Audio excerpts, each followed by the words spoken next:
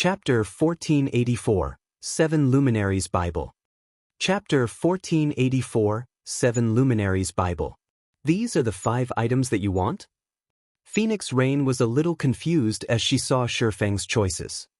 Setting aside the 7 Luminaries Bible, although the recipe and design for the Sunset Potion and basic Mana Bomb were valuable, both were very difficult to produce.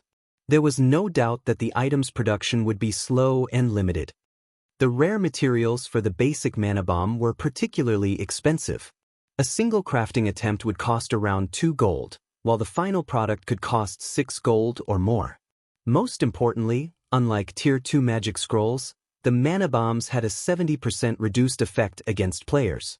This impacted how useful the Mana Bombs could be. Generally, players would only want such an expensive tool to deal with enemy players. Unless necessary, most players avoided using such costly items against monsters. Even if Zero Wing crafted the basic Mana Bombs, the guild would only make a small profit from them. It would take ages before Zero Wing could earn enough money to make up for the loss of an epic treasure chest. The various large guilds experts were already reaching level 50 and obtaining their Tier 2 classes. Because of that, most guilds were focused on converting their resources into items that would increase their experts' combat power, helping them overcome their promotion quests. Yet Feng did the exact opposite by investing his resources in items that wouldn't yield short-term profit. He had even chosen 2 elemental treasure boxes, which only confused her further. Feng simply chuckled at Phoenix Rain's question. Others might have a hard time using these items to increase a player's strength, but he wouldn't have any issues. This was especially true for the basic Mana Bomb. Although the production cost was high and it wasn't particularly useful against players, its effects would be miraculous against certain monsters. Moreover, he had chosen the 7 Luminaries Bible, the most valuable item the Sunset Shrine had to offer. He was more than satisfied with his share. 7 Luminaries Bible, Epic Rank Item. Contains the records of magic arrays the gods had left behind. Sacrifice a sufficient amount of mana to activate the recorded magic arrays. The 7 Luminaries Bible would, at most, amount to some epic toll or magic array with indefinite uses to other large guilds. Moreover, even the strongest magic array within the Bible was intermediate rank. It could barely suppress a Grand Lord, yet it required a tremendous amount of mana to activate. Activating one of the 7 Luminaries Bible's intermediate magic arrays cost 2,000 magic crystals. The basic magic arrays cost 500 magic crystals to activate. Honestly, one could easily purchase a stronger array with so many magic crystals. The only benefit of the 7 Luminaries Bible was its variety. Players wouldn't need to search high and low for a specific kind of magic array. There was nothing else special about the item. What everyone didn't know was that the 7 Luminaries Bible didn't consist of a single volume. Rather, there were a total of 7 books.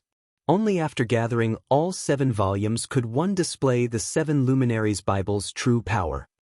The various superpowers had clashed often to obtain more of the Bible's volumes in the past. They had discovered that one could use advanced magic arrays once they had collected 2 volumes. While intermediate magic arrays were rare, players could find them if they put in a little effort. However, the same could not be said for advanced magic arrays and above. In addition, the materials needed to craft advanced magic array scrolls were exceedingly expensive. Meanwhile, these arrays could even suppress mythic monsters, which would, in turn, increase players' chance of obtaining precious items. One could just imagine how valuable an advanced magic array could be if they could use it indefinitely for the cost of magic crystals. God's Domain's current superpowers hadn't discovered this secret yet. Otherwise, Phoenix Rain would have mourned the item's loss. Once Feng had chosen his 5 items, Phoenix Rain organized her harvest. They had obtained far more than she had expected. After opening the 3 epic treasure chests, she had gained 3 epic items and 1 epic ranked, growth-type shield. She was ecstatic over the outcome. With an epic shield, the raids on the various team dungeons would be much easier for her team. She had also gained a large number of level 50 dark gold and fine gold weapons and equipment.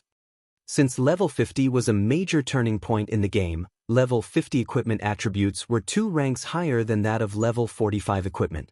Level 50 Secret Silver equipment could rival level 45 Dark Gold equipment.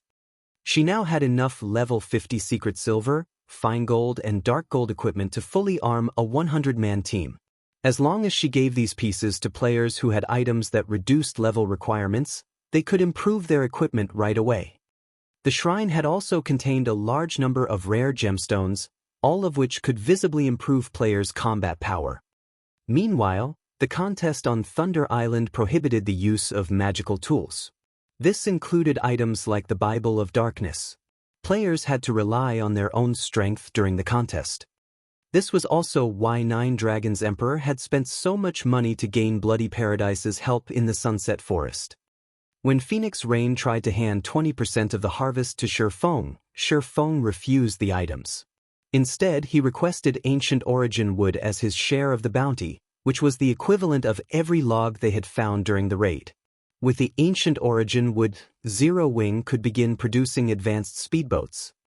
Since Phoenix Rain needed the weapons and equipment, she saw no reason to refuse him. Once they had finished distributing the loot, Feng and Phoenix Rain called everyone into the shrine, leaving the Sunset Forest through the teleportation array inside. They then split their party to prepare for the contest on Thunder Island.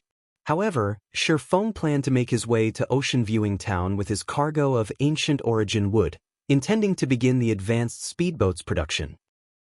By the time Feng and the others had returned to the Dragon Phoenix Pavilion's courtyard, news of their success in the Sunset Forest spread to the various superpowers.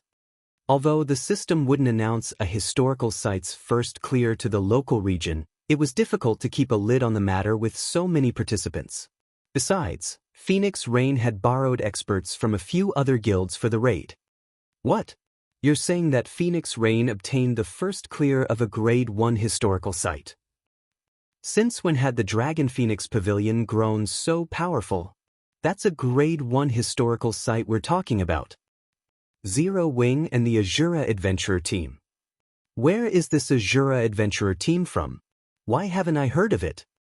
Go. Send someone to investigate this Azura Adventurer team. When the various superpowers upper echelons read their subordinates' reports, they turned their attention to Zero Wing and the Azura Adventurer team, particularly Azura. Zero Wing's prowess was no longer news to these superpowers. If they were familiar with the Dark Arena, they had heard of Zero Wing's experts. There was also the old news of Zero Wing's 1,000-man army defeating the Dragon Phoenix Pavilion's Shadow Dragon Legion, proving that Zero Wing had an incredibly powerful team. However, the Azura Adventurer team was a different story. With the Adventurer team being so powerful yet unknown, it had become a target for recruitment. Meanwhile, Nine Dragons Emperor's team cleared out a dryad nest in the Sunset Forest core. Of the original 1,000 team members, less than 700 players remained standing. The survivors fought desperately to hold back a Grand Lord-ranked dryad. Quick, take these dryads down. We don't have much time left. Nine Dragons Emperor anxiously shouted. He had used many of his trump cards just to get his team to the central area. Even then, he had spent more than 6 hours doing so. Once there, they had spent quite some time exploring the area before they had found a dryad nest, but they hadn't expected the dryads to be so difficult to deal with. In addition, the nest they had found had been guarded by multiple Grand Lords. Even after activating all of their Tier 3 summoning scrolls, they were at a disadvantage. Pavilion Master, a report just came in from Sun Dragon, Blood Dragon announced. What is it now? Out with it. Nine Dragons Emperor frowned. They had very little time remaining. If they didn't eliminate these dryads in time, they wouldn't return with a single treasure. Sun Dragon has informed us that Phoenix Rain has already obtained the Sunset Forest's first clear, Blood Dragon replied, struggling to believe the report. Chapter 1485, Taking Shape. Chapter 1485, Taking Shape. Blood Dragon's response stunned Nine Dragons Emperor on the spot. Impossible! Nine Dragons Emperor shouted. I know what Phoenix Rain's team is capable of. she'd be lucky to reach the forest's core. How could she possibly obtain the Sunset Forest's first clear? They were from the same guild, so he knew practically everything about Phoenix Rain's capabilities. Even if she had some unknown trump card, she could never defeat the historical site's final boss. He was only confident in doing so because he had an advanced magic array and the aid of Bloody Paradise. As far as he knew, Phoenix Rain didn't have an advanced magic array. Sun doubted the information as well, so she used multiple sources to verify the claim. She even obtained a video recording of the raid, so there is no mistaking the information, Blood Dragon explained. One of the reasons for her success was a tool called the Flame Potion, which significantly reduced the boss's attributes. In addition, the Azure Adventurer team has a super powerful MT that tanked the weakened boss by himself. In the end, Zero Wing used a Tier 4 magic scroll to finish it off. Lucky bastards! They actually found a way to weaken the boss. Nine Dragons Emperor fumed when he saw the video Blood Dragon had sent him. A trace of envy flashed in his eyes. However, he sneered and growled, "Just you wait. You may have secured the Sunset Forest's first clear, but I'll teach you that your struggles are futile soon. Blood, notify Sun and tell her that she proceed with the plan. Contact Beast Emperor as well and tell that old bastard that I'm running out of patience. I don't want to see Zero Wing prance about any longer." Understood. Blood Dragon shuddered when he heard the cold determination in Nine Dragons Emperor's voice. Elsewhere, Feng arrived in Ocean Viewing Town via a teleportation array. The town's player population had increased significantly since his first visit. He saw countless players forming teams and parties as they prepared to set sail for the islands to grind and level. He also spotted a few merchant fleet representatives conducting their maritime transportation business.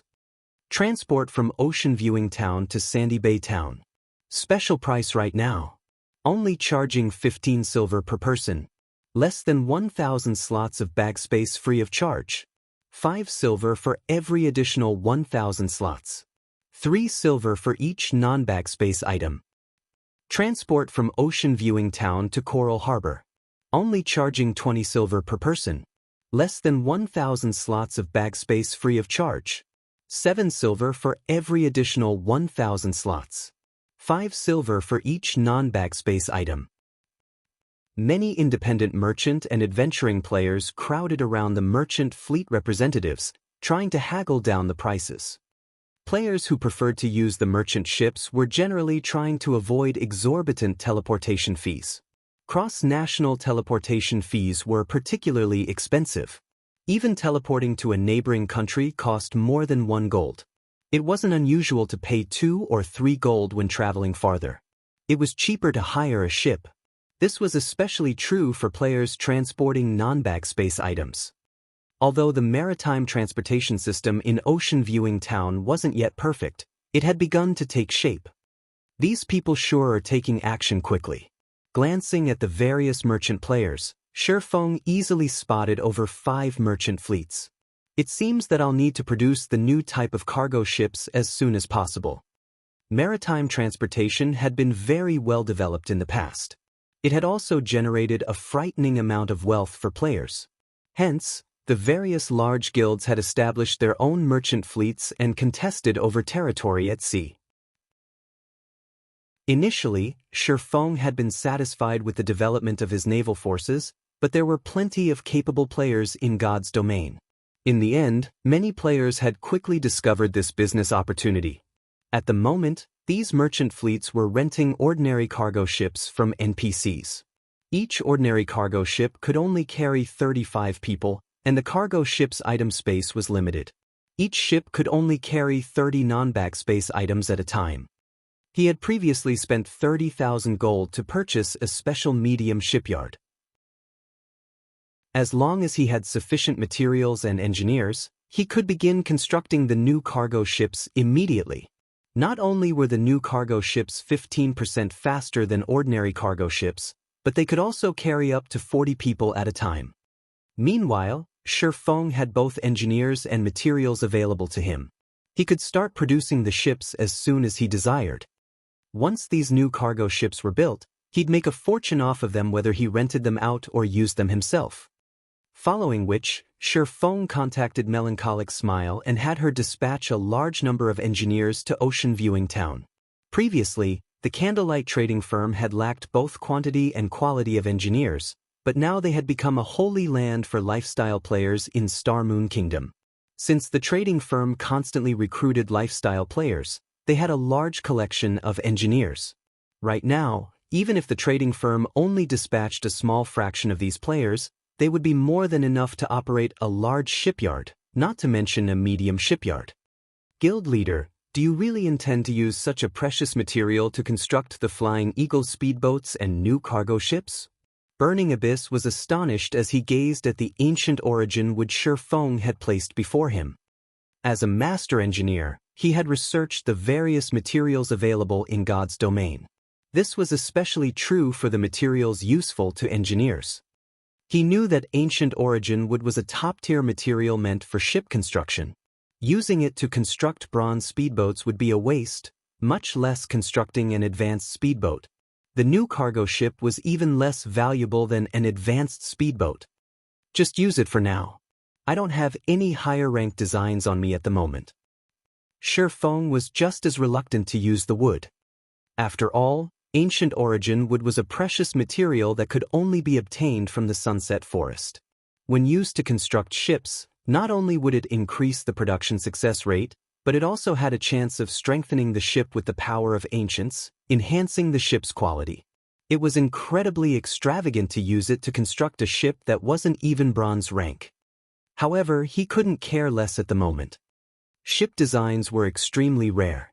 He had been fortunate enough to obtain the design for the Flying Eagle speedboat and the newly developed cargo ship.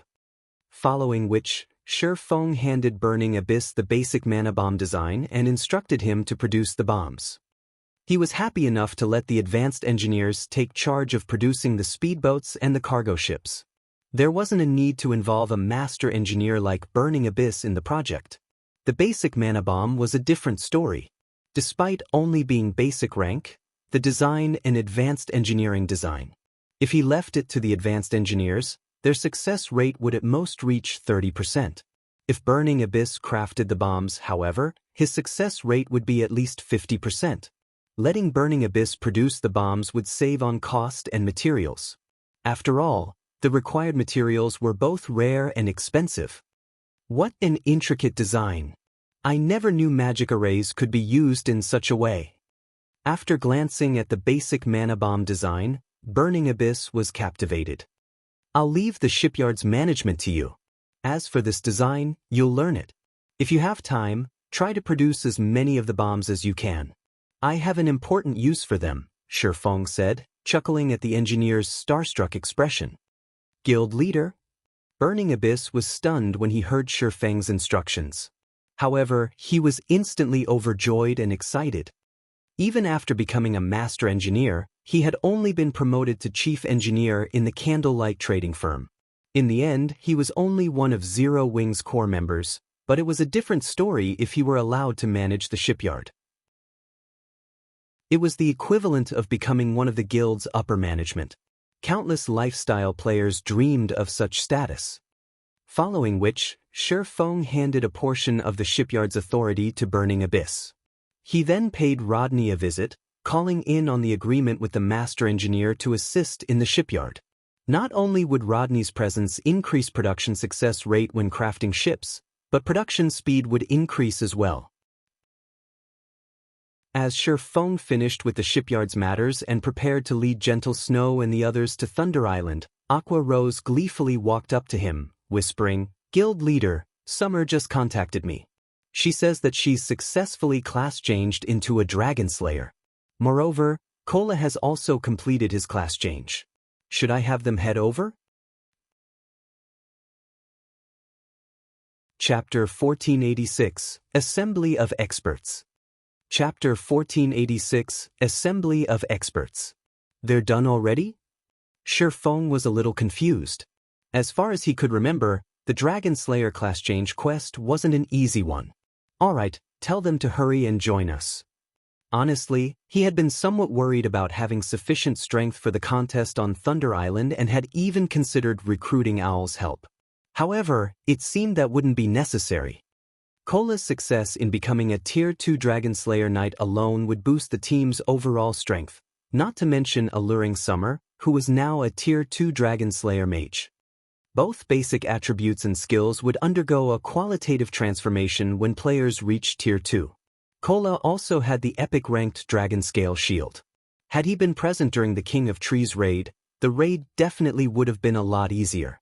He wouldn't have needed to waste an incomparably precious Tier 4 magic scroll. Hearing Shifeng's answer, Aqua Rose immediately contacted Alluring Summer and Cola, telling them to gather in Ocean Viewing Town. Guild leader, if we don't leave soon, I'm afraid we won't make it in time, Gentle Snow said worriedly as she looked at the time. It would take quite some time to travel from Starmoon Kingdom to the Apocalypse Empire. Thunder Island was located in the Sea of Death's inner region, very far away from the Apocalypse Empire. There weren't any teleportation arrays connected to the island, so players had to rely on other means to reach it. In fact, the various major powers participating in the contest for Thunder Island's authority had long since set out. Phoenix Rain and Nine Dragons Emperor had only delayed their departure to obtain the weapons and equipment from the Sunset Forest. As soon as Phoenix Rain had cleared the historical site, she and her subordinates rushed towards the island.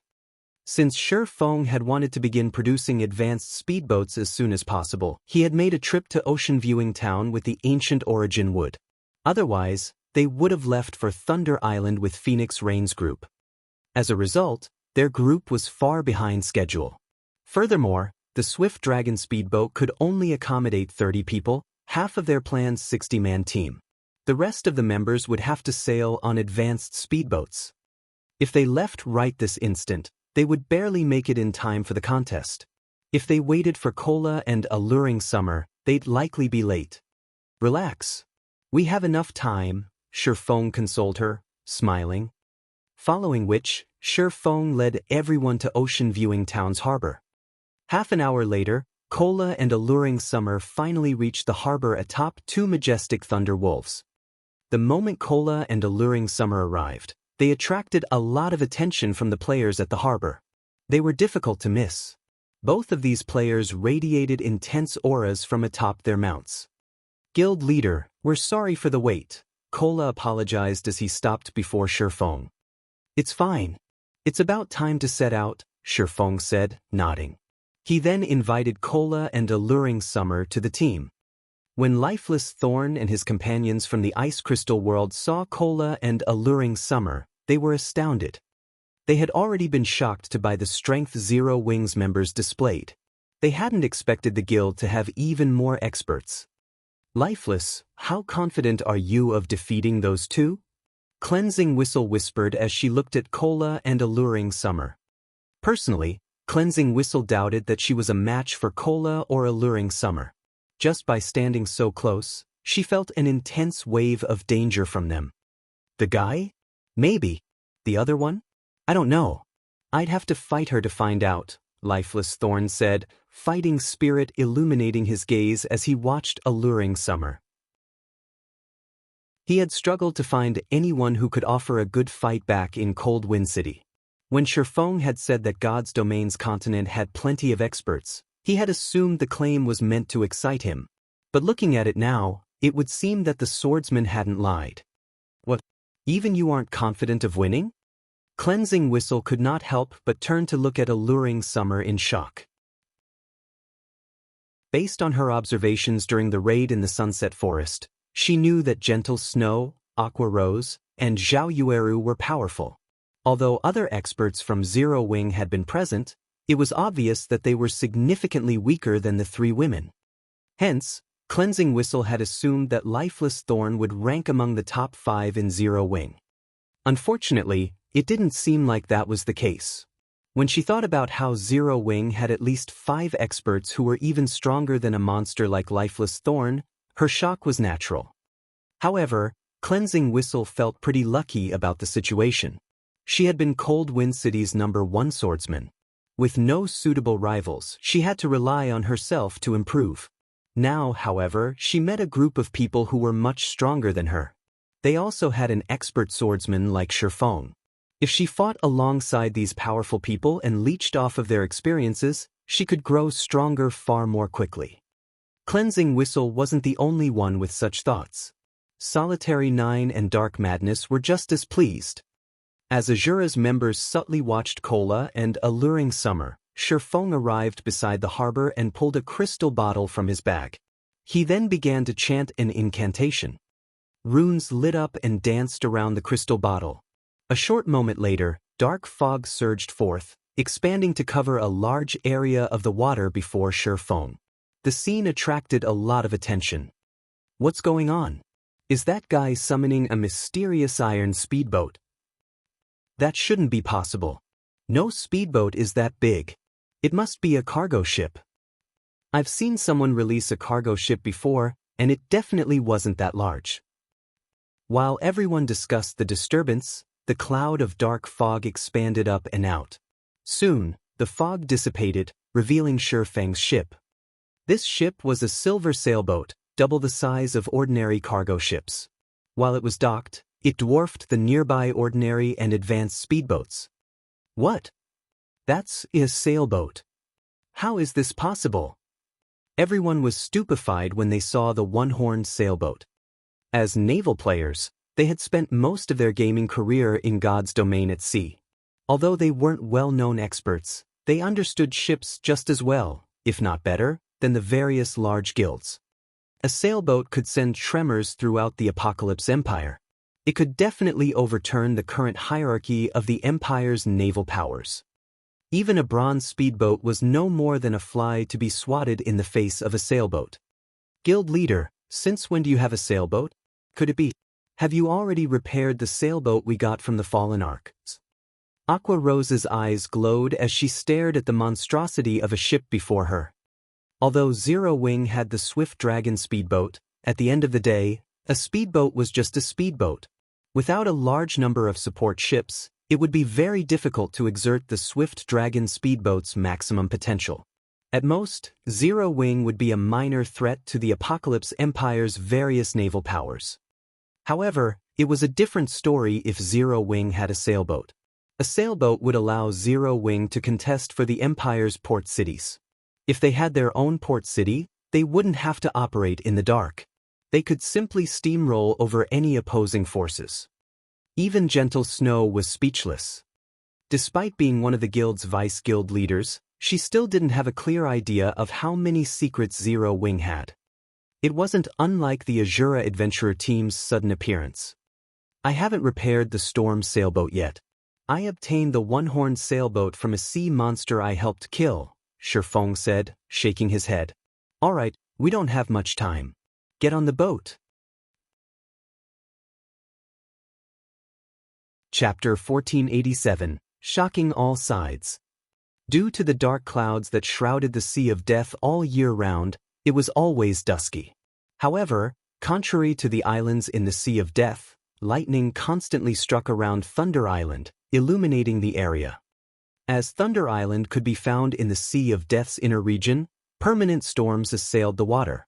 In addition, a large number of powerful sea monsters lived in the area, preventing seafaring adventurers from casually approaching the island. At this moment, however, ships of various kinds had dropped anchor around Thunder Island, forming a tight circle around the landmass. The naval adventurer teams that had come to spectate the upcoming contest were shocked. Pantheon's fleet is amazing. It dispatched 14 bronze speedboats and 1 mysterious iron speedboat. That's nothing. Look at the Sacred Temple. Now, that's what I call amazing. The Sacred Temple has sent over 100 speedboats. Among them, 23 are bronze speedboats, and over 50 are advanced speedboats.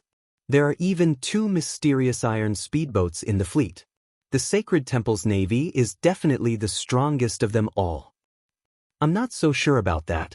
Miracle has been rapidly developing its navy. Although the guild doesn't have any mysterious iron speedboats, it has 21 bronze speedboats and the Sea Dragon Mark, a secret silver speedboat. You should see how fast that secret silver speedboat is. I wonder who will win the contest. The spectating players brimmed with anticipation as they discussed the participating superpowers' navies. Originally, only a few superpowers had focused on the contest for Thunder Island, but as time passed, more guilds began to realize how important marine resources were. This was especially true for the treasured area known as the Sea of Death. In the end, more super guilds and super first-rate guilds had joined the fray. Moreover, Thunder Island was the only safe haven in the Sea of Death. Any player that wanted to develop in the Sea of Death would have to dock at Thunder Island to restock and repair. Otherwise, traveling to and from the Sea of Death would be incredibly time-consuming. Whoever controlled Thunder Island would become the Sea of Death's unofficial master. Naturally, the contest on Thunder Island concerned every player's development in the Sea of Death. They had to pay attention to it. After all, every guild had a different management style. Besides, it was not often that they got to watch God's domain's superpowers have a go at each other's throats. Although they didn't have an entry pass for Thunder Island, they had all purchased an intermediate magic mirror, which cost 8 gold coins. The intermediate magic mirror allowed players to spy on a 100 by 100 yard area within a 10,000 yard radius for 4 hours. Fortunately, the Thunder Island contest only lasted 8 hours. 16 gold might be expensive to an ordinary adventure team, but the naval adventurer teams capable of reaching Thunder Island were extraordinarily strong. Spending 16 gold coins was nothing to them. After all, each of their adventurers yielded several to over a dozen gold. They could easily earn back the spent coins by exploring dangerous areas. Players didn't get to see matches between the superpowers' peak experts every day. Who knew when they would get another opportunity? Furthermore, the various large guilds highly valued Thunder Island. They would definitely go all out in the upcoming contest. While everyone waited for the barrier around the island to open, speedboats continued to arrive. Among these speedboats, some belonged to the various expert teams the superpowers had hired. Amazing! Isn't that the Shadow Knight Order, a top adventurer team in the Beast Empire? They're joining the contest as well. That person looks like Undead, Bloody Paradise's commander. Many of the ships sailing towards Thunder Island belonged to well-known experts and adventurer teams in God's domain. However, as everyone watched the famous expert teams, a gigantic, silver sailboat suddenly broke through the waves. As the sailboat pushed forward, the speedboats in its path inadvertently moved aside, opening a path as if their king had arrived. The silver sailboat soon arrived before the magic barrier enveloping Thunder Island. Everyone watched the ship, questions dancing in their minds. Crap, that's a sailboat. It's so fast. Who owns it? That's a sailboat? Speedboats are nothing but pests in comparison. The one-horned sailboat's arrival earned a round of gasps from the watching players. Both the independent players here to watch the contest and the various superpowers members were surprised to see it. March, which power do those people belong to? They actually got their hands on a sailboat. Why haven't I received a report about this? 1,000 Miles, Miracle's second vice guild leader, asked the long-haired beauty beside him as his expression turned grim. I don't know. There's no mention of it in the information we collected on the superpowers, Silent March said, shaking her head. She was similarly shocked to see the one-horned sailboat. Miracle had focused on developing its navy since the game had launched, yet they had only found a few clues about acquiring a sailboat. They were still far from actually obtaining one. It was truly hard to imagine that someone had found one before they had. Send someone to investigate this matter immediately. I want to know everything there is to know about that sailboat. 1,000 Miles barked, greed flashing in his eyes. Also, send someone to keep an eye on those people. Do not let them slip past us. Understood. Silent March began to make the necessary arrangements. Miracle wasn't the only guild to notice the one-horned sailboat. Pantheon, Battle Wolves, King's Return, Nine Heavens Pavilion, Sacred Temple, and Dragon Phoenix Pavilion watched the ship closely. They were all hungry to know which power that sailboat belonged to. Shortly after these guilds' upper echelons ordered their investigations, cloaked figures began to arrive on the deck. Almost all of these players wore six-winged emblems. A few of these players were particularly familiar to the superpowers' upper echelons. How do they have a sailboat? Zero wing.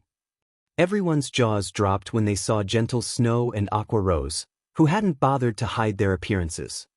All of these superpowers were very familiar with the two women. However, they didn't just recognize these women because of personal fame, but they also knew them as Zero Wing's vice guild leaders. Since both were present on the one-horned sailboat, the ship must belong to Zero Wing. No matter how hard they tried to wrap their minds around the idea, they couldn't bring themselves to believe that Zero Wing, a rising guild in Starmoon Kingdom, had acquired a sailboat, something they had failed to do thus far. Furthermore, Starmoon Kingdom wasn't anywhere near the sea. Big Sis Rain, look. It looks like that sailboat belongs to Zero Wing. Blue Phoenixes stared in shock when she saw Feng on the one-horned sailboat's deck. Rather than responding, Phoenix Rain was dazed. Suddenly, she realized why, after emerging from the Sunset Forest, Feng had taken his sweet time to deal with some other matter rather than rushing to Thunder Island. It turned out that he had hidden yet another trump card. The one-horned sailboat gradually came to a halt beside Phoenix Rain's fleet. The various superpowers, who had been watching the sailboat, shifted their gaze to the Phoenix Pavilion Master. Phoenix Rain stared back, at a loss for words. Chapter 1488, Struggle for Thunder Island. Chapter 1488, Struggle for Thunder Island. When everyone saw the one-horned sailboat park beside the fleet Phoenix Rain commanded, they couldn't help their wariness of the woman. It was true that the struggle for Thunder Island relied on player strengths, with external tools being prohibited. However, one had to obtain Thunder Passes to participate, and to do so, they needed to kill the Sea of Death's bosses. With a sailboat, Phoenix Rain would have an easier time defeating those bosses. In turn, she could collect more passes. The more Thunder Passes one possessed, the more players they bring to the contest. Although each guild was allowed a fixed number of Thunder Passes, the same couldn't be said for future contests. Now that Phoenix Rain had a sailboat, she would pose a huge threat during the next contest. Zero Wing sure has a lot of secrets. Quiet Melody, who stood on the deck of one of the Sacred Temple's speedboats, turned to look at Phoenix Rain, envy gripping her heart. The various superpowers had struggled to recruit naval powers, trying to bolster their forces so they could obtain more Thunder Passes. Yet, despite Phoenix Rain only recently focusing on her navy, she had recruited a powerful ally like Zero Wing, which had its own sailboat. Phoenix Rain had cooperated with Zero Wing before it had risen to greatness. Needless to say, Zero Wing would help her grind for Thunder Passes if she asked. However, unlike Quiet Melody, who had a strong friendship with Phoenix Rain, the other superpowers' upper echelons had far more nefarious thoughts. The various superpowers were preparing to aim their spearheads for the threat known as Phoenix Rain. Damn it! How did Zero Wing get that sailboat? Nine Dragons Emperor glared at the one-horned sailboat with intense jealousy. Although it was a single sailboat, its combat power was far beyond any speedboat. While they had explored God's Domain's oceans, the various superpowers had learned one thing: ships were more important than players in naval combat. If a ship weren't of a certain quality, it wouldn't be able to contend with the boss sea monsters. Needless to say, these powerful bosses would drop weapons, equipment, and various tools that could help improve one's naval strength. With these tools, a team could explore farther and more dangerous regions, obtaining even better equipment and tools, creating an endless, positive cycle. As for Nine Dragons Emperor, he had spent a lot of money and resources to recruit rising naval powers. He had only amassed a sizable fleet after many challenges. This fleet was why he was confident in surpassing Phoenix Rain. However, the appearance of Zero Wing's one-horned sailboat had instantly made a joke of his effort. Pavilion Master, if Phoenix Rain has the help of a sailboat, she'll be a huge challenge in future struggles over Thunder Island, Blood Dragon worriedly commented. There was no doubting that neither Phoenix Rain nor Nine Dragons Emperor would dominate Thunder Island this time. At most, each side would occupy a small corner of the island, slowly growing their navies until they could dominate the island as a whole. Now that Phoenix Rain had a sailboat on her side, there was no doubt that she had a massive advantage of Nine Dragons Emperor in future contests. Phoenix Rain will be a problem during future struggles for Thunder Island. However, she has to last until the next contest. First, Nine Dragons Emperor hissed once he calmed down. Sneering, he continued, "Contact the other guilds. Tell them that I'd like to discuss cooperation. I'm sure they'll be willing to work with us to annihilate Phoenix Rain." The various superpowers had been wary of each other thus far. They'd be fortunate not to make more enemies, let alone participate. However, now that they all faced a future threat like Phoenix Rain, they would be willing to cooperate. Understood. I'll contact them right away. Realization dawned upon Blood Dragon. He then turned towards Phoenix Rain's group, smirking. "How are things coming along on Sun's side?"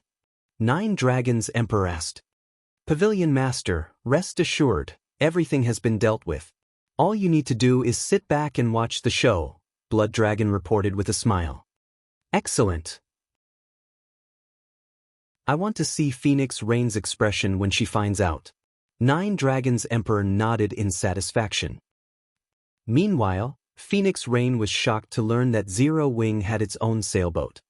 Team leader Yi Feng, Zero Wing's entrance was certainly grand, Phoenix Rain said, smiling bitterly as she sensed malice from all directions. "Once we enter Thunder Island, I'm afraid many parties will target our team." "Phoenix Pavilion Master, don't you see the opportunity?" Feng retorted, chuckling. While Zero Wing's frightening potential was a threat to their competitors, it also made the guild the best choice for an alliance. It was impossible for a single superpower to monopolize Thunder Island. Everyone understood this, and it was precisely why the various superpowers sought allies. After all, the profits one could gain with a single supporter versus two or more differed greatly. The various superpowers might have looked down on Phoenix Rain, thinking themselves above cooperating with her, previously, but now that her side had such potential, she could be a formidable ally. When the Phoenix Pavilion's members heard Feng's reasoning, realization dawned. They were in awe of the swordsman's foresight. In reality, Phoenix Rain had considered seeking an alliance with a few other superpowers and had sent Blue Phoenix to negotiate. Unfortunately, although the Dragon Phoenix Pavilion was a super first-rate guild, the guild's strength was split three ways. Among them, the Great Pavilion Master was the strongest within the pavilion. As a result, she couldn't convince the other superpowers to cooperate with her in the contest. As expected, every one of them had refused her offer. However, with the addition of Zero Wing's sailboat, the other superpowers might reconsider. Big Sis Rain, both the Battle Wolves and Sacred Temple have stated that they are willing to cooperate.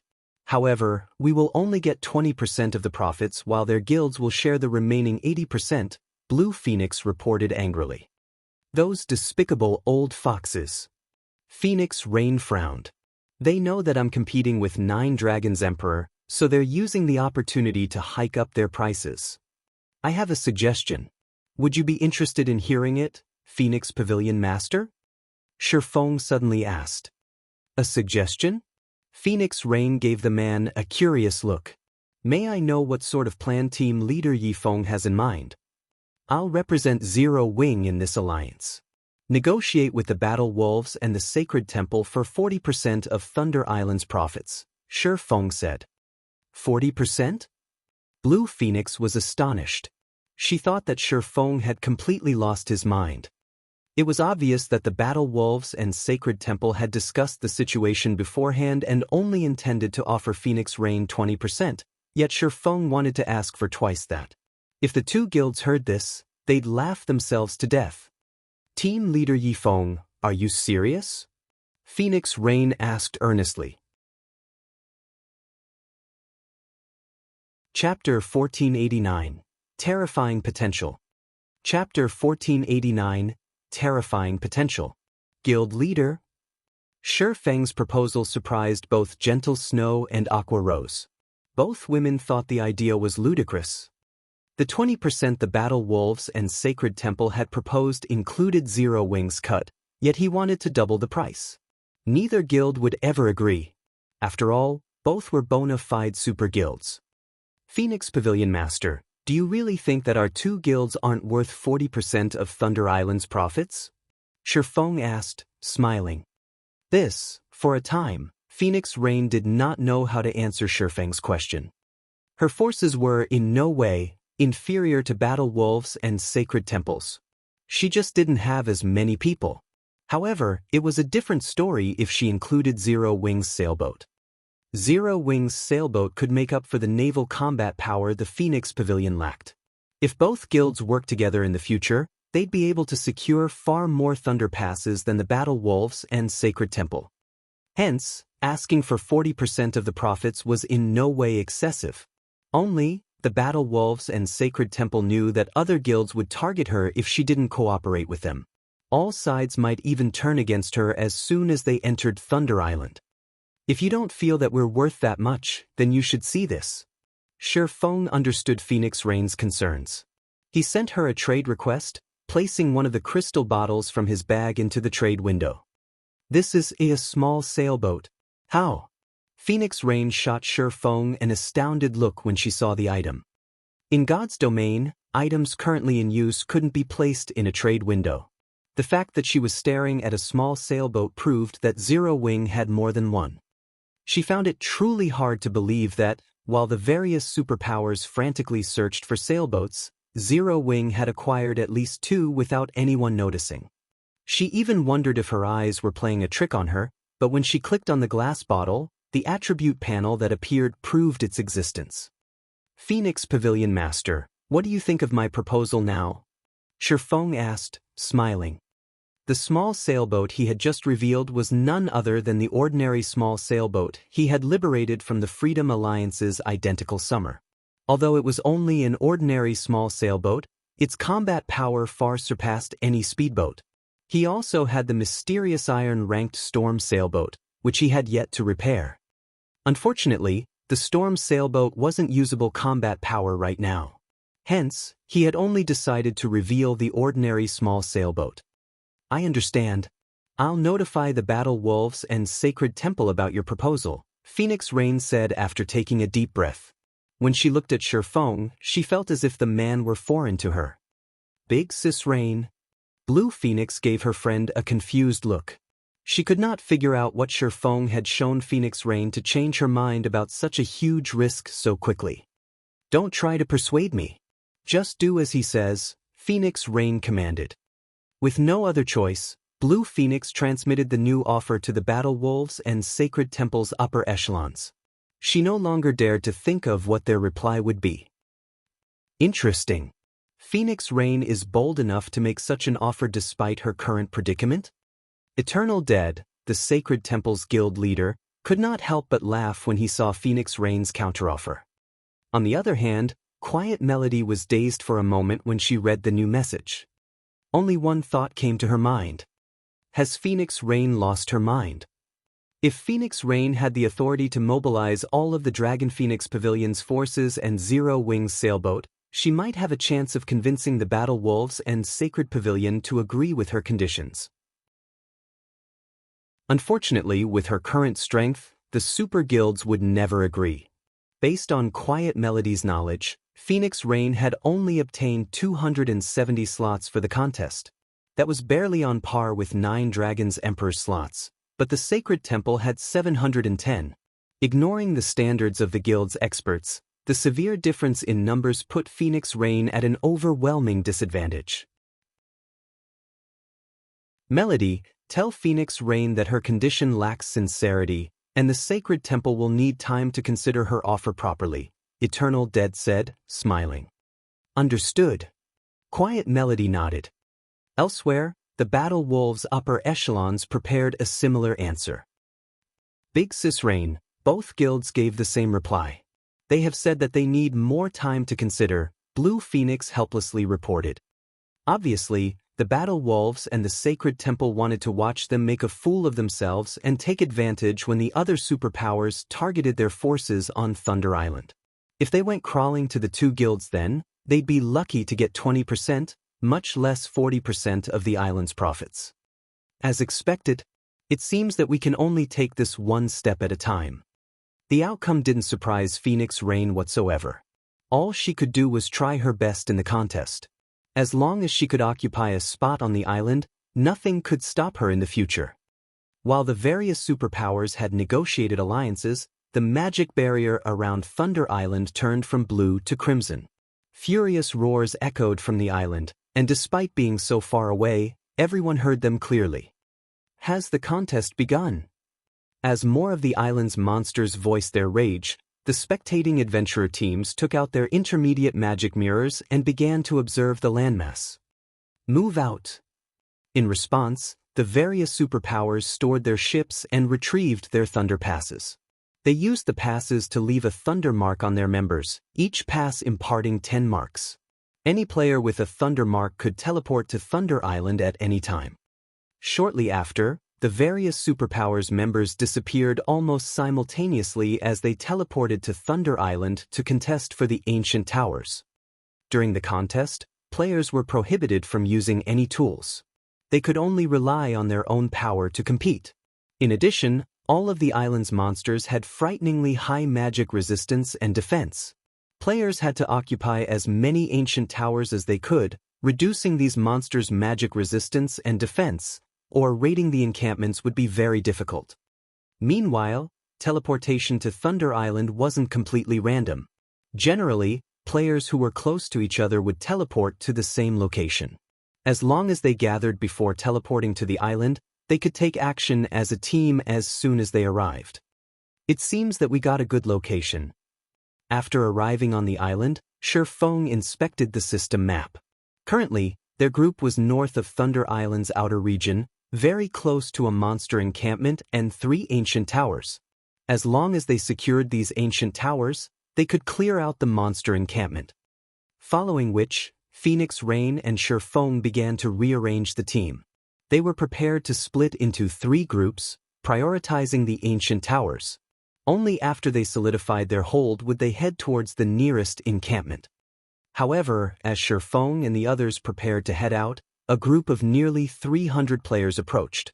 Leading this group was none other than 9 Dragons Emperor. 9, what is the meaning of this?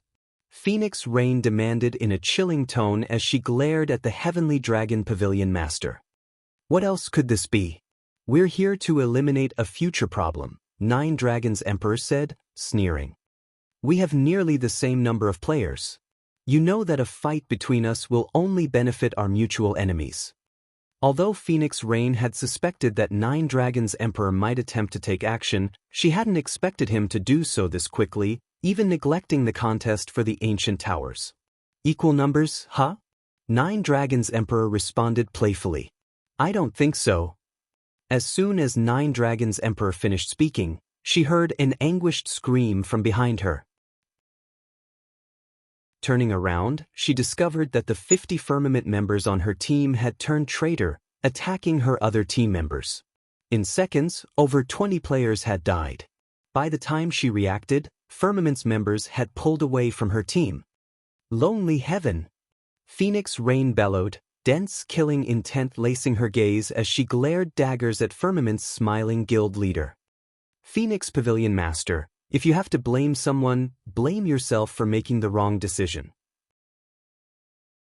You actually invested so much into a no-name guild like Zero Wing. Lonely Heaven paid no attention to Phoenix Rain's killing intent. Now, prepare to pay the price for your mistake. Well said. Rain, since you made a wrong decision, you should pay the corresponding price. 9 Dragons Emperor then commanded, everyone, attack. Leave none of them alive. Initially, both his team and Phoenix Rain's had about the same number of players, but now that Firmament had mutinied and killed 20 of Phoenix Rain's players, she had less than 200. On the other hand, he now had 350. With nearly double the numbers, he could easily eliminate Phoenix Rain's team. Chapter 1490, Bloodhand Yama. Chapter 1490, Bloodhand Yama. As soon as 9 Dragons Emperor gave the command, his experts marched forward in formation. With Martial Dragon and Blood Dragon on the front line, the melee players charged at Phoenix Rain's team. Meanwhile, the ranged players spread out to encircle her players, providing their melee teammates cover fire. The healers in the back began their incantations immediately. With Firmaments members behind them, Phoenix Rain's team had nowhere to go. Everyone, concentrate your attacks on Firmaments members. We're breaking through. Avoid prolonged fights.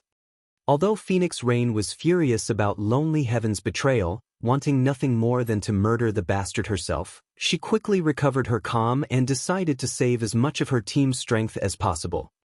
After all, the contest for Thunder Island had just begun. Both sides had plenty of Refinement Realm and above experts. If Refinement Realm experts worked together, their overall combat power would increase tremendously. When fighting foes of the same level, even at a numerical disadvantage, they'd be impossible to annihilate quickly. Unfortunately, defeating Nine Dragons Emperor's team was impossible. Although she had Feng and Zero Wing's other peak experts, Nine Dragons Emperor had his own. The Shadow Dragon Legion's Shadowtooth and Martial Dragon were the best examples.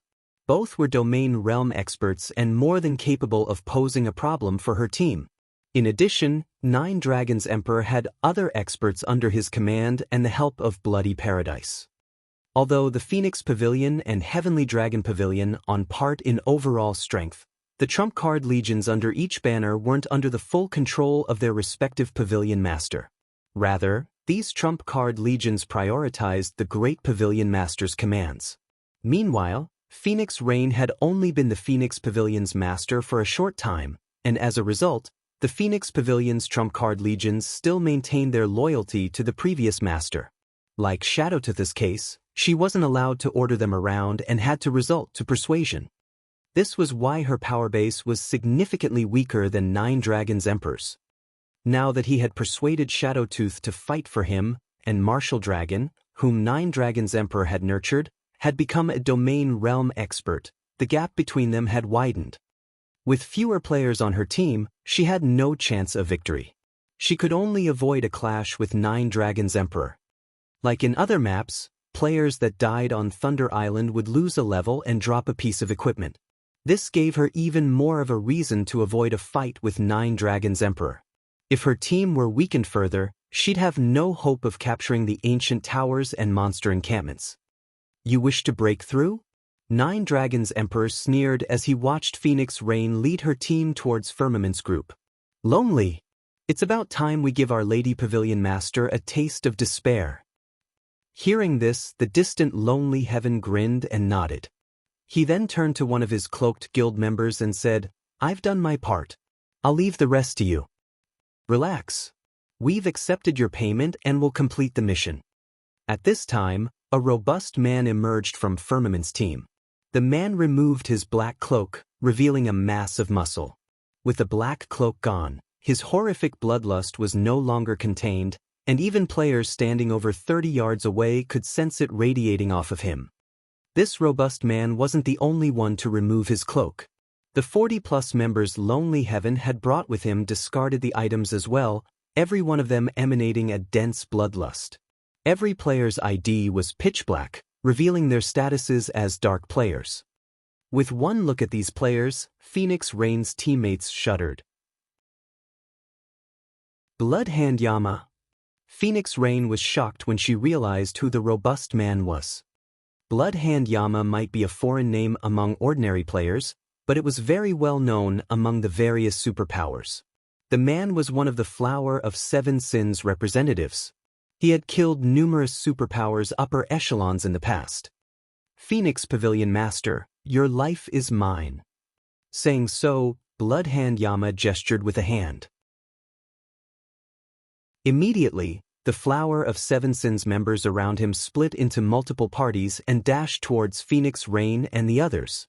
He then raised his gray, diamond shield and tightened his grip on his double-headed, one-handed axe before charging like a berserk beast. Although Bloodhand Yama's team had very few members, the majority of them were shield warriors and berserkers. His team only had 5 healers. Because of the narrow canyon they occupied, the Flower of Seven Sins members easily formed a human wall that prevented anyone from passing. Meanwhile, the spectators watched the battle from the waters around Thunder Island. As a result, news of the battle spread quickly to the various superpowers on the island. Nine Dragons' Emperor really is ruthless. Despite being from the same guild, he is trying to annihilate Phoenix Rain's forces. Eternal Dead, who currently commanded the Sacred Temple's members as they captured an ancient tower, couldn't help but chuckle when he saw the video. Fortunately, after this battle, Phoenix Rain should realize that without our help, she won't accomplish anything on Thunder Island. How rich! In addition to Bloody Paradise, he invited the Flower of Seven Sins to help him? He'll likely put Phoenix Rain down for good this time. When the Battle Wolves Sirius watched the video his subordinate had transmitted, he could not help his rueful sigh. In the virtual gaming world, both the Flower of Seven Sins and Bloody Paradise were organizations that were moved by money. The Flower of Seven Sins, in particular, was famous for its high prices. Even super guilds would lament the cost of assassinating a vice guild leader-level player. However, Sirius had to admit that the Flower of Seven Sins services were worth every penny. As long as one could afford their prices, the organization would guarantee any player's death. Meanwhile, back on the battlefield, the Flower of Seven Sins members slammed into Phoenix Rain's group. Bloodhand Yama easily made his way through the blockade of Phoenix Pavilion members. As if he could predict the future, he dodged or blocked every attack sent his way. When his double-headed axe descended, it always found its mark. As a result, Bloodhand Yama slaughtered the Phoenix Pavilion's Refinement Realm experts and slowly, but surely made his way towards Phoenix Rain. So strong! Solitary 9, who was also a shield warrior, was shocked by Bloodhand Yama's strength. The man's display was completely different from Feng's in Cold Wind City. Feng had relied on overwhelming attributes to defeat his enemies, whereas Bloodhand Yama used techniques. It seemed as if the shield warrior could block every attack and break every defense before him. However, Phoenix Rain was no ordinary player either. Although her performance in the Sunset Forest hadn't been jaw-dropping, she was by no means weak. In fact, it seemed as if the Phoenix Pavilion Master had become an entirely different person as Solitary 9 watched her fight. Every one of her spells seemed to have a life of their own, avoiding shields and landing solid blows. Her attack method had plenty of variations. Sometimes her spells descended from the sky, while other spells seemed to manifest from their surroundings. When some of her spells missed their mark, they seemed to make an abrupt U-turn, striking at the target's back. Due to her varied attack patterns, Phoenix Rain's targets struggled to defend themselves. The Flower of Seven Sins suffered numerous casualties at Phoenix Rain's hand. She had even killed 2 party leader-level experts. Meanwhile, Blue Phoenix seamlessly executed triple casting, using her powerful spells to disperse the attacking formation. The level of combat dumbfounded the players watching from safety. Countless players used a variety of combat techniques, which they rarely got to see. Moreover, they watched as players used skills in unheard of ways. At the end of the day, however, Phoenix Rain's team was wedged between 2 forces. In addition, 9 Dragons' Emperor's side had an absolute advantage in numbers. It was only a matter of time before the Phoenix Pavilion Master's team fell. It seems we have no choice but to expose our trump card. Feng, who was fended off the Heavenly Dragon Pavilion's members, could not help but sigh. He then commanded through the team chat, "Cola, Summer, open a path. Aqua and I will bring up the rear." Understood. Cola and alluring Summer nodded before dashing towards Bloodhand Yama. Chapter 1491, Experts Clashing. Chapter 1491, Experts Clashing. Just as Feng finished issuing orders, a figure appeared behind Cola. "Assassin! Be careful!" Lifeless Thorn shouted to warn the Guardian Knight when he saw the figure. He stood only 5 yards away from Cola, and at that distance, he could even sense movement in the grace, yet despite pushing his senses to their limits, he failed to detect the approaching figure. Only after this figure had revealed himself had he noticed the enemy assassin. He had never heard of such a high-level concealment technique. Although Lifeless Thorn tried to stop the assassin's attack, The latter was simply too fast. A split second after the assassin had appeared, a stake of black light sliced across Cola's back. "Do you really think you have any hope of leaving this place alive?" Shadowtooth, who wore a black mask, hissed after appearing behind Cola. "Assassinate!" Peng! When the black light descended, nearby players heard the sound of shattering glass. Before anyone had noticed, a transparent barrier had manifested behind Cola. Shadowtooth's attack sliced the barrier in half, but Cola remained unharmed. "Someone blocked my attack?" Shadowtooth was caught off guard. He turned to search his surroundings, intent on finding the player that had blocked his blade. The assassin's gaze soon found alluring Summer, who wore pitch-black mage robes and wielded a blue, wooden staff. She actually stopped Shadowtooth's ambush? Just who is that female elementalist? Nine Dragons Emperor, who commanded the battle from afar, shot alluring Summer a glance. Shadowtooth was the Dragon Phoenix Pavilion's #1 expert. Both his skills and items ranked among the best in the guild. Even Martial Dragon, who had grasped a domain, could not always fend off Shadowtooth's ambushes. Nine Dragons Emperor wouldn't have been terribly surprised to see a melee player with fast reactions fend off Shadowtooth's strike, but it had been an elementalist's. It was unbelievable. "Young lady, your reaction speed is quite impressive. But all you've done is called death upon yourself," Shadowtooth said in a chilling tone, narrowing his eyes at alluring Summer. He then transformed into a shadow, dashing towards the elementalist as he ignored Cola. Once an assassin failed an ambush, they'd have a very difficult time killing an MT of the same level. On the other hand, killing a cloth armor class was easy. This was especially true for Shadowtooth, who had recently obtained the epic-ranked Shadow Boots. These epic boots increased his initial acceleration to 20% of his maximum movement speed, boosting his dexterity to a whole new level. The greatest difference between expert and ordinary players was typically their dexterity.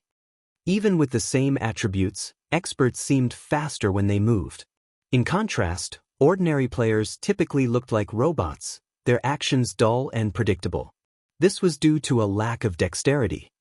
Players' dexterity mainly manifested in their acceleration, how quickly one could go from 0% of their maximum speed to 100% and vice versa, not one's maximum speed. The more dexterous one was, the shorter the interval. Players would then be capable of accomplishing feats that were normally impossible. If a player could begin accelerating at 20% of their maximum movement speed, the change would undoubtedly increase their dexterity by a large margin. Shadowtooth dodged one spell after another. Even when numerous melee experts blocked his path, he easily maneuvered his way through the gaps without getting caught. Lifeless Thorn even executed a perfect split spear, but the combat technique was utterly useless against the assassin. Not only had Lifeless Thorn failed to hit Shadowtooth, but he had even been struck by the man's counterattack. Despite Shadowtooth countering with an ordinary attack, the impact threw Lifeless Thorn over a dozen yards away, his HP instantly falling by 1/6 of its maximum. How is that guy so fast? The outcome stunned Cleansing Whistle and the other Azura members. They never thought that Lifeless Thorn could be repelled so easily. Fortunately, all of the players on Thunder Island were prohibited from using Berserk skills. The consequences would have been unimaginable if Lifeless Thorn had been struck by an empowered Shadowtooth. After removing the Berserker from his path, Shadowtooth quickly reached alluring Summer, slashing Magic Breaker at the Elementalist's throat. Die! Shadowtooth activated the Tier 1 skill, Dark Blade, without hesitation. Not only was this skill impossible to block, but it also ignored the target's defense. Most importantly, the skill would silence the target for 5 seconds when struck. Even an ordinary expert could easily defeat a magical class player who couldn't cast spells for 5 seconds. However, just before the assassin's blade bit into alluring Summer, several arcs of golden electricity wrapped around him and sealed his movements. What accurate judgment! Shadowtooth was slightly surprised to see the arcs binding him. Restriction-type control skills and spells weren't usually instantaneous. As a result, Players had to predict a moving target's progress and react accordingly. Although Shadowtooth had expected Alluring Summer to attempt to stop him with a control skill as he approached, he had not expected the woman to use herself as bait, taking advantage of the instant he paused to attack. However, Shadowtooth had reacted quickly as well. When he realized that he couldn't move, he used a control removal skill to break free. He then swung Magic Breaker at the Elementalist once more. However, Alluring Summer had prepared for this, taking half a step back. Since she had stopped Shadowtooth a second beforehand, he had lost his momentum. As a result, Magic Breaker's speed had decreased significantly, giving Alluring Summer enough time to retreat and barely avoid the short sword. Amazing! When Lifeless Thorn, who stood in the distance, saw this, he was astounded by Alluring Summer's control over the battlefield. Alluring Summer waved her staff after dodging Shadowtooth's attack. Suddenly, numerous blue, basketball-sized lightning balls appeared around the Elementalist. A moment later, all 30-plus lightning balls bombarded Shadowtooth from multiple different directions. The assassin had no choice but to retreat temporarily. But as if the lightning balls had locked onto him, they moved towards his blind spots. In the end, even a domain realm expert like Shadowtooth was forced to activate Wind Steps, utilizing the moment of invulnerability to retreat. Why does Zero Wing have so many experts? Nine Dragons' Emperor was stunned. He had never expected Zero Wing to have more people capable of forcing Shadowtooth back. Elsewhere, Cola arrived to help Phoenix Rain, charging at the approaching Bloodhand Yama. Despite this, the man showed no signs of avoiding the Guardian Knight. Instead, he raised his shield and increased his speed. One was a shield warrior, while the other was a Guardian Knight. Both players had high HP and defense. Neither of them was afraid of a head-on collision. Boom! When the two shields collided, a powerful shockwave shook their surroundings, causing nearby players to shudder involuntarily. Bloodhand Yama, who had been unstoppable thus far, had taken a step back. In contrast, Cola actually remained steady. The difference between their strengths was obvious at a glance. Is this for real? Someone actually stopped Bloodhand Yama? The various superpowers watching the fight with their magic mirrors were shocked by Cola's strength. None could believe that someone had stopped the famous Bloodhand Yama. Bloodhand Yama was famous for his violence in the virtual gaming world. He had always been a shield warrior and pursued brute strength. Unlike ordinary MTs, Bloodhand Yama focused on strength when allocating his free attribute points and selecting weapons and equipment. Moreover, in addition to his shield and double-headed axe, his chest piece, helmet, and gloves were epic rank. The man didn't bother to hide his gear's glow effects. Yet, despite such excellent gear, he had lost a battle of strength. It was simply inconceivable. Chapter 1492, Dragon Slayer's Power. Chapter 1492, Dragon Slayer's Power. After getting repulsed by Cola, Bloodhand Yama did not evince even the slightest bit of anger or frustration. On the contrary, he licked his lips and revealed an excited expression. Immediately after, he raised his shield and charged at Cola again. This time, however, he did not go for a frontal assault. Instead, just when Bloodhand Yama was about to clash with Cola, he suddenly changed his footwork, generating an afterimage in his original location as he circled around and avoided Cola's charge, leaving the Guardian Knight to hit only air. Immediate after, Bloodhand Yama appeared on Cola's right, the double-headed axe in his hand striking down at Cola's side abdomen, which was not protected by the Guardian Knight's shield, with lightning speed. Dang! Following which, a crisp clang resounded in the surroundings. Dazzling sparks flew as well. At the critical moment, Cola had managed to shift his body sufficiently to allow his one-handed sword to block Bloodhand Yama's attack. Meanwhile, as a result of this clash, Bloodhand Yama staggered back a step. Bloodhand Yama's doppelganger actually got blocked? Phoenix Rain, who had initially been preparing to help Cola, could not help but be surprised by this scene. Just how much strength is Zero Wing hiding? She originally thought she had a very clear understanding of Cola's strength. Meanwhile, as far as she knew, Cola was definitely not strong enough to go up against Bloodhand Yama, even though he was the lead MT of Zero Wing's main force and possessed quite respectable basic attributes. However, with the facts placed before her, she had no choice but to admit that her understanding was inadequate. In reality, Phoenix Rain wasn't the only person surprised by this outcome. The Flower of Seven Sins members and Nine Dragons Emperor were similarly shocked. Right now, 2 of their most powerful members were actually stopped. Moreover, Bloodhand Yama's distraction gave Phoenix Rain and the others an opportunity to focus on dealing with the other members of the Flower of Seven Sins. Only Feng found this outcome to be natural. After all, Cola and Alluring Summer had both obtained the Dragon Slayer legacy. The Dragon Slayer legacy was a relatively special legacy. Unlike other legacies, it did not provide players with any elaborate skills or spells. However, it was a legacy that was upgradable. If the legacy were fully upgraded, it would not be the slightest bit inferior to a peak legacy. The reason for this was the dragon power players received when obtaining the Dragon Slayer legacy. The denser the dragon power inside a player's body was, the greater the power they would be able to exhibit. Legends had it that the power of the strongest dragon slayer in history surpassed even that of dragons.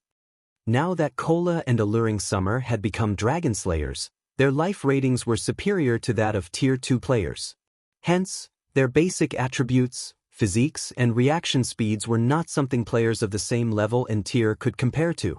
These attributes would only become increasingly stronger as Cola and Alluring Summer obtained more dragon origin crystals. At that time, their life ratings would be able to reach the same level as dragons. In God's domain, dragons were the symbol of death and destruction. If players could achieve a life rating equal to dragons, one could just imagine how strong they could become. They could easily overwhelm even players that had demonized. Meanwhile, on Thunder Island, which prevented players from using berserk skills, Cola's and Alluring Summer's basic attributes were most likely inferior to only Feng's own. As for their physiques, theirs were even slightly superior to his own. This was the reason Feng had tasked the 2 of them with opening up a path for the team. In terms of techniques, Bloodhand Yama and Shadowtooth indeed possessed an overwhelming advantage over Cola and Alluring Summer. However, the difference in tiers and the power of the Dragon Slayer class were more than enough to offset the difference in techniques and allow Cola and Alluring Summer to just barely surpass the 2 domain realm experts. With Bloodhand Yama tied down, Phoenix Rain and Blue Phoenix were able to coordinate their attacks with each other and relentlessly reduce the member count of the Flower of Seven Sins. At this rate, it was only a matter of time before Phoenix Rain's team broke out of the encirclement. Dragon Pavilion Master, Zero Wing has really hidden a lot of its power. With Phoenix Rain's capabilities, I'm afraid it'll take only another minute or 2 for her team to escape the encirclement, Undead said, chuckling as he looked at the distant Flower of Seven Sins members fighting. Are you really sure you don't need my help? Hearing Undead's words, Nine Dragons Emperor gritted his teeth and said, Fine. As long as you can pin down Phoenix Rain's team here, I'll give that item to you. Although he had managed to invite Bloody Paradise to aid him, getting Undead to personally take action was a whole other story. However, with the situation having reached this point, he couldn't care less about paying the additional cost right now. If he failed to get rid of Phoenix Rain in this favorable terrain, doing so would become much more difficult afterwards. Thanks a lot, Undead said, smiling faintly. He then started pacing slowly towards the battlefield. Upon Undead's entry into the battlefield, the Bloody Paradise members suddenly underwent a change. As if they had entered into a frenzy, they disregarded all costs to open up a path for Undead. As for Undead himself, he chanted an incantation as he walked forward. Suddenly, a pitch-black magic array appeared in the sky, enveloping half of the battlefield. The ambient mana then began surging towards the magic array, forming numerous pitch-black spears. Tier 1 Curse, Dark Feathers. Disappear! Undead swung down his staff. Suddenly, several hundred pitch-black spears descended from the skies. As if they possessed a life of their own, These pitch-black spears all struck at the defensive blind spots of the enemy players. Each spear carried the power of a Tier 1 peak attack. Even MTs with high defense and magic resistance lost over 6,000 HP when struck. As for the other classes, they received over -10,000 damage from each spear. In the blink of an eye, the pitch-black spears killed over a dozen players, who failed to defend themselves properly. Even Solitary 9, who possessed the Titan Guard, could not repulse every spear sent at him and ended up getting struck 8 times. If not for him activating Titan's Heart, his HP would have long since ended up at a critical level. Who is that man? Cleansing Whistle's expression darkened considerably when she stared at Undead. She felt that Undead was simply too terrifying. After all, the man had actually managed to control hundreds of pitch-black spears simultaneously, making the spears move as if they were alive. Fortunately, she stood quite a distance from Undead and got struck by only 3 spears. Had she been any closer to the Elementalist, she might have lost her life already. So this is the 11th ranking expert on the God's Domain experts list? Gentle Snow's expression turned grim as she looked at Undead moving slowly in her direction. With her basic attributes and combat standards, she would be able to handle a dozen or so of those pitch-black spears simultaneously at most. If she had to go up against more than 100 of those spears, however, she would most likely have to activate the 7 Luminaries Battle Armor's active skill, Sky God's Glory, in order to survive. Not to mention, Undead had only used 1 spell thus far, yet he had already wreaked so much devastation. If they allowed the Elementalist to continue casting spells freely, the consequences would definitely be unimaginable. Phoenix Rain, who was currently fending off the Flower of Seven Sins members, also wore a grim expression when she saw Undead entering the battlefield. Undead was nicknamed the Devil's Hand. The man was capable of exhibiting any spell or skill to its fullest potential. Moreover, his ability to control the situation of a battlefield was peerless. He was most suited to group battles. Individually, he was also much stronger than old monsters like Bloodhand Yama and Shadowtooth. It was precisely because of Undead that even Ku Rong, the great pavilion master of the Dragon Phoenix Pavilion, feared Bloody Paradise greatly. Rain, stop your futile resistance and just obediently accept your fate. 9 Dragons Emperor said mockingly when he saw the tides of the battle turning in his favor. He was fully aware of just how powerful Undead was. Even Martial Dragon, who had grasped a domain, could survive against Undead for only a short time. Moreover, both sides were currently intermingled, making it impossible for anyone to use large-scale destruction spells without resulting in friendly fire. In such a situation, Undead, an elementalist capable of freely controlling his spells, was practically a godlike existence. Guild leader, should I head over there? Aqua Rose suggested. At the moment, she was going up against more than 3 Refinement Realm experts simultaneously. However, seeing Undead and Bloody Paradise's members getting out of control, she decided it was more important to deal with them first. No need. Your spells have too much AoE. They're not suitable for this narrow and chaotic battlefield. I'll deal with him, Feng said, shaking his head before dashing towards Undead.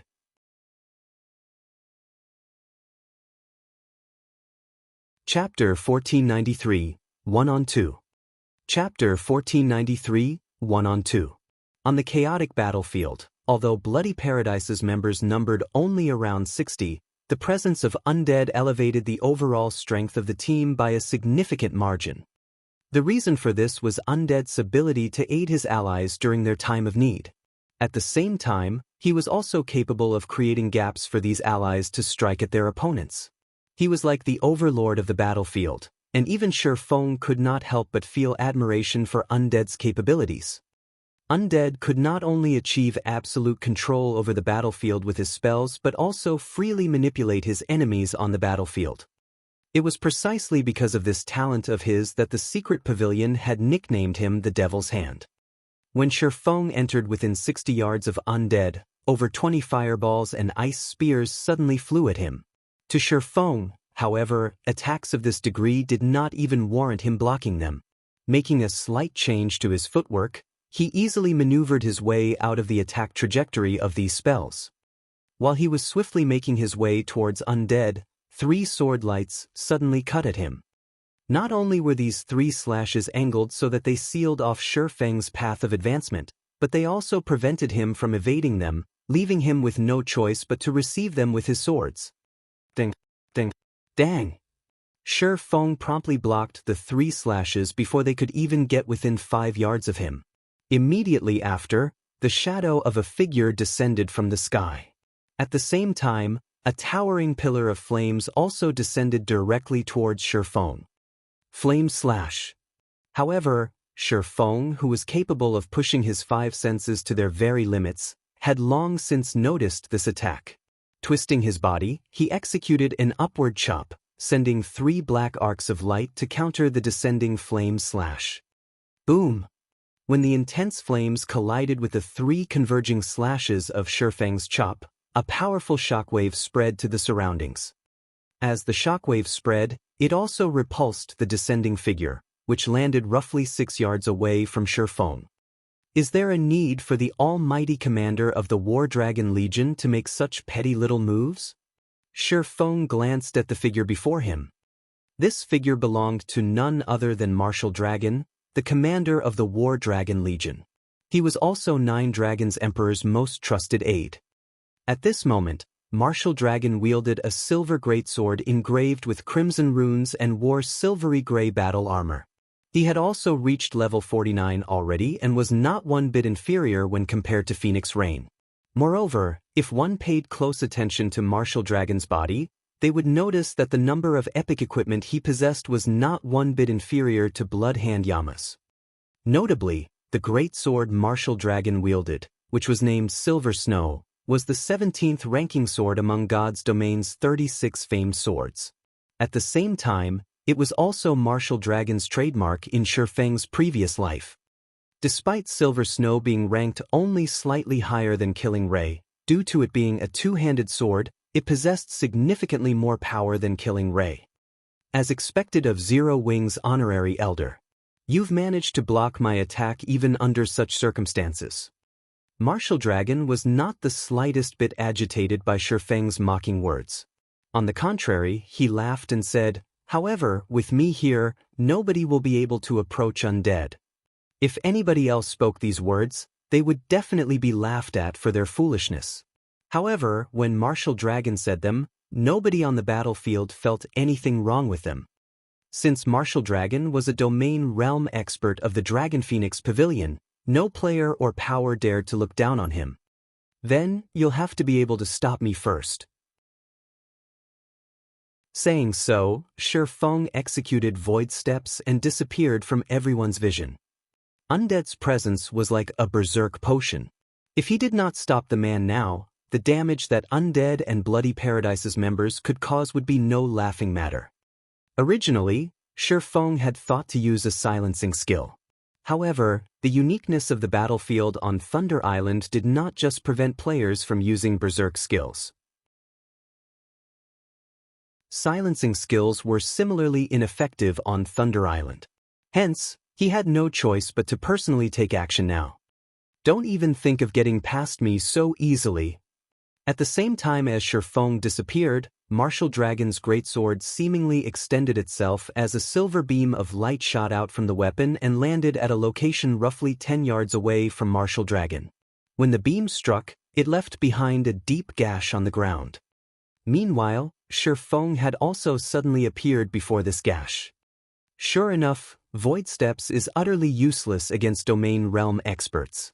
Sending a glance at Martial Dragon, who remained standing in his original position, Feng decided to give up on dealing with undead first. Domain Realm experts were capable of not only pushing their 5 senses to their very limits but also observing their surroundings from a third person's perspective.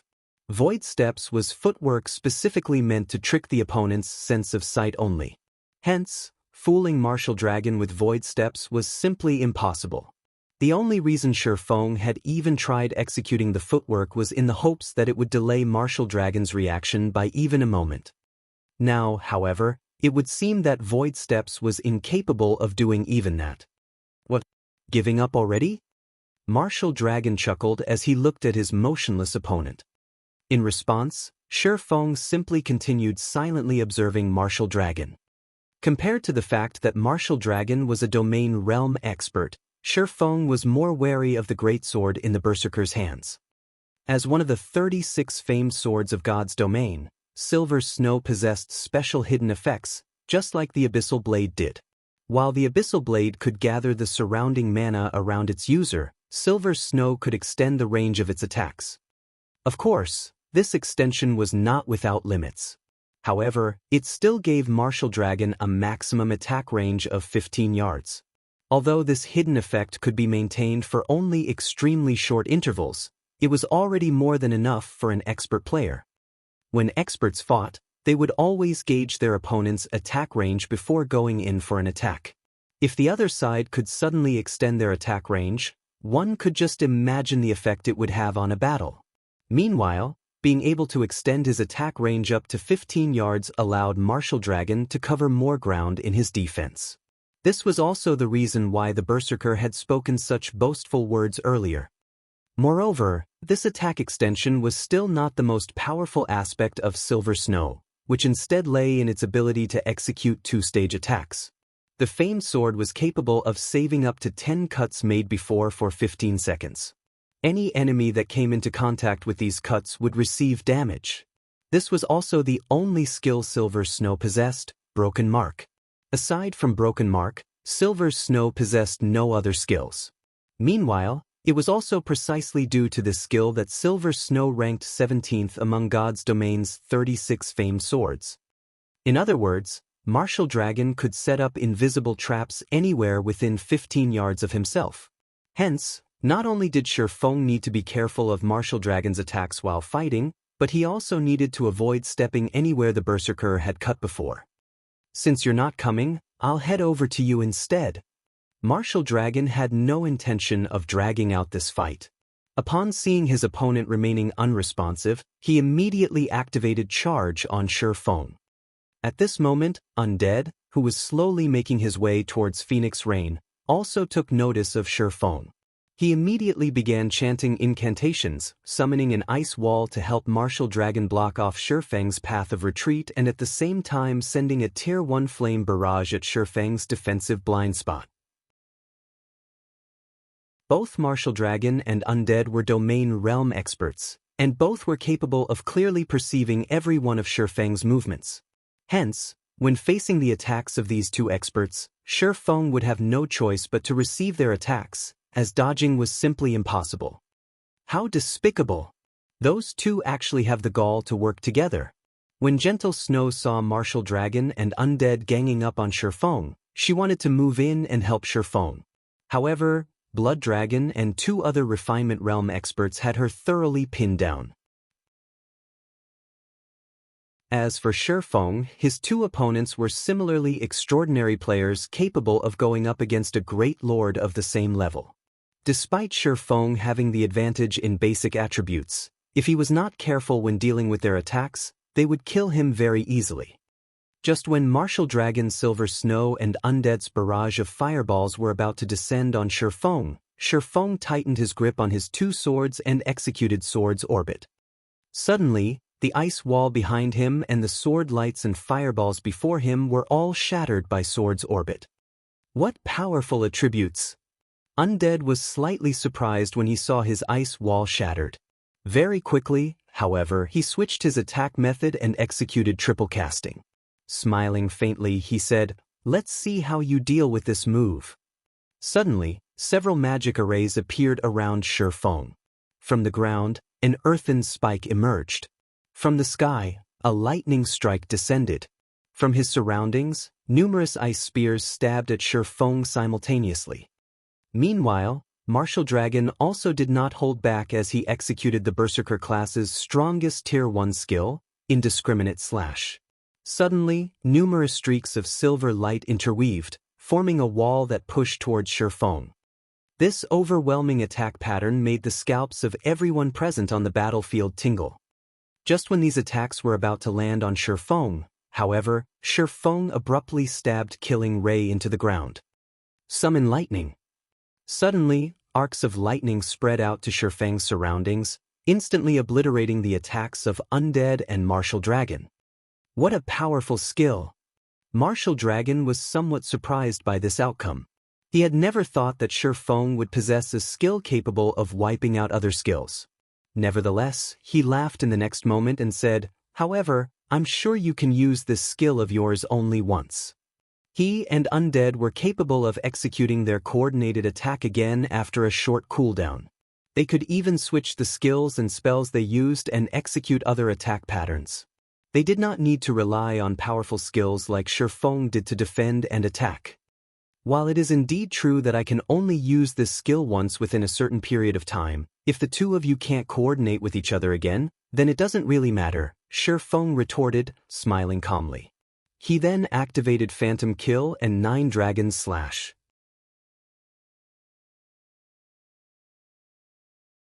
Chapter 1494, One-Hit Kill. Chapter 1494, One-Hit Kill. The instant Feng activated his skills, the doppelganger created from Phantom Kill immediately activated Wind Blade and made its way towards Undead, while the 16 Abyssal Blade Phantoms summoned by 9 Dragons Slash shot towards Martial Dragon, giving the two no opportunities to react at all. Domain Realm experts were already difficult opponents to deal with, in the first place. With Martial Dragon and Undead now working together, dodging their combination attacks was simply impossible. Undead spells, in particular, accurately targeted the weaknesses in Feng's defenses. After including Martial Dragon's assistance, the combined assault had already exceeded Sword's Orbit's defensive capabilities. Hence, the only thing Feng could do now was have his doppelganger distract Undead while using ranged attacks to deal with Martial Dragon, who was fond of melee combat. A doppelganger? Undead simply smiled when he saw Feng's doppelganger moving towards him. Immediately, he started triple casting again. Earthen Spear, Ice Blast, Flame Imprint. All 3 spells were Tier 1 spells.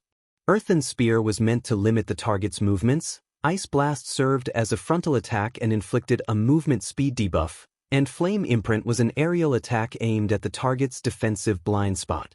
Under Undead's control, the combination of the 3 spells became an ultimate move that would kill Undead's target with almost absolute certainty.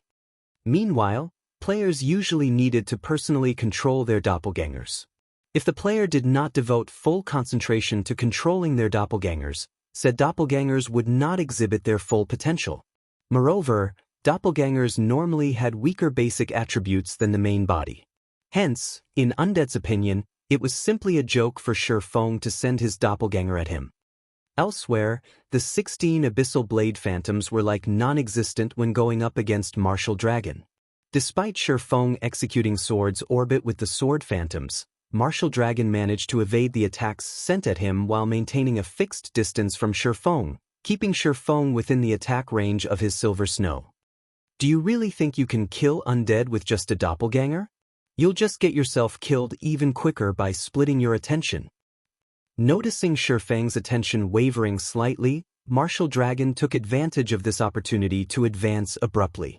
Suddenly, Martial Dragon disappeared from where he stood, the ground that the Berserker had been standing on shattering from the thrust of his feet.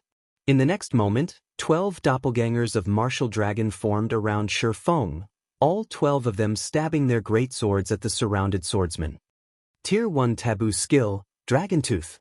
If Feng were currently going up against an ordinary expert, even if he split his attention between himself and his doppelganger, he would not have any problems dealing with the said expert. However, his opponent right now was Martial Dragon. Splitting his attention right now resulted in him exposing even more weak points. Dragon Tooth. Feng was surprised. He never thought that Martial Dragon had actually learned the Berserker class's Dragon Tooth skill. Dragon Tooth was the fastest Tier 1 skill for Berserkers. Moreover, every attack dealt by the skill carried double the strength of the user. If this skill struck Feng, the consequences would be unimaginable. Die! Martial Dragon shouted. If Feng had been going all out with his superior attributes, he could easily dodge the majority of Martial Dragon's attacks. However, doing so was much more difficult now that he was splitting his attention between himself and his doppelganger. Just when the 12 attacks were about to land on him, Feng instinctively activated Defensive Blade. In the next moment, the 12 streaks of silver light rapidly approaching Feng stopped abruptly an inch away from his body. However, Martial Dragon had long since anticipated this move. He promptly leaped high up into the air before slamming his greatsword downwards, his entire person seemingly having transformed into a meteor as he plunged towards Feng. Tier 1 Taboo Skill, Falling Star. This move was the sole Tier 1 AoE skill available to Berserkers. Although the skill had a modest radius of only 10 yards, any enemy within that 10-yard radius would be dealt a devastating blow. Moreover, all players struck would have their movement speed reduced by 80% and reaction speed by 50%. After Falling Star descended, the ground Feng stood on immediately cratered. The surrounding players shuddered involuntarily as they looked at the fiery and smoky pit. So strong. Lifeless Thorn, who was fighting a short distance away, was indescribably shocked when he saw this scene. Martial Dragon had completed his two-pronged attack so quickly and smoothly that it looked as if it was just one big attack to Lifeless Thorn. There was no lag in between the two attacks whatsoever.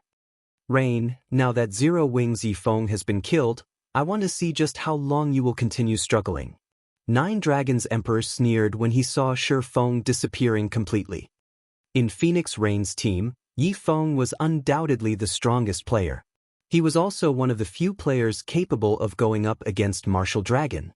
Now that Feng had already been killed, Phoenix Rain's team would have a hard time stopping Martial Dragon. However, as soon as Nine Dragons Emperor was done speaking, Feng's doppelganger, whose HP had previously fallen to a critical level from Undead's relentless attacks, suddenly recovered back to full HP. How is this possible? Did he switch places with his doppelganger? Undead was slightly confused when he saw Feng's doppelganger recovering back to full HP. However, he very quickly realized what had happened. He immediately swung his staff and summoned an ice wall to block Feng, then smiled and said, "Although you managed to find your way over, you are simply throwing your life away. Without your life-saving skill, how are you going to block this move of mine?" As Undead said so, a pitch-black magic array formed beneath Feng's feet. Pitch-black barriers then emerged from it. In the next moment, these barriers began twisting and constricting the space Feng was in. This move was not a spell Undead had learned. Rather, it was an additional skill, Dark Illumination of Hell King's Eye, the staff he wielded. When activated, the skill would freeze the space around the targeted area, preventing players caught within its range from moving. Afterwards, the frozen space would be obliterated. Although the skill's AoE was not particularly large, it was much stronger than ordinary large-scale destruction spells. Turn to dust. Undead tapped the butt of his staff on the ground. Boom! Suddenly, the space Feng was shattered like a mirror. Why bother? Martial Dragon sighed when he looked at the shattered space. Although he had not sensed Feng switching positions with his doppelganger, a frontal confrontation with an elementalist like Undead was pure suicide. Even Martial Dragon himself did not dare to approach Undead in a fight. The reason for this was because the closer the range, the shorter the distance Undead's spells needed to travel. With Undead's perfect control over his spells, even Martial Dragon would find himself overwhelmed if he stood within 10 yards of the elementalist. After the space around Feng was utterly obliterated, just as Undead turned his focus towards Aqua Rose and Alluring Summer, a playful voice suddenly entered his ears. "That's it." Undead whirled back to look at Feng's original location, a grim expression suddenly appearing on his face. At this moment, Feng could still be seen actually standing in the shattered space. Moreover, he was entirely unscathed. Even his HP remained at 100%. How is this possible? Is it invulnerability? Undead's gaze turned serious as he studied the faint, golden barrier enveloping Feng's body. Invulnerability skills with long durations were exceedingly rare in God's domain. Even the various super guilds had only a few people with such skills. He had never thought that Feng would actually have one. "That's right," Feng said, laughing.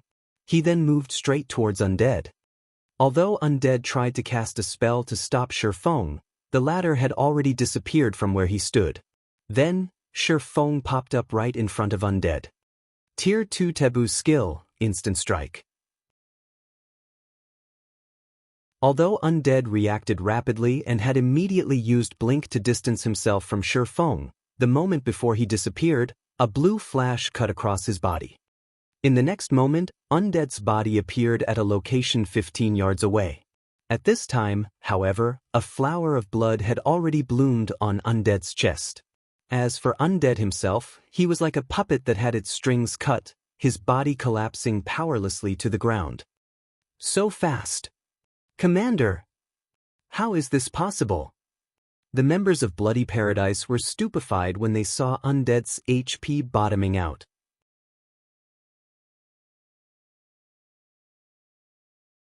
Chapter 1495, 12 Firmaments. Chapter 1495, 12 Firmaments. Without Instant Strike, Feng would definitely have a hard time killing Domain Realm experts. This was especially true on a chaotic battlefield where he couldn't use any of his berserk skills. With the support of expert healers, his enemy could easily retreat and recover if he didn't finish the enemy off quickly enough. In the end, they would fight an endless battle of attrition. This wasn't the outcome Feng wanted. His team lost members with each passing second. In a drawn-out battle, he would lose. Meanwhile, Instant Strike had a limited range and a very long cooldown. With how far apart Martial Dragon and Undead stood from each other, Feng could only use the skill to finish one of them off. Between the two Domain Realm experts, Feng had decided to deal with Undead, who posed the greatest threat to his team. In fact, he had sent his doppelganger to harass Undead precisely to set up an opportunity to use Instant Strike against the Elementalist. However, Undead was quite intelligent. The Elementalist had maintained a certain distance from his doppelganger, attacking from his maximum range. However, when Undead had assumed Feng had died, he had relaxed, giving Feng the opportunity he needed. Even so, he had nearly allowed Undead to get away. Fortunately, he had triggered Killing Ray's lightning effect, increasing his initial attack speed to 50% of the maximum. When Undead collapsed, Bloody Paradise's members were dumbfounded. Undead was the adventurer team's pillar of strength. Now that this pillar had fallen, the remaining members had lost their will to fight. All that was left was horror. They were especially afraid of that swordsman's frightening strike. Before they had realized what was happening, their commander had lost his life. Although Undead was only an elementalist, he had more than 30,000 HP. Yet, Feng had devoured every hit point in one hit. In other words, this swordsman could instant kill any cloth armor class on the battlefield. He could even take out MTs with high HP and defense in 2 or 3 hits. How is he so fast? 9 Dragons Emperor, who watched proudly from a distance, wore a grim expression as he watched Feng. Most of the experts on the battlefield might not have understood what had just happened, but he had caught a glimpse. The instant Feng had appeared before Undead, the latter had activated Blink to escape, yet not even the skill's instantaneous activation could take full effect before Feng completed his slash. This godlike attack speed was simply unheard of. If he allowed Feng to get close to him, 9 Dragons Emperor felt a chill crawl down his spine. This is the commander's true strength. How strong is he?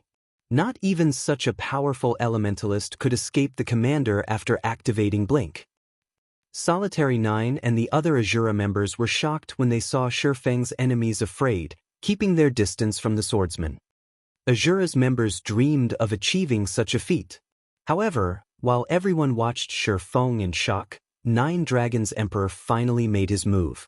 A dark gray longbow, engraved with magical patterns, appeared in his left hand. The mana around 9 Dragons Emperor surged towards the weapon. At the same time, Nine Dragons Emperor retrieved an arrow covered in magical, crimson patterns from his bag. The magic patterns on the longbow and arrow seemed similar. It was obvious that they were a part of a set. Pavilion Master? Martial Dragon was surprised as he watched his Pavilion Master pull out the weapon and ammo. The longbow in Nine Dragons Emperor's hand was called Star Shatter, a very special magic weapon. When used with its paired arrow, the longbow would gain the additional skill, 12 Firmaments. When activated, the skill would launch 12 attacks simultaneously, each of which had enough power to wound a Grand Lord of the same level. Moreover, the 12 attacks were impossible to dodge. The attacks would even break through invulnerability. It was an ultimate move that could only be used once every 10 hours. Not even the great Pavilion Master knew about Nine Dragons Emperor's Star Shatter. He had initially planned to save this trump card for Thunder Island's powerful guardian bosses. Martial Dragon had never expected the Heavenly Dragon Pavilion Master to use the longbow against Feng. Die! Nine Dragons Emperor pulled back Star Shatterer's bowstring, stretching the weapon into a full circle. He aimed for Feng, who stood nearly 100 yards away, before activating 12 Firmaments. The Ranger class already had the longest attack range of all of the various ranged classes.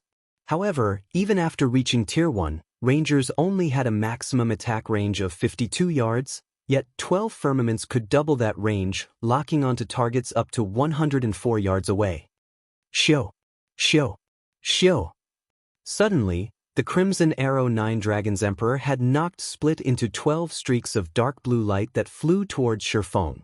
As these arrows moved, they tore through space as if tearing through paper, leaving one spatial rip after another in their wake. After killing undead, Feng had planned to take advantage of the shock to take down a few more enemies around him, but when he caught sight of Nine Dragons Emperor's longbow from the corner of his eye, a chill crawled down his spine. Star Shatterer had been incredibly famous in his previous life. The longbow ranked 28th on the magic weapon ranking list in God's domain. In the hands of a Tier 2 player, the weapon would even injure a mythic monster of the same level. Only, Feng hadn't realized that Nine Dragons Emperor had obtained Star Shatterer so early in the game. Upon seeing the 12 arrows flying from Nine Dragons Emperor's longbow, Feng instinctively activated Void Shield, a protective barrier capable of absorbing damage equal to 10 times his maximum HP. He then executed Sword's Orbit to deflect the incoming arrows. Once the attack had locked on, 12 Firmaments would follow him wherever he went. He had no choice but to take the attacks head-on. Fortunately, Instant Strike was still in effect. Immediately, a galaxy of stars formed around him, clashing with the 12 streaks of dark blue light. Boom! Boom! Boom! Each attack pushed Feng several yards back. By the time he blocked the 12th attack, he was 60 yards from where he has started, and his Void Shield had shattered. Feng's HP fell like there was no tomorrow. 90%. 70%, 50%. When he eventually stopped sliding backward, his HP bar stabilized. He's not dead. How is that possible? Nine Dragons Emperor flashed Feng an incredulous look. He simply could not believe that his attack, which could even wound a Grand Lord, had failed to kill Feng. Moreover, although Feng looked fairly miserable, even sporting a cut on his cheek from the pressure of the attack, he still had over 20% of his HP. The 12 Firmaments is really no joke. Feng smiled bitterly as he glanced down at his numb hands. If not for his strength, which even exceeded a great lord's of the same level, Void Shield, and sufficient reaction speed, that attack would have taken his life. Everyone, pay attention. Miracle's forces are heading this way. If we can hold out for a little while longer, victory will be ours. Nine Dragons Emperor declared. Anyone who kills Phoenix Rain will receive a piece of level 50 dark gold equipment. I'll also reward anybody who kills Feng 1,000 magic crystals and a piece of level 50 dark gold equipment. Nine Dragons Emperor hadn't thought that he'd encounter anyone who could threaten his life, but after watching Feng take undeads, he no longer felt safe. If he did not get rid of Feng now, and the man's skills finished their cooldowns, the consequences would be unimaginable. He had to prioritize the swordsman's death, forcing him to lose a level and a piece of equipment. If an expert of Feng's caliber lost a piece of equipment that he was particularly compatible with, his combat power would plummet. Only then would Nine Dragons Emperor's mind be at peace. Of course, killing Feng multiple times would be the best outcome. Level 50 Dark Gold Equipment. All hail the Pavilion Master.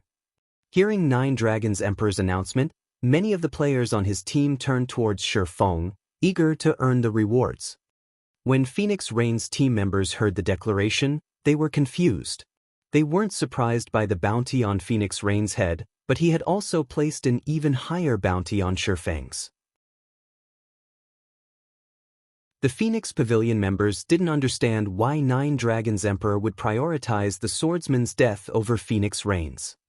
However, what truly made Phoenix Rain's team members despair was the news that Miracle's members had almost reached the battlefield, coming to assist their enemy. He's already colluded with Miracle? Feng felt pressed for time as he watched his enemy's morale recover. He shifted his gaze towards Bloodhand Yama and the other Flower of Seven Sins members. It seems that I can't afford to hold back any longer. As Feng made his way towards Bloodhand Yama, he activated Divine Steps to nullify the incoming attacks from the enemy experts around him. Both of his hands were still numb, and the best he could do was maintain his grip on his weapons, much less deflect an attack. A moment later, Feng reached Phoenix Rain's section of the battlefield. He stabbed the abyssal blade into the ground and activated the evolved abyssal curse.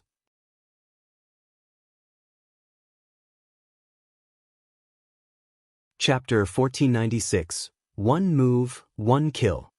Chapter 1496, One Move, One Kill. As Abyssal Curse activated, a large, pitch-black magic array appeared beneath the Flower of Seven Sins members. Black fog rose from the array, tangling around the expert players and restricting their movements. Moreover, they received a debuff that reduced their basic attributes by 20% for 10 minutes. Although the Flower of Seven Sins members had reacted very quickly and immediately activated their control removal skills, breaking free of the fog, the 20% reduction to their basic attributes decreased their combat power significantly. The Flower of Seven Sins MTs, in particular, watched their HPs drain as they tried to protect their DPS experts. Even with the support of numerous healers, their HP bars steadily fell. Even Bloodhand Yama, who had been overwhelming Kola, found himself on the defensive.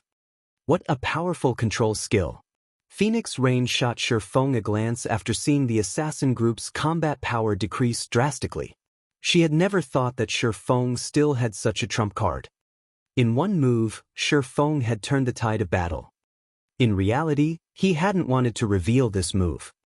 Abyssal Curse would work wonders in a large battle where players couldn't use tools, berserker skills, or silencing skills, but there were many superpowers fighting for control of Thunder Island.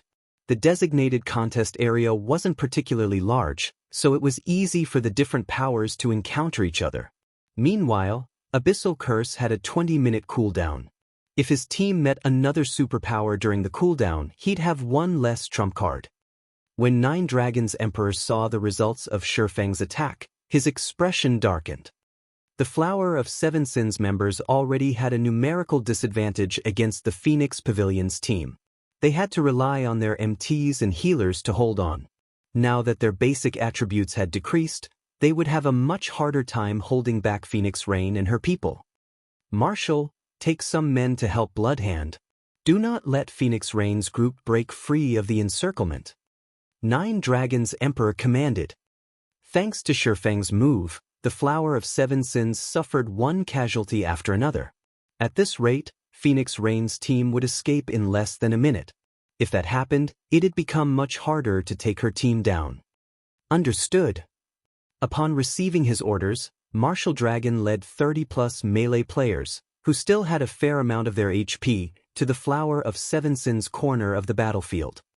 Although Gentle Snow and Zhao Yueru tried their best to stop Marshal Dragon when they tried to move across the field, Marshal Dragon easily evaded the skills and spells sent his way. When he couldn't dodge an attack, He blocked it with a casual swing of his greatsword. The healers in the rear quickly replenished any HP he lost. Meanwhile, Phoenix Rain's team put everything they had into assaulting the Flower of Seven Sins members, who were on the defense, hoping to break free of the battlefield as quickly as possible. "Don't even dream of getting past us." When Bloodhand Yama saw that less than 30 players remained on his team, he gritted his teeth and activated the Tier 1 taboo skill for Shield Warriors, Iron Fortress. Suddenly, with Bloodhand Yama in the center, a silver glow enveloped all of his teammates within a 30-yard radius. The affected players instantly received a buff that decreased incoming damage by 30% and increased their maximum HP by 15%. As for Bloodhand Yama, he received a buff that decreased incoming damage by 40% while increasing his maximum HP by 20%. Both buffs had a 12-minute duration. Not only did Iron Fortress alleviate some of the pressure on the healers, but the affected players' HPs also began to increase despite the bombardment they received. Good. As expected of Bloodhand Yama. Nine Dragons Emperor, who helped Martial Dragon open a path, rejoiced when he saw the Flower of Seven Sins members recover. Suddenly, a shadow appeared before Bloodhand Yama's teammates. A scorching streak of light then sliced through the flank of a level 47 Guardian Knight. Although the Guardian Knight had sensed the incoming attack, he hadn't been able to respond quickly enough. Peng! The level 47 Guardian Knight, who had more than half of his HP remaining, lost every point instantly, shock coloring his features as he stared at the figure before him. The figure was none other than Feng. After a few seconds of rest, his hands had recovered, and the allied healers had restored his HP. Before the Guardian Knight had hit the ground, Feng appeared before a level 48 Berserker. Although the Berserker tried to hack at the swordsman with his battle axe, Feng easily blocked the weapon with the Abyssal Blade. Killing Ray, which radiated a scorching heat, mercilessly pierced the Berserker's heart, flame burst's power turning the player into a pile of smoldering ash instantly. Feng then attacked a nearby shield warrior. By the time Feng used all 15 attack counts, he had killed 8 Flower of Seven Sins members, instantly reducing the organization's survivors to 19. The players nearby gasped at the scene. Even the weakest Flower of Seven Sins member present was a refinement realm expert. In a first-rate guild, these experts would easily rank among the best, yet before Feng, they seemed as if they were made of paper. Yi Feng. Bloodhand Yama glared at Feng with bloodshot eyes as he watched the man tear through his teammates. Immediately, he shook off Cola and charged at Feng. Before he reached the swordsman, he leaped into the air and swung his double-headed axe down at Feng's head. Tier 1 taboo skill, Lightning Blast.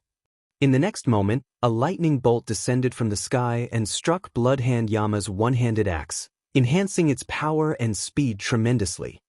Despite that, Feng casually swung Killing Ray to deflect the attack. Tier 2 skill, Shadow Blade. Boom! When Killing Ray clashed with the double-headed axe, brilliant sparks flew from the weapons. The ground beneath Feng's feet cracked and sunk, extending 10 yards away from the swordsman. He blocked it? Is he even human? That's the commander's strongest move. The Flower of Seven Sins members were stupefied. Not only did Lightning Blast increase its user's strength by 330% and attack speed by 300% for one attack, but it also dealt additional lightning damage. Not even an expert of the same level could block the attack, not to mention dodge it. Yet Feng had blocked Bloodhand Yama's Lightning Blast, and he had only lost around 1/5 of his HP in doing so. How? Bloodhand Yama stared at Feng with a dumbfounded look. He had executed his attack with absolute perfection. Not even a domain realm expert should be able to block the attack in time, dying instantly, yet Feng had kept up with his speed. When Lightning Blast's effects dissipated, something even more shocking happened. Bloodhand Yama collapsed to the ground, his HP mysteriously decreasing at an astonishing rate. What was happening? Everyone was stupefied. Bloodhand Yama had attacked Feng, but he had died instead of the swordsman. What just happened? The nearby crowd was confused. Big Sis Rain, did you see what Yi Feng did just now? Why did Bloodhand Yama die instead of him? Blue Phoenix asked. Bloodhand Yama had focused on killing Yi Feng, but he failed to realize that Yi Feng aimed for his life as well. Although Yi Feng lost the exchange, Bloodhand Yama lost his life. Phoenix Rain explained in a daze. Once she fully processed what had happened, she took a deep breath as she exclaimed, "He really is a madman." Phoenix Rain found it truly hard to imagine that, despite blocking a full-powered attack from an expert like Bloodhand Yama, Feng had the gall to launch a simultaneous attack at the Shield Warrior's blind spot. Had Feng made the slightest miscalculation, he might have fallen alongside Bloodhand Yama.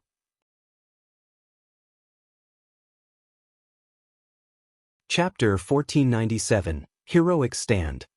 Chapter 1497, Heroic Stand. When Bloodhand Yama had died, silence had blanketed the battlefield. The Flower of Seven Sins members had nothing but fear in their eyes as they looked at Feng. Suddenly, the Flower of Seven Sins members scattered, fleeing from Feng in all directions as none of them dared to stand in the swordsman's way. What amazing reaction speed! Bloodhand Yama died, just like that? Just what did Yi Feng do? Meanwhile, the various spectating superpowers were stunned. Their peak experts, in particular, watched Feng with grim expressions. Bloodhand Yama had been incredibly fast, yet not only had Feng kept up with the man despite swinging his blade a moment after Bloodhand Yama began his attack, but he had also had the attention to spare while defending himself to use shadow blades against the Shield Warrior, catching him off guard. It would have been fine if the counterattack had simply caught Bloodhand Yama off guard. What truly shocked the various peak experts was that Feng had killed Bloodhand Yama instantly, despite the Shield Warrior having activated Iron Fortress and having 2/3 of his HP remaining. Iron Fortress reduced the damage that Bloodhand Yama took by 40% and increased his maximum HP by 20%. In addition, the Shield Warrior class had other passive skills that reduced incoming damage by a large margin. With Bloodhand Yama's remaining 30,000 plus HP, not even a berserker of the same level should be able to kill him instantly, yet Feng had done just that. The watching experts wondered what would have happened if they had stood in Bloodhand Yama's place. Would they be able to survive? Or Feng's blades claim their lives as well? What everyone didn't know was that, although the counterattack seemed reckless, Feng had calculated the whole encounter. Tier 2 players had a much stronger physique than Tier 1 players. Furthermore, Feng had multiple fragmented legendary items. There was also the fact that he had reduced Bloodhand Yama's basic attributes with Abyssal Curse. Moreover, Bloodhand Yama was a strength-focused shield warrior. To Feng, who had the strength and speed of a great lord of the same level, defending against and killing Bloodhand Yama was no trouble. Feng didn't bother to chase after the fleeing Flower of Seven Sins members. Instead, he picked up the plate armor quizzes Bloodhand Yama had dropped. Although the quizzes weren't epic rank, they were level 45 dark gold equipment. The piece could easily fetch a few hundred gold on the market. After collecting up his loot, Feng turned and dashed towards Martial Dragon. Although no one stood in their path of retreat now, they'd still sustain heavy casualties if they allowed Martial Dragon and his people to pursue and attack. As the battle drug on, Phoenix Rain's team had less than half of its original 200 or so members. In contrast, Nine Dragons Emperor's team still had over 200 players. The gap in both sides' strength continued to grow. If they did not stop Martial Dragon, he'd cripple their team even if they escaped in the end. Don't even think of getting away so easily. At this point, Nine Dragons Emperor knew that he couldn't stop Phoenix Rain's team from retreating. Immediately, he moved to work alongside Martial Dragon, slaughtering the fleeing players. However, rather than dealing with the moderately skilled players, Martial Dragon and Nine Dragons Emperor targeted Gentle Snow and Zhao Yueru. Suddenly, numerous arrows rained down on Gentle Snow, cutting off her path of retreat. At the same time, Martial Dragon leaped into the air, arriving beside the female berserker.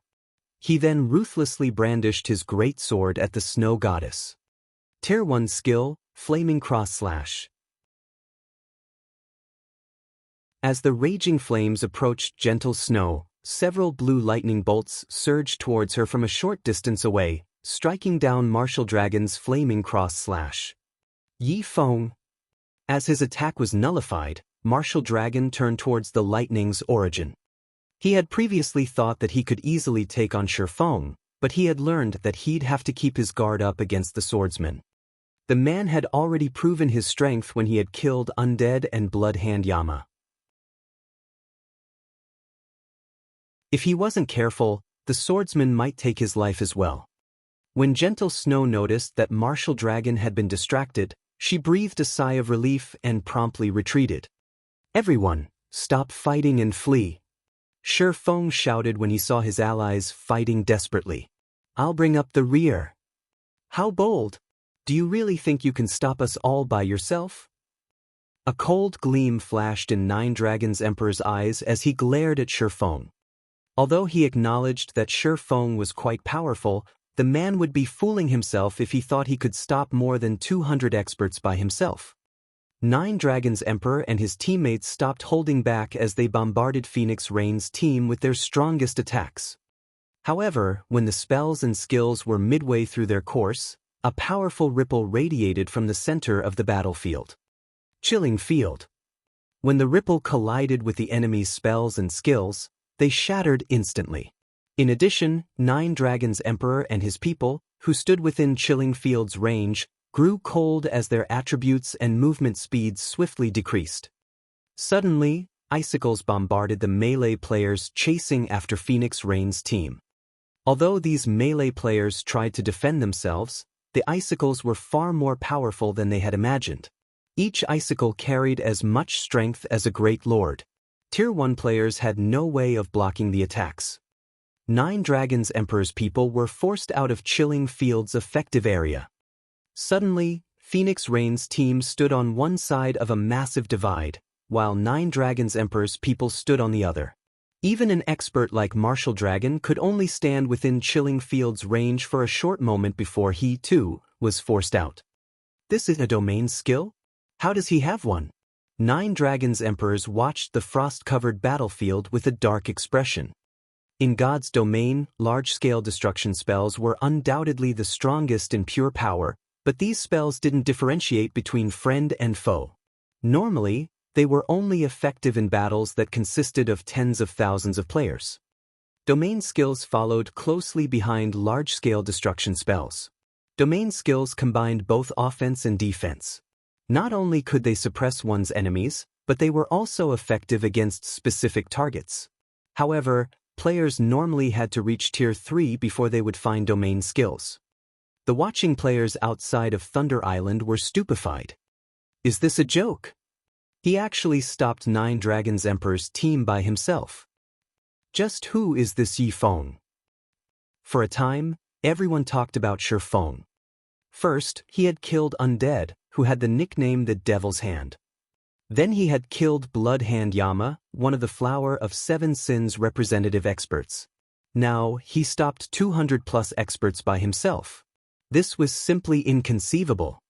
None of the 200+ players fighting for Nine Dragons Emperor were ordinary experts. This small force was more than capable of annihilating an army of several thousand elite players, yet they were helpless against Feng. All they could do was watch as Phoenix Rain's team moved farther and farther out of their grasp.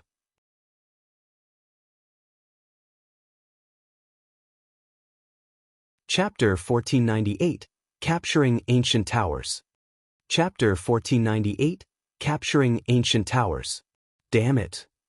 Nine Dragons Emperor's glare was frosty as he watched Phoenix Rain's team pull away from his own. Arranging this ambush to eliminate Phoenix Rain had taken a lot of effort, yet Feng had ruined his plans. With Feng maintaining Chilling Field in the narrow valley center, his team couldn't pursue Phoenix Rain. Even if they launched ranged attacks, Feng would have no trouble dodging them with his speed and techniques. He didn't have the option of using a large-scale destruction spell either. Feng could easily pull away from the caster while the spell activated. In addition, Nine Dragons Emperor had already used 12 Firmaments, his strongest trump card. He would not be able to use it again for the next 10 hours. After time passed, Feng took a look at his system map. When he noticed that Phoenix Rain and the others were far enough away, he turned and sped away from the battlefield, no longer worried about distracting Nine Dragons Emperor and his people. Pavilion Master, should we give chase? Martial Dragon asked after watching Feng depart. Although Phoenix Rain's team had escaped, Shadowtooth had placed a marker on Alluring Summer during their previous fight. Hence, it was entirely possible to chase after Phoenix Rain's team. No need. They've gotten lucky this time. You and Shadowtooth will go and occupy the ancient tower. Once we group up with Miracle's team, we'll have plenty of opportunities to deal with Phoenix Rain, Nine Dragons Emperor calmly stated as he shifted his gaze to the nearby ancient tower. The main goal in this contest was to occupy Thunder Island's various monster encampments. However, there were a limited number of encampments on the island. With so many superpowers participating in the contest, he'd be putting the cart before the horse if he chased after Phoenix Rain. Moreover, not only had Phoenix Rain lost the chance to capture the ancient towers as a result of this battle, but her team had sustained heavy damages. After such a painful setback, Phoenix Rain would have a very difficult time turning things around. Although this outcome wasn't what he had planned, he had achieved part of his goal.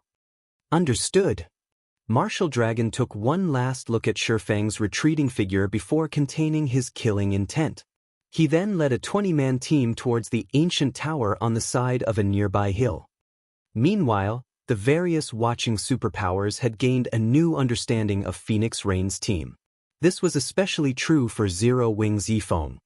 Although it had only been a moment, Feng had held back over 200 experts by himself. Even the superpowers domain realm experts would struggle to replicate the feat. Yifeng is really unlucky. Had he joined a superpower instead of a small guild like Zero Wing, his future would have been limitless. Send someone to investigate Yifeng. I want to know his background. Nine Dragons Emperor is ruthless. Although Phoenix Rain still has her core combatants, over 70% of the island's ancient towers have already been captured. She'll have no choice but to wait until the next contest. After the battle between Phoenix Rain and Nine Dragons Emperor's teams, the various superpowers returned their attention to capturing ancient towers and raiding monster encampments. While some teams pitted the Phoenix Pavilion Master, some celebrated her misfortune. The first few minutes were the most important in the contest. Thunder Island's ancient towers were easily defensible. Once players captured an ancient tower, other players would have a challenging time trying to steal it. Without dispatching a force that was several times stronger than the defenders, the ancient towers were impossible to take. Hence, the participating superpowers' final achievements were usually decided during the first few minutes. Moreover, among the various superpowers, Phoenix Rain's overall combat power ranked the weakest. After all, unlike the other superpowers, the Dragon Phoenix Pavilion had split its forces. After Phoenix Rain and her companions escaped, they searched for an unoccupied ancient tower while waiting for their dead teammates to resurrect.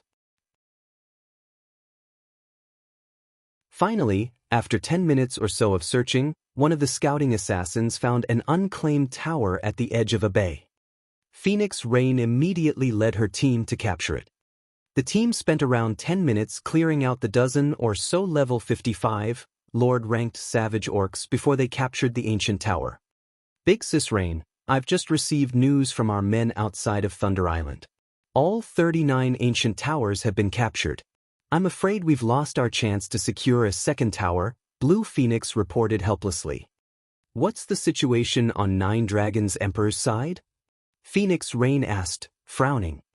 She hadn't expected the other superpowers to take action so quickly that she wouldn't even have the opportunity to capture a second tower. Thunder Island's monster encampments were no trivial matter. Without tools or berserk skills, taking down ordinary Grand Lords of the same level would be extremely difficult, not to mention Thunder Island's Grand Lords. The defense and magic resistance a single tower provided wouldn't likely be enough to help them capture a monster encampment, even if they worked together. They needed the weakening effects of two ancient towers. With the help of Miracle, Nine Dragons Emperor has captured 3 ancient towers. His team is already preparing to raid a monster encampment, Blue Phoenix said. She then sent Phoenix Rain a statistics chart and continued, "These are the forces he has guarding the 3 towers. He's allocated 102 players in total. 42 people are guarding the tower closest to us. Nine Dragons Emperor isn't taking any chances." Phoenix Rain revealed a bitter smile as she read the information. She had planned to attack one of Nine Dragons Emperor's ancient towers after she recovered her forces, but it seemed that was no longer possible. They would have to run for nearly 15 minutes to reach the closest tower. Although only 42 people defended the tower, the party included Blood Dragon, the branch guild leader of the Dragon Phoenix Pavilion's Black Dragon Empire branch guild. With the defender's advantage, her team wouldn't be able to take the tower unless it attacked with everything it had. If they wanted to attack the second closest ancient tower, they'd need roughly 23 minutes to reach it. Moreover, they'd have to pass by Blood Dragon's tower during the run. They wouldn't be able to avoid Nine Dragons Emperor's detection. He'd easily be able to send reinforcements to the second tower before they reached it. No matter what they did, they wouldn't be able to steal one of Nine Dragons Emperor's ancient towers. And taking a tower from another superpower was impossible. All of the other competitors already knew her team's predicament. Hence, they had intentionally dispatched more manpower to defend the towers close to her team, strengthening their fortifications beyond what Nine Dragons Emperor could manage.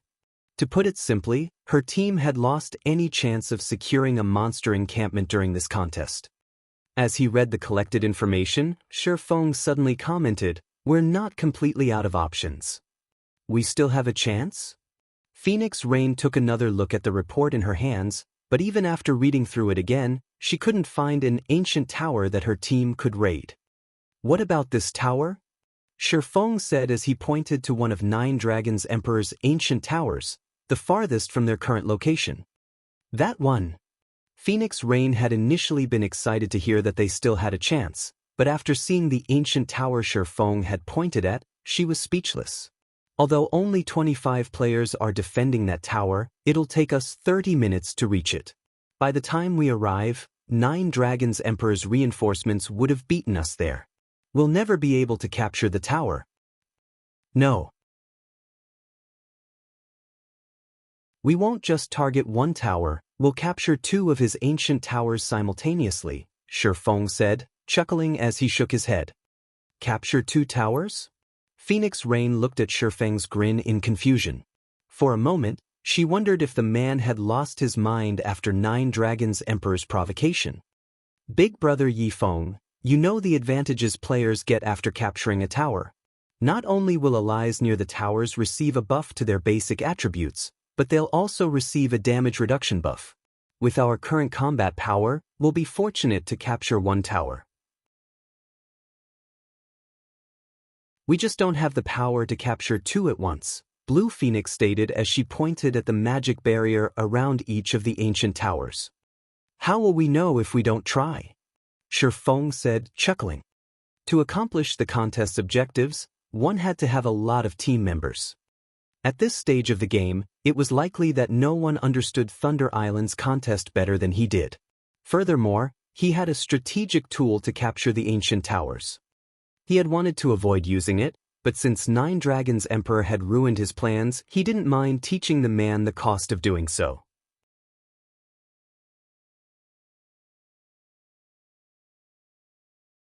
Chapter 1499, Siege Tactic. Chapter 1499, Siege Tactic. After listening to Feng's proposal, Phoenix Rain fell silent for some time.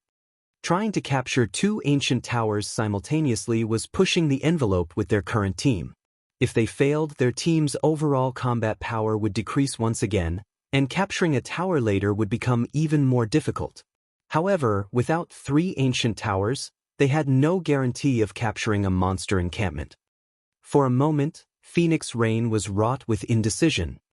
If we don't make a move soon, it'll be even more difficult to capture an encampment, Feng reminded her when he saw the hesitation in Phoenix Rain's eyes. Like the ancient towers, there were a limited number of monster encampments on Thunder Island. There were only 17 encampments in this contest. Now that the various superpowers had occupied the ancient towers, the encampments would be their next target. If they remained idle, doing nothing and allowing the other superpowers to capture and occupy the encampments, they'd lose any chance they currently had. Once a team captured a monster encampment, NPCs would manifest to help the players defend it, making it many times more difficult to raid than an ancient tower. Alright, I'll pass you the team's leadership. I'll do everything I can to assist you, Phoenix Rain said, gritting her teeth. In the end, she decided to gamble on her fate. Moreover, she was curious about how Feng planned to wrestle control of 2 ancient towers from Nine Dragons' Emperor. When Phoenix Rain agreed, Feng began to prepare. Any team that secured an ancient tower on Thunder Island would receive a stackable buff that decreased monsters' defense and magic resistance in the encampments when attacked. At the same time, allies within 100 yards of the captured tower would receive an extra buff that increased their basic attributes and reduced incoming damage by 30%. Hence, defending players were very difficult to deal with. In addition, every team in the contest had allies outside the island to help them keep track of enemies' movements. If an enemy team showed any intention of attacking a particular tower, the team would bolster its defense and dispatch reinforcements. This made it even more difficult to steal an occupied ancient tower. Fortunately, these hurdles were nothing to Feng. Phoenix Pavilion Master, you'll lead 80 players to assault 9 Dragon Emperor's nearest ancient tower. Try to avoid fighting within 100 yards of the tower. You just need to keep the defenders busy. I'll lead a team of 100 to circle the tower and ambush the tower in the forest. The remaining 40 players will stay here and defend this area. If you're alright with this plan, we'll move out right away, Feng said. His teammates were speechless when they heard Feng's plan.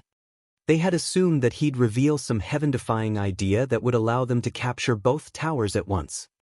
But his plan seemed overly simple. Big Brother Yifeng, I'm afraid that 9 Dragons Emperor will discover our members too quickly. He'll almost certainly dispatch reinforcements to the forest tower. Capturing the tower will likely, Blue Phoenix said worriedly. Relax. Since 9 Dragons Emperor is busy capturing an encampment, he won't have many players to send if he sends any at all. Stealing the towers won't be an issue, Feng said. But everyone fell silent. The tower's terrain advantage was no laughing matter. They couldn't overcome the hurdle with a small numerical advantage. Alright, since no one else has any arguments, let's move out. Time waits for no man. Feng then formed a 100-man team and made his way towards his target. Big Sis Rain, if we go along with this plan, I'm afraid that, Blue Phoenix said anxiously as she watched Feng depart. Let's see what he has in mind for now. If it isn't possible, we can always join up with his team and concentrate on a single location, Phoenix Rain said, sighing. She had handed Feng authority over the team. She couldn't reject his plan without trying it. I understand, Blue Phoenix said after giving the matter some more thought. At this point they had no choice. Following which, Phoenix Rain led a team of 80 players towards the nearest ancient tower under 9 Dragons Emperor's control, hoping that her team could cause enough commotion to distract the man and luring as many players as possible. This way, Feng's side would have a greater chance of succeeding. After Phoenix Rain and Feng's teams moved out, 9 Dragons Emperor, who was busy raiding a monster encampment, received news of their movements from his scouts outside of Thunder Island. Phoenix Rain is finally making a move? 9 Dragons Emperor muttered when he received the report. After reading it, however, he was confused. What is she trying to do? She dares to split her forces? Does she really think that I won't notice?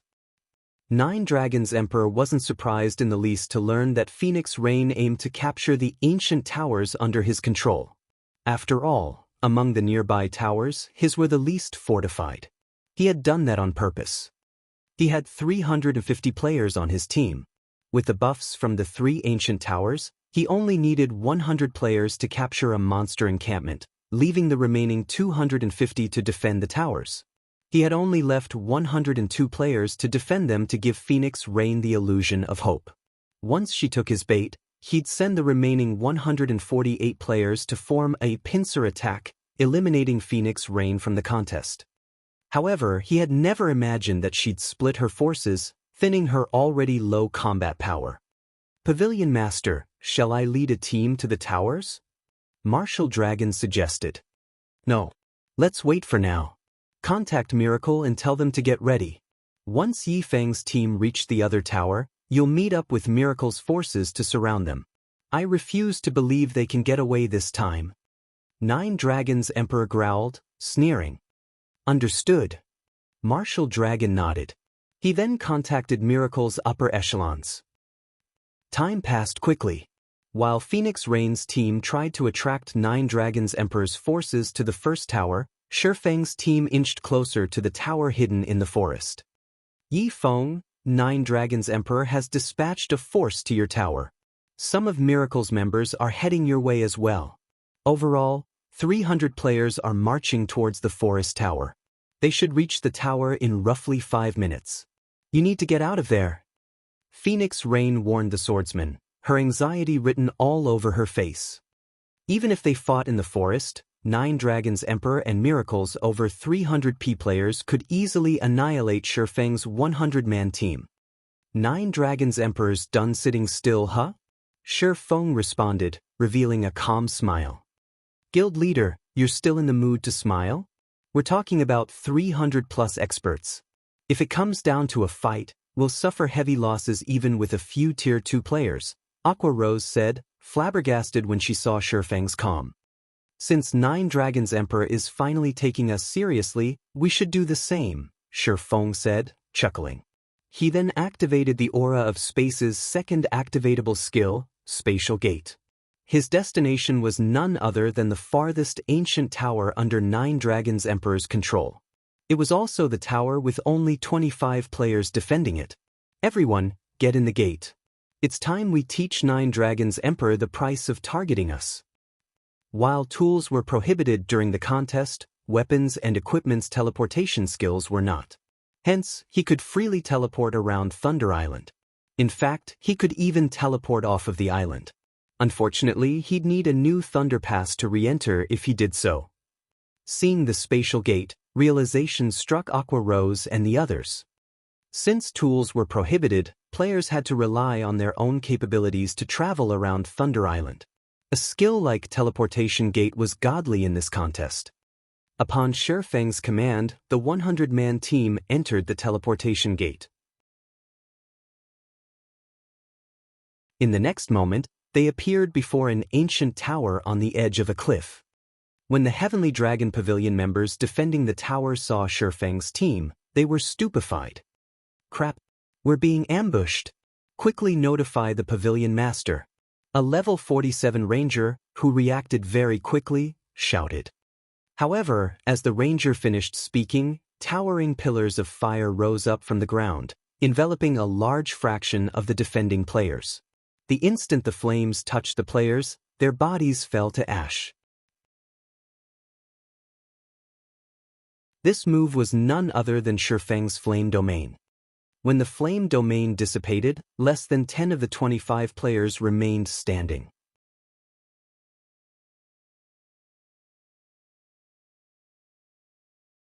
Chapter 1500, Unstoppable Yi Feng. Chapter 1500, Unstoppable Yi Feng. In one of the monster encampments on Thunder Island, the Team 9 Dragons Emperor led cleared out the savage orcs in the encampment's outer region. There were far more orcs in the monster encampments than in the ancient towers. The encampment 9 Dragons Emperor raided easily had over 2,000 savage orcs, and they all wore armor and carried both a spear and bow.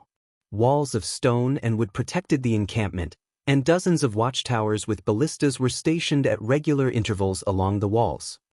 Moreover, all of the orcs were level 55 and above, and the weakest among them was chieftain rank. A level 60 specialized Grand Lord even stood in the center of the encampment. The quantity and quality of the monsters even forced 9 Dragons Emperor's expert team to move carefully lest they attract too many monsters at a time.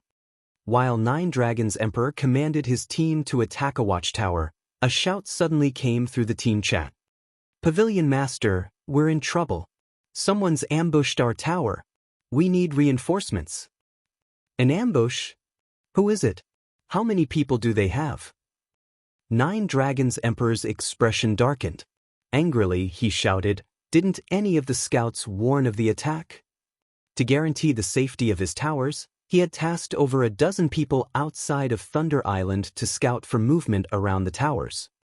Yet, despite his scouts, his least defended tower had been ambushed. He wanted nothing more than to crack open his scouts' heads to see what occupied their empty skulls. "Pavilion Master," the team appeared suddenly. "Feng is the team's leader. We're outnumbered. We can't hold on for much longer." "Feng? How? Wasn't his team heading for the forest tower?" Nine Dragons Emperor's expression was dubious when he heard the news. However, he saw the truth of it when he watched the livestream that his subordinate had sent. Before Nine Dragons Emperor could say more, Feng appeared before the reporting ranger, the swordsman's two blades easily slitting the ranger's neck. Although the ranger had unsheathed a short sword to defend himself, Feng was simply too fast. The ranger had been struck numerous times before he could even raise his short sword. Following which, the livestream disconnected and the screen faded to black. It was obvious that Feng had killed the reporting ranger. How did Feng get all the way over there? Questions plagued Nine Dragons Emperor's mind as he stared at the dark screen. He had recently sent Martial Dragon to surround Feng at the forest tower, yet the swordsman had appeared at the cliff tower, over 10 minutes away, a few minutes later. This sudden development was inconceivable. However, the Heavenly Dragon Pavilion Master quickly snapped out of his daze, realizing the severity of the matter. Hurriedly, he contacted Martial Dragon and commanded, "Martial, head to the cliff tower immediately." "But weren't we supposed to surround Feng's team?" Martial Dragon asked. "Don't ask. Just hurry over there. Feng is leading an assault on that tower. The defenders there won't hold on much longer." Urgency and anxiety tore at Nine Dragons Emperor. He had only stationed 25 players at the cliff tower. Feng could easily capture it with 50 to 60 players. Understood. When Martial Dragon saw Nine Dragons Emperor's panic, he realized the severity of the matter. He immediately commanded his team to change course for the cliff tower. However, a few seconds after Martial Dragon gave the command, everyone on Nine Dragons Emperor's team lost one stack of their tower buffs, leaving them with only 2. Nine Dragons Emperor's expression twisted in rage. The thread of hope he had clung onto had been destroyed. What Nine Dragons Emperor did not know was that, among the 25 players defending the ancient tower, Feng's flame domain had killed over 15 instantly. Meanwhile, Feng led a 100-man team. Even if the defenders had the 30% buff to their basic attributes and damage reduction, they were outnumbered. Furthermore, Feng had multiple Tier 2 players on his side. Even with the buff, the tower defender's basic attributes were nothing compared to Feng and his companions. Feng. Nine Dragons Emperor bellowed as the livestream replayed in his mind.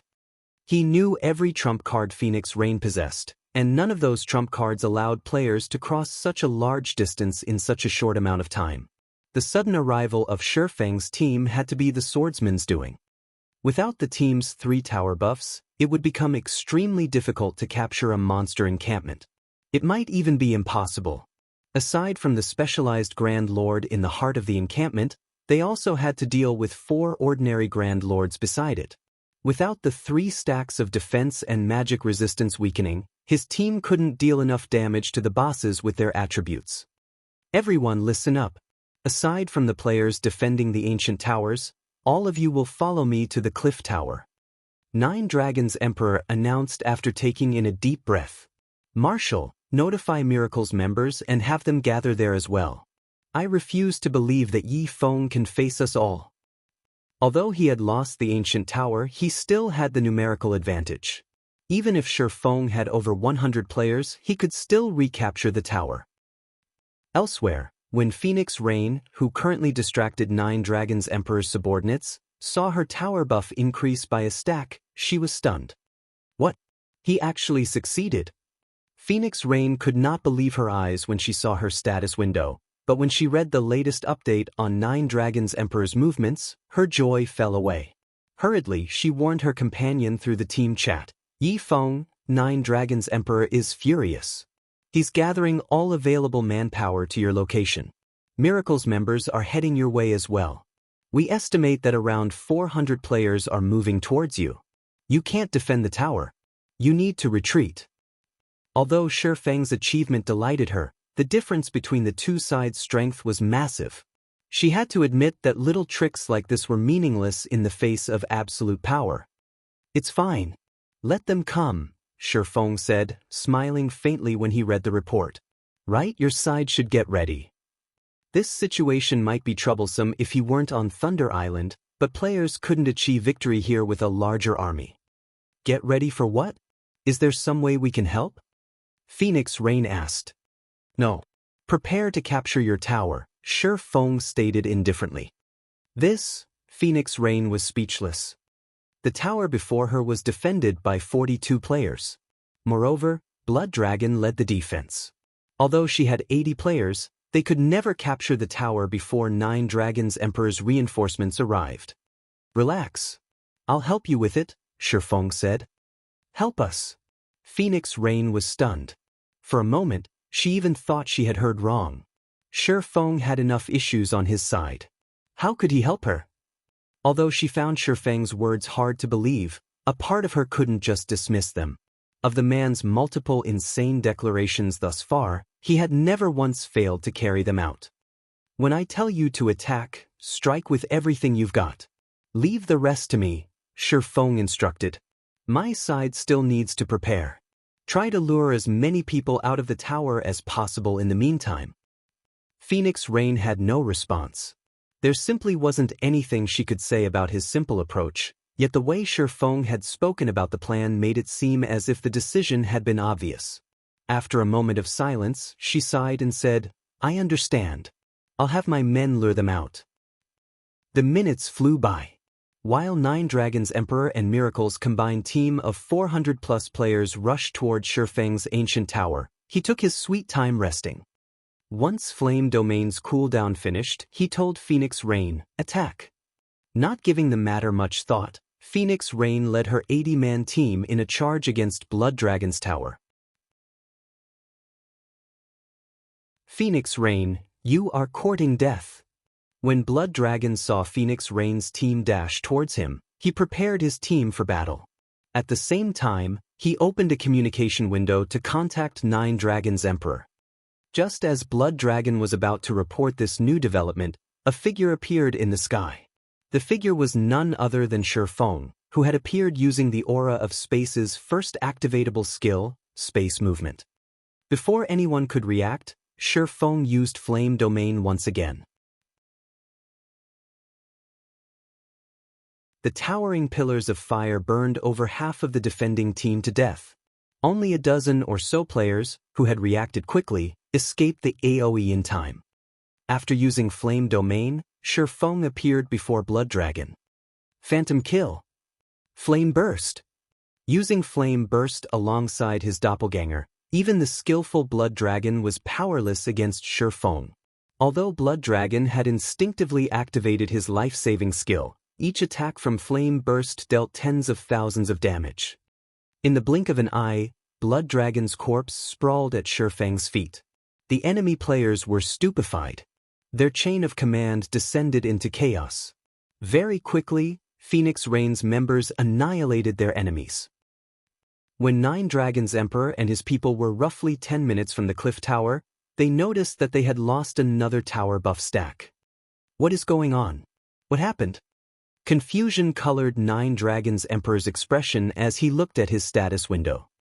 Pavilion Master, Yi Feng appeared and attacked Branch Guild leader Blood Dragon's tower a moment ago. One of the scouts outside of Thunder Island cautiously informed him.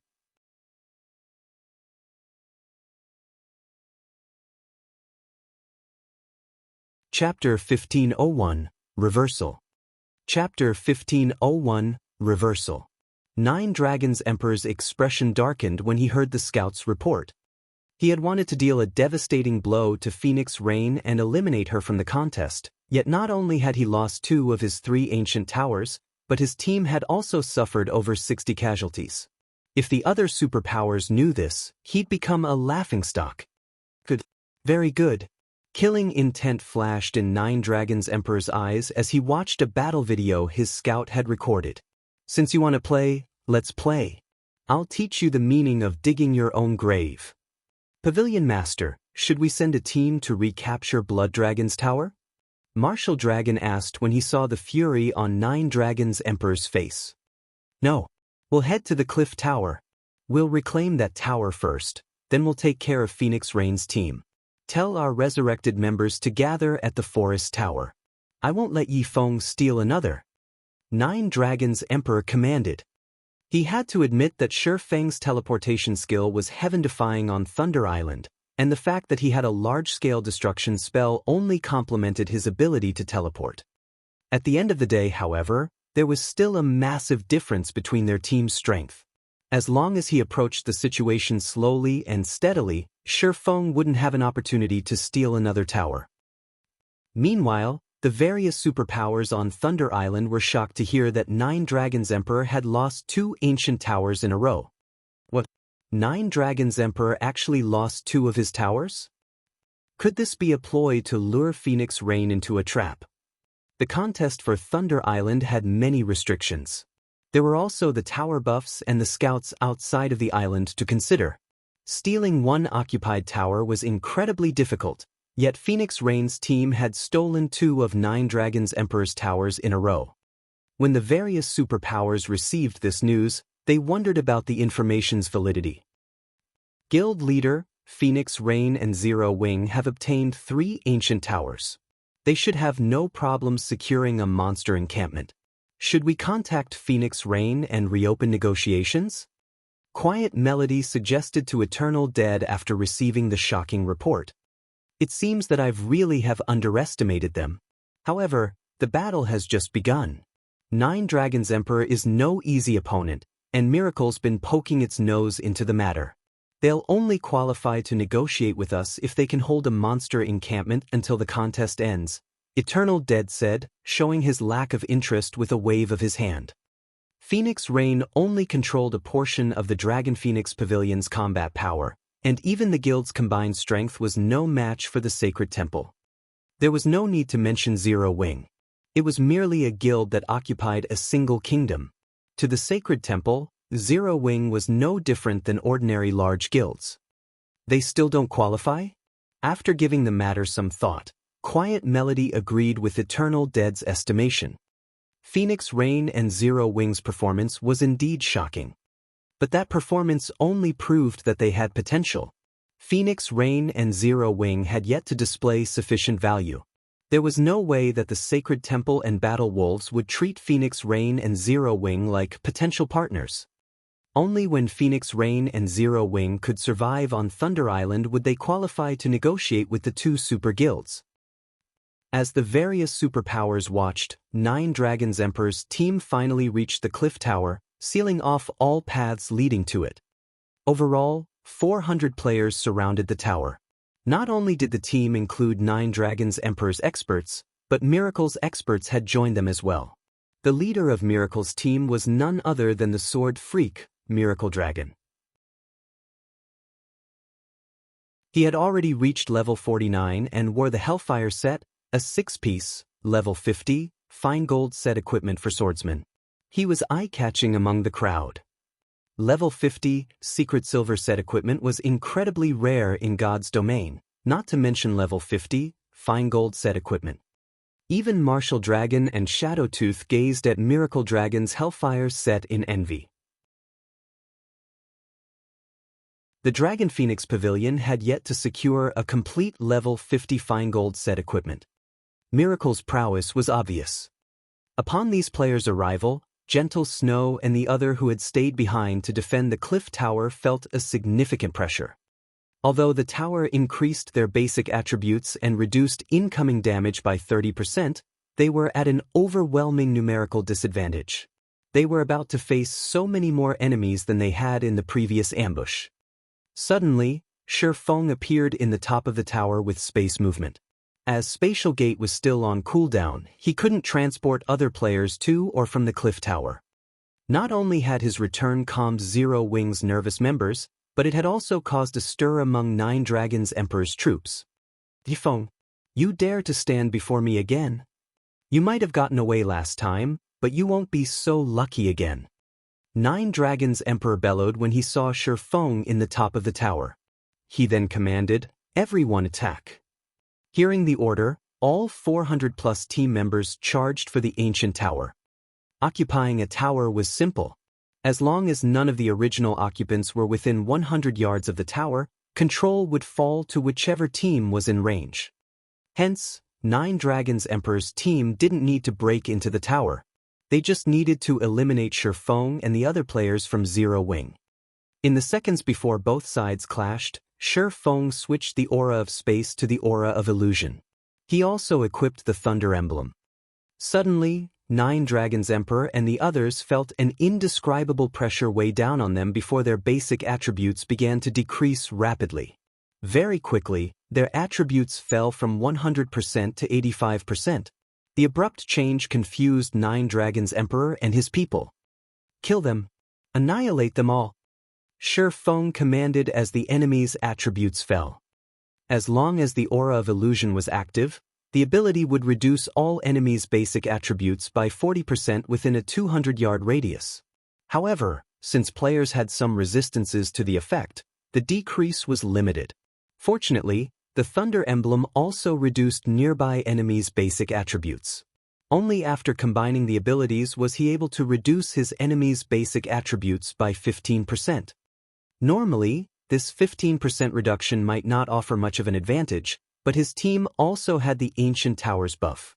The new difference between the two sides' attributes was the equivalent of his players using Berserk skills against players without. Damn it! Everyone move back, get 100 yards away from the tower. Nine Dragons Emperor urgently commanded through the team chat, his expression darkening when he realized the situation. This had effectively created a 50% difference between his team members' attributes and Zero Wing's. To make matters worse, his enemy already had a few players with monstrously high basic attributes.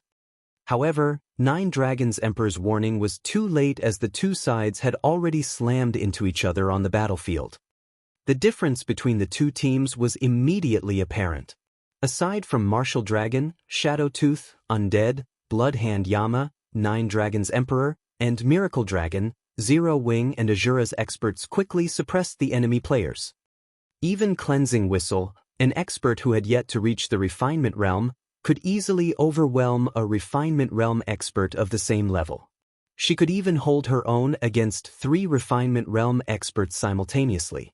As for Refinement Realm experts like Lifeless Thorn, they easily killed enemy experts of the same caliber in 3 to 5 moves. Aqua Rose, Cola, and Alluring Summer, players who had completed their Tier 2 promotion, finished enemy players off in 2 moves, 1 move to break through the enemy's defenses and a second to deal the finishing blow. It wasn't a battle, it was a one-sided massacre.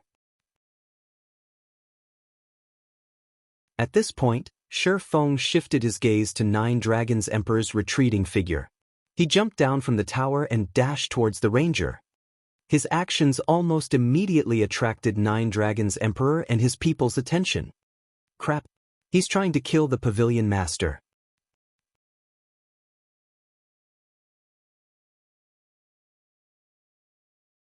Chapter 1502, A Momentary Strike. Chapter 1502, A Momentary Strike. When Feng joined the chaotic battlefield, he vanished, seeming as if he had never existed in the first place.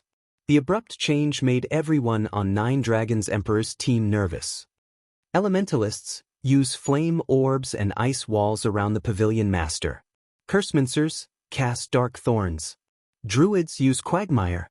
Do not let him near the Pavilion Master. Martial Dragon shouted when he realized Feng's intentions. Nine Dragons Emperor was the center of command and the team's absolute pillar. They could not afford to lose him. Fortunately, many of their experts guarded Nine Dragons' Emperor. If they still allowed Feng to assassinate him, they would become the laughingstock of God's domain.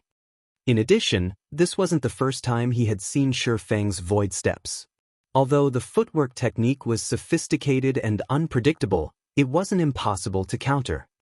Generally, a concealment footwork technique like void steps would lose effect when its user received damage or altered their course, exposing themselves.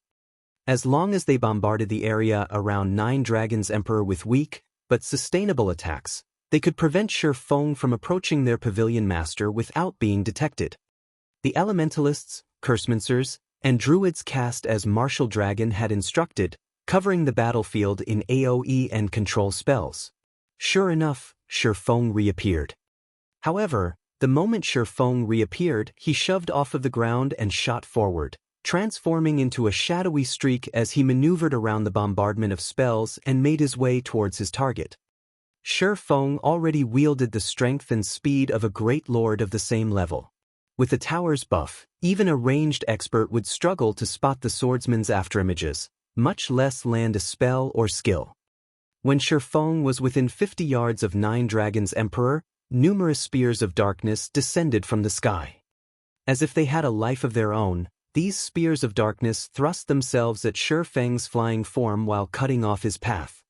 Feng glanced at the elementalist in black robes, who controlled the spears of darkness.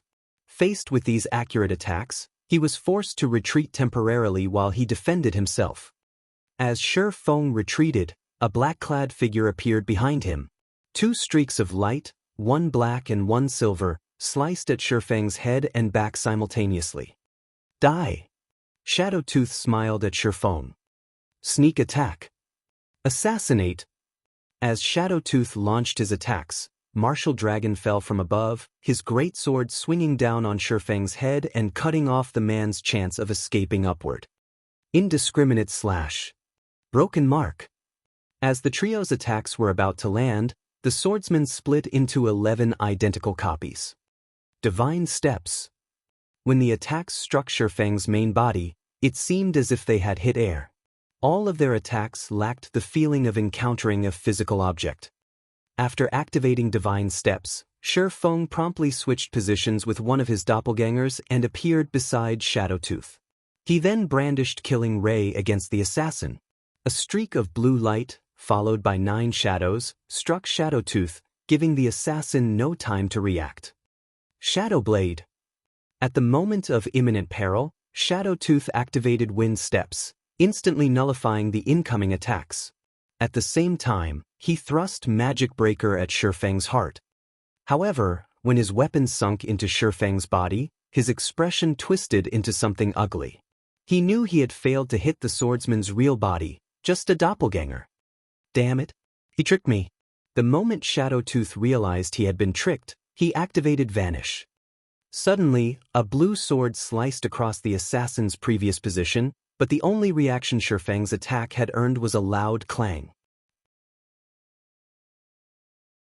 Realizing his attack had failed, Feng tightened his grip on the abyssal blade and Killing Ray before brandishing his blades at his surroundings. One sword light after another cut the air around him, looking like a lotus flower in bloom. Tier 1 skill, Omnislash. Before the sword lights could spread farther, Martial Dragon's greatsword transformed into a pillar of fire as the berserkers swung at Feng. Tier 1 skill, Flaming Cross Slash. Since Feng was in the midst of activating a skill, the swordsman had revealed plenty of holes in his defense. He had no way of blocking Martial Dragon's Flaming Cross Slash. Boom! When Martial Dragon's Flaming Cross Slash struck Feng, the ground beneath his feet cracked. Feng had forcefully stopped his Omnislash, using his 2 swords to block Martial Dragon's attack. What kind of insane reaction speed does he have?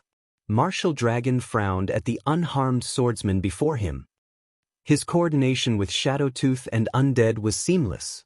While he and Shadowtooth attacked Feng's main body, Undead bombarded the swordsman's 10 doppelgangers, preventing Feng from switching positions with any of his clones. The only thing Feng could do was block his flaming cross slash. However, since Feng had been in the midst of activating a skill, he shouldn't have been able to react in time. Normally, when players prematurely deactivated a skill, they'd freeze for a brief moment, yet Feng had protected himself successfully. This was simply inconceivable. Moreover, Flaming Cross Slash dealt both physical and fire-type damage. Even if one blocked the attack, they'd still receive a significant amount of damage. Yet, Feng had not taken any damage. What Martial Dragon didn't know was that Feng's fire resistance was even higher than an ordinary player's after consuming an advanced fire resistance potion. The additional burn effect when blocking the skill was useless against Feng. While Martial Dragon momentarily marveled at Feng's performance, the sacred sword in Feng's hand sliced at the berserker with lightning speed. Martial Dragon instinctively executed Whirlwind Slash to block the attack. Peng! However, when Martial Dragon's greatsword met Killing Ray, the resulting impact threw him over a dozen yards, the berserker's HP decreasing by a huge chunk. For a moment, Martial Dragon had nearly lost his grip on Silver Snow. Martial Dragon and his companions had realized that their prey possessed heaven-defying attributes during their prior clash, and they understood that they should avoid facing the swordsman head-on as much as possible. When they saw Martial Dragon in such a state after blocking one of Feng's attacks, both Bloodhand Yama and Miracle Dragon wore heavy expressions. By the time they recovered their wits, Feng had activated Wind Blade, dashing straight for Nine Dragons Emperor. Since his Tier 2 taboo skill, Instant Strike, was still on cooldown, the only way he could kill Nine Dragons Emperor was to deal the final blow face-to-face. Feng, don't even think about getting near me. Nine Dragons Emperor bellowed. He then pulled several dark green arrows from his back and fired at Feng. Magic patterns decorated these dark green arrows, and before they had even been fired, faint arcs of electricity danced around them.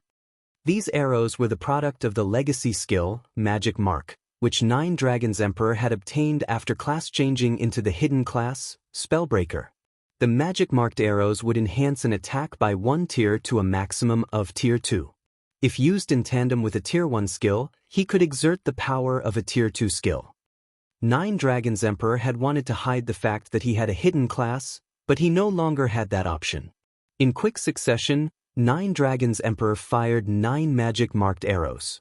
When the arrows left his bow, they transformed into arcs of lightning that flew towards Feng. At the same time, Undead cast Ice Wall and Flame Barrage from a distance, hindering Feng's movement as much as possible. In response, Feng switched the Aura of Illusion to the Aura of Wind, skyrocketing his agility and attack speed. Instead of retreating, he ran towards the incoming spells and arrows. Sword's Orbit. Neither Undead's Flame Barrage nor Nine Dragons Emperor's arrows could come close to Feng before they drowned in a galaxy of stars around the swordsman. Neither expert's attacks had dealt the slightest damage. In the end, Nine Dragons Emperor could only watch as Feng approached. Despite Nine Dragons Emperor's continuous retreat, the distance between him and Feng did not decrease. An unprecedented fear tore at Nine Dragons Emperor's heart. When he realized that he was almost out of the ancient tower's 100-yard range, he revealed an excited expression. Once Feng was out of range of the tower's buff, the swordsman would have a much harder time killing him. But the moment Nine Dragons Emperor stepped out of the tower's buff radius, Feng, who was less than 20 yards from him, received a sudden boost to his movement speed. Gale Domain. In the blink of an eye, Feng appeared before Nine Dragons Emperor. The Pavilion Master felt as if time had frozen as he watched the abyssal blade and killing ray cut down his body. Flame Burst. Nine Dragons Emperor then felt burning pain devour his body before his vision darkened, and his consciousness separated from the world. All the players outside of Thunder Island saw was Feng pass by Nine Dragons Emperor. In the next moment, Nine Dragons Emperor transformed into a pile of smoldering ash topped with a piece of equipment. Everyone on the battlefield was stunned into silence. They even forgot the fight around them as they stood there in shock. Nobody would have imagined that, despite so many expert guards, Feng would take 9 Dragons Emperor's life in an instant.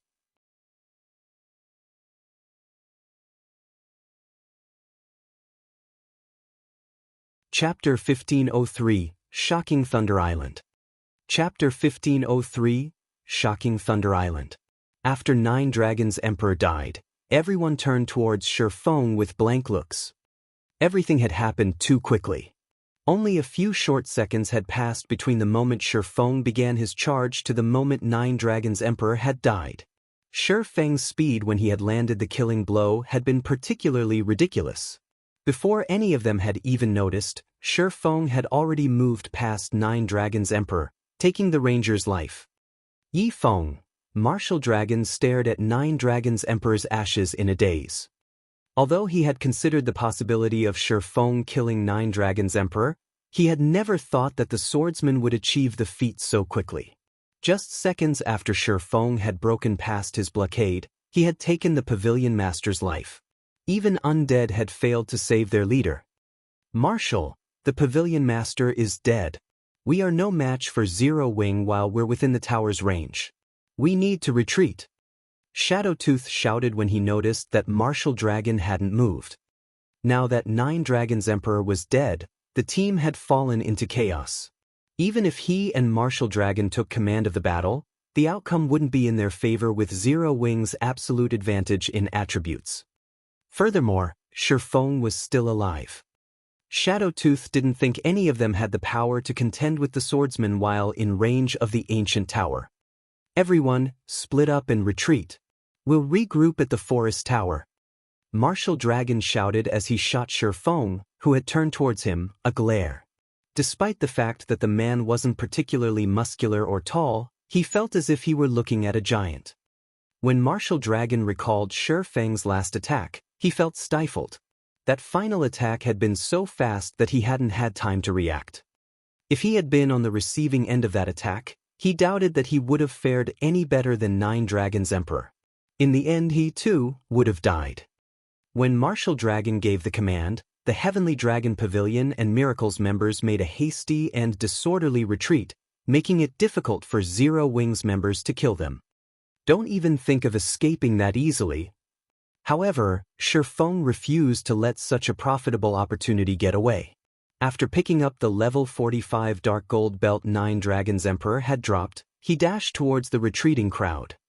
Rather than going after Domain Realm experts like Martial Dragon and Shadowtooth, he opted for the Refinement Realm experts. After all, it was far easier and less time-consuming to kill Refinement Realm experts. The Refinement Realm experts practically died as he reached them. By the time Martial Dragon and the others had made it out of the tower's 100-yard radius, Feng had killed another dozen or so players. As Martial Dragon and his companions breathed a sigh of relief, a pillar of fire descended from the sky. At the same time, the ground beneath their feet froze solid. A short distance away, a massive tidal wave surged forward, devouring another group of retreating Heavenly Dragon Pavilion members. The devastation looked as if Armageddon had begun. These attacks were the result of none other than Zhao Yueru's Frost Flame Hell and Aqua Rose's Annihilation Torrent. In seconds, another 100-plus players had died, reducing the 200-plus players that managed to escape the ancient tower's range by half. Zero Wing. Martial Dragon's heart bled when he saw how few of his teammates remained alive. The damage they had suffered from the assault was simply too massive. Thunder Island didn't have a special death penalty. Players suffered the same fate when they died in the field. Hence, any players that were killed would lose 1 level and a piece of equipment. Meanwhile, every player the Heavenly Dragon Pavilion had dispatched was an expert. Every piece of equipment they lost would be extremely difficult to replace, and when these players resurrected, they would suffer a significant drop in their combat power. Meanwhile, as the battle ended, the various superpowers on Thunder Island received news of its outcome. What did you say? Zero Wing defeated an army of over 400 with only 100 players? Impossible. How did they manage it? Attribute suppression. Zero Wing has such an ability. For a time, the news of Nine Dragons' Emperor's defeat stunned the various superpowers. Not only had he died as everyone had watched, but the army he had led to reclaim the tower had also suffered grievous losses, losing 3/4 of their forces. In contrast, Zero Wing had only lost around 10 or so players. None of the various superpowers could believe it was true. They were fully aware of the ancient tower's abilities. Although the towers could enhance defending players' combat power, the effect wasn't overwhelming enough to help the outnumbered defenders achieve a one-sided slaughter. Meanwhile, the name Yi Feng spread across Thunder Island. Despite multiple domain realm experts standing in his way, this man had single-handedly slain Nine Dragons' Emperor. No one had ever achieved this kind of battle record before. Although the result was due to the ancient tower's buff, that didn't make it any less terrifying.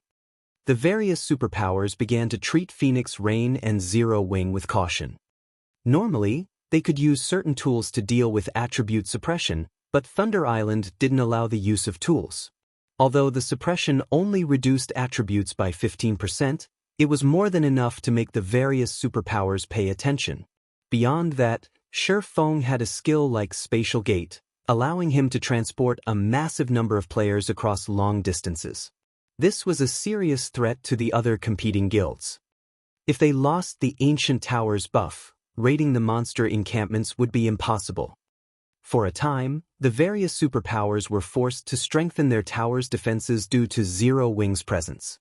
Now, they stationed at least 60 to 70 players in each tower as a precaution. This turn of events dumbfounded the uninvolved spectators outside of Thunder Island.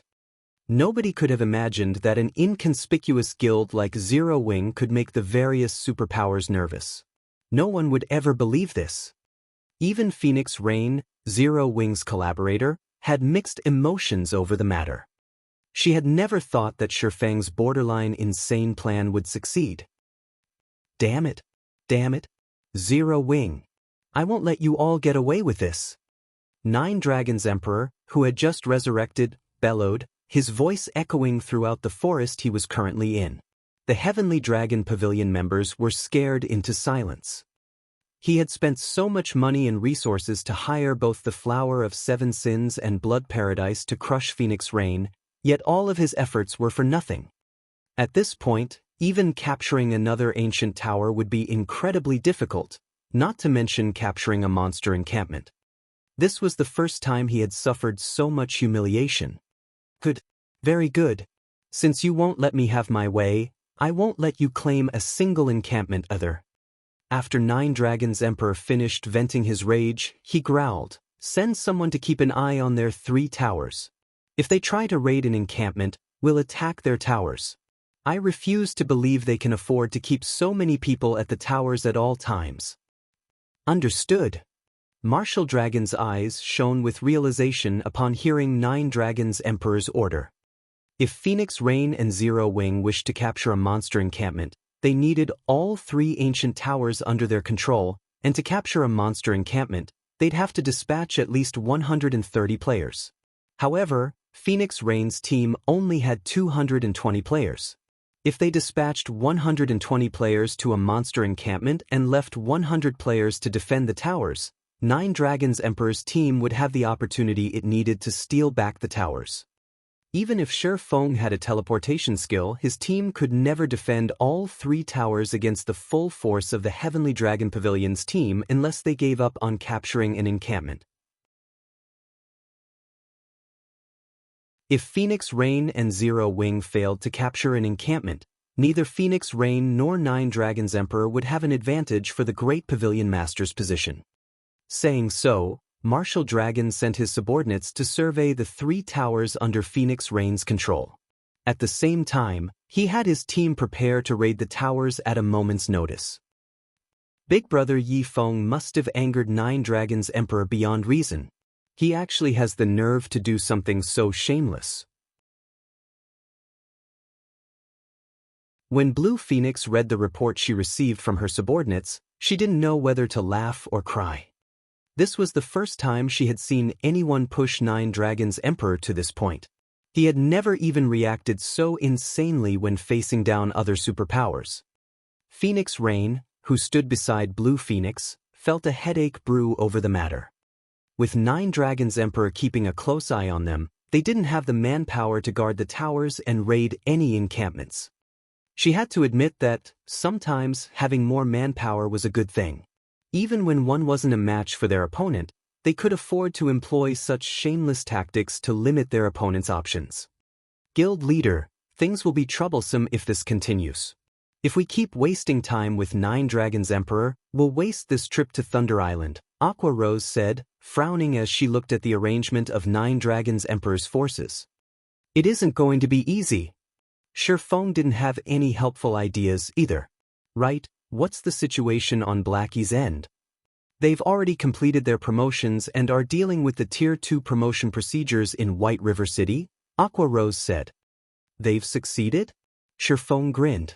He then said, tell them to form a team of 49 players and gather in Ocean Viewing Town immediately. I'll head out to fetch them. He had yet to use the Thunder Emblem's available slots, so he could easily bring another 50 people to the island.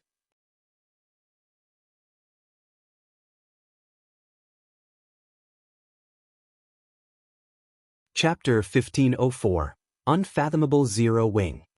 Chapter 1504, Unfathomable Zero Wing. Have them come over?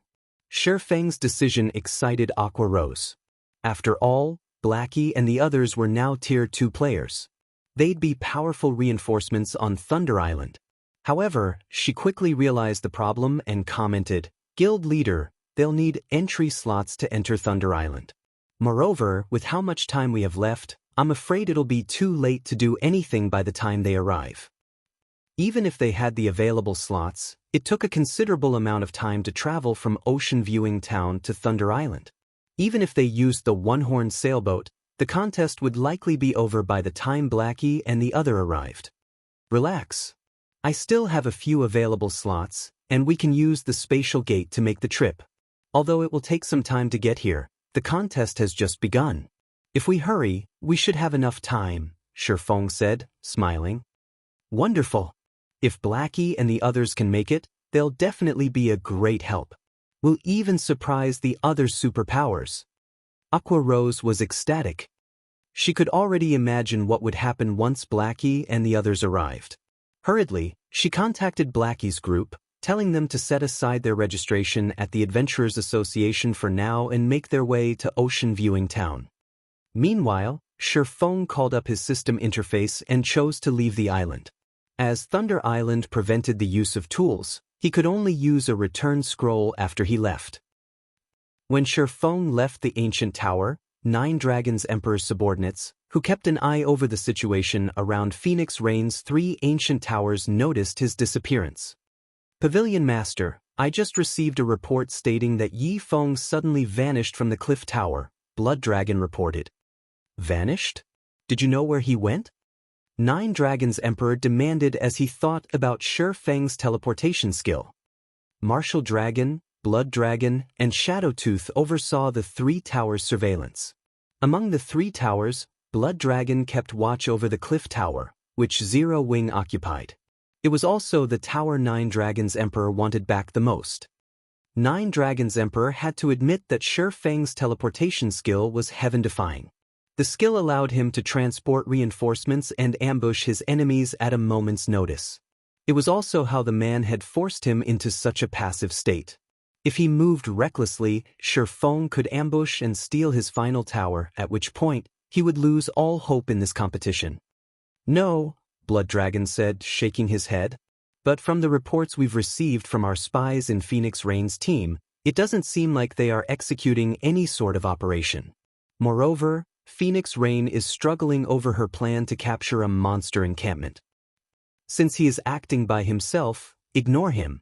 We just need to keep track of their team's movements, 9 Dragons Emperor instructed. At the end of the day, they were on Thunder Island. Feng could never raid a monster encampment by himself. As long as they kept an eye on the 3 ancient towers, the swordsman's independent actions wouldn't change the result. Pavilion Master, we've just received a reply from Miracle. They've agreed to merge teams and share their tower buff, but they want half of the temporary teleportation arrays we get from the encampments, Blood Dragon reported. That greedy old fox. He dares to ask for such a high price. Nine Dragons Emperor frowned slightly. Each monster encampment on Thunder Island only provided 2 temporary teleportation arrays. He just wanted to borrow Miracle's tower buff, yet the other guild wanted half of the slots he obtained. Then, Blood Dragon also felt powerless about the situation. However, it was Nine Dragons Emperor's decision to make. Had they known they would struggle this much, they would have prioritized capturing an encampment before picking a fight with Phoenix Rain. Fine. Agree to their conditions.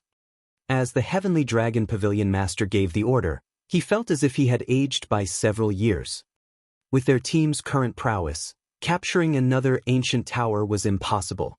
Unfortunately, capturing a monster encampment with only 1 tower was also impossible. They'd only have a chance in this contest if they could merge with Miracle's team. That way, they could dispatch some players to raid an encampment while maintaining their surveillance on Phoenix Rain's towers. Otherwise, he'd have to continue wasting time with the Phoenix Pavilion Master.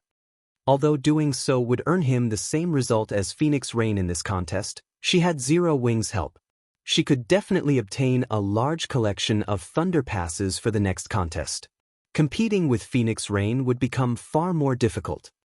Hence, he needed to secure at least 1 encampment and gain as much advantage as he could over the other Pavilion Master, ensure that he'd have some options in the next contest for Thunder Island.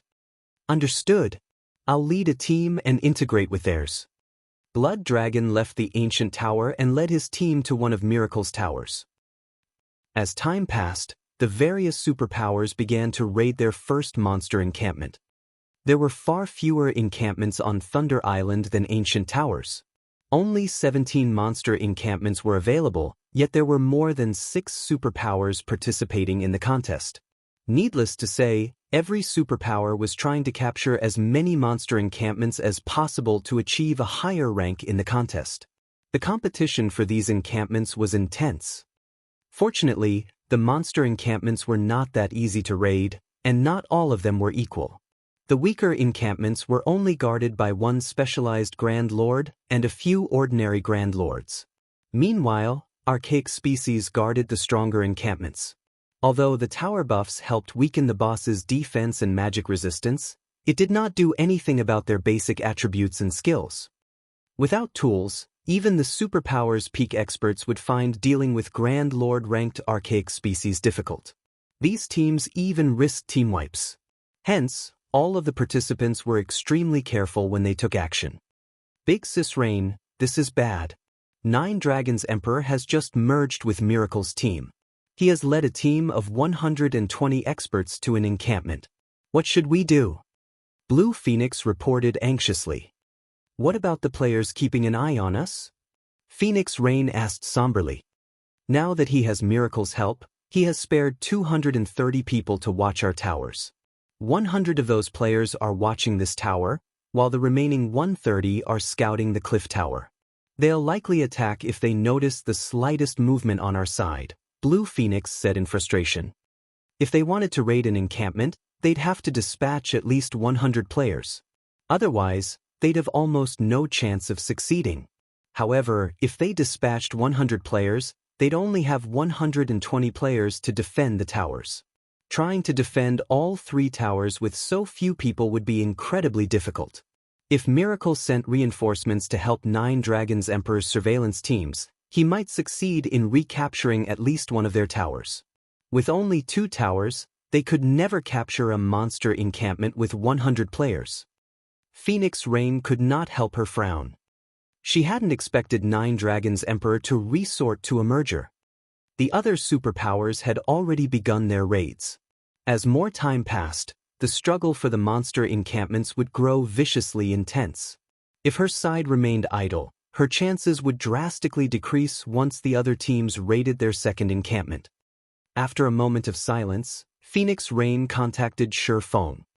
Nine Dragons Emperor has merged with Miracle's team and begun to raid a monster encampment. At this rate, our chances of success will plummet as time passes. Should we try to negotiate with the Sacred Temple or battle wolves again? Nine Dragons Emperor sure is moving quickly. However, it's too soon to consider an alliance, Feng said, smiling calmly.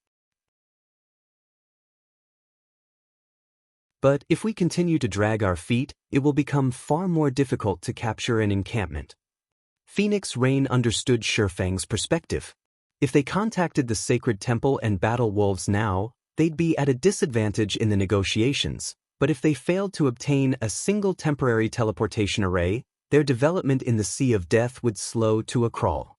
Even the advantage of their 2 sailboats would be limited against their competition. Since that's the case, let's prepare to raid an encampment, Feng said. We're raiding one now. Phoenix Rain's eyes shone with excitement.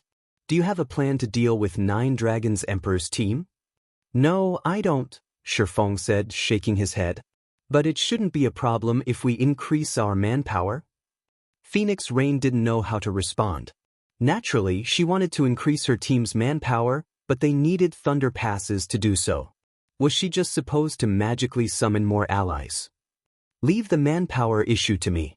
First, send 20 of your people to the cliff tower, Feng said, smiling as he brushed off the contemptuous look Phoenix Rain gave him.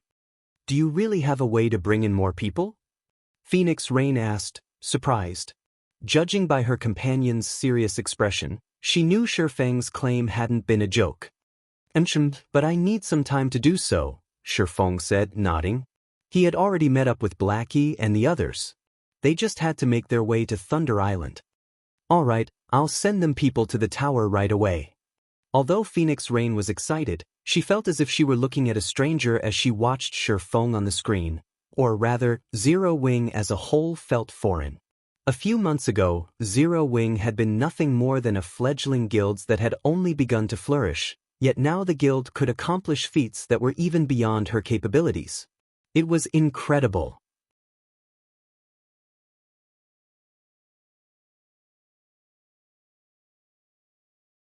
Chapter 1505. Arrival of Powerful Reinforcements. Chapter 1505. Arrival of Powerful Reinforcements. Thunder Island, Orc Encampment. Level 55 and above armored orcs constantly patrolled the encampment, each wielding a spear with a bow slung over their shoulder.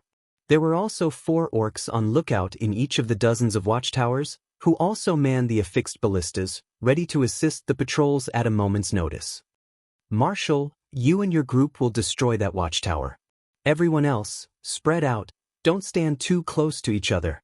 Be careful not to get dragged into the ballistas. Nine Dragons Emperor commanded as he watched the ballistas fire at his team. The orcs guarding the encampment had ridiculously high basic attributes and combat standards. Even a patrol squad could pull his 120-man team into a bitter battle. The watchtower's cover fire was even more of a pain. The ballista's fire would kill any player it struck instantly, even MTs with activated life-saving skills. To succeed, the team would have to avoid the ballista attacks at all times. Despite starting this raid over an hour ago, they had yet to clear out the orcs in the perimeter. Pavilion Master, Phoenix Rain has dispatched 20 players to the cliff tower. By the looks of it, they seem to be planning something. Should we put some pressure on her team? Blood Dragon reported. They're finally making a move? Nine Dragons Emperor sneered. What's the situation at the cliff tower? Raiding the monster encampment was already more difficult than he had expected. Even after merging with Miracle's team and armed with 5 stacks of the tower buff, they still struggled.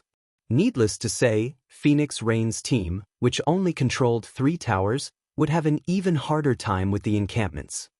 If Phoenix Rain and Zero Wing had dispatched a 100-man team to raid an encampment, he could ambush towers.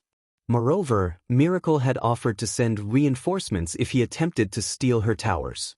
With this development, he might be able to take all 3 towers for himself, rendering all of Phoenix Rain and Zero Wing's effort useless.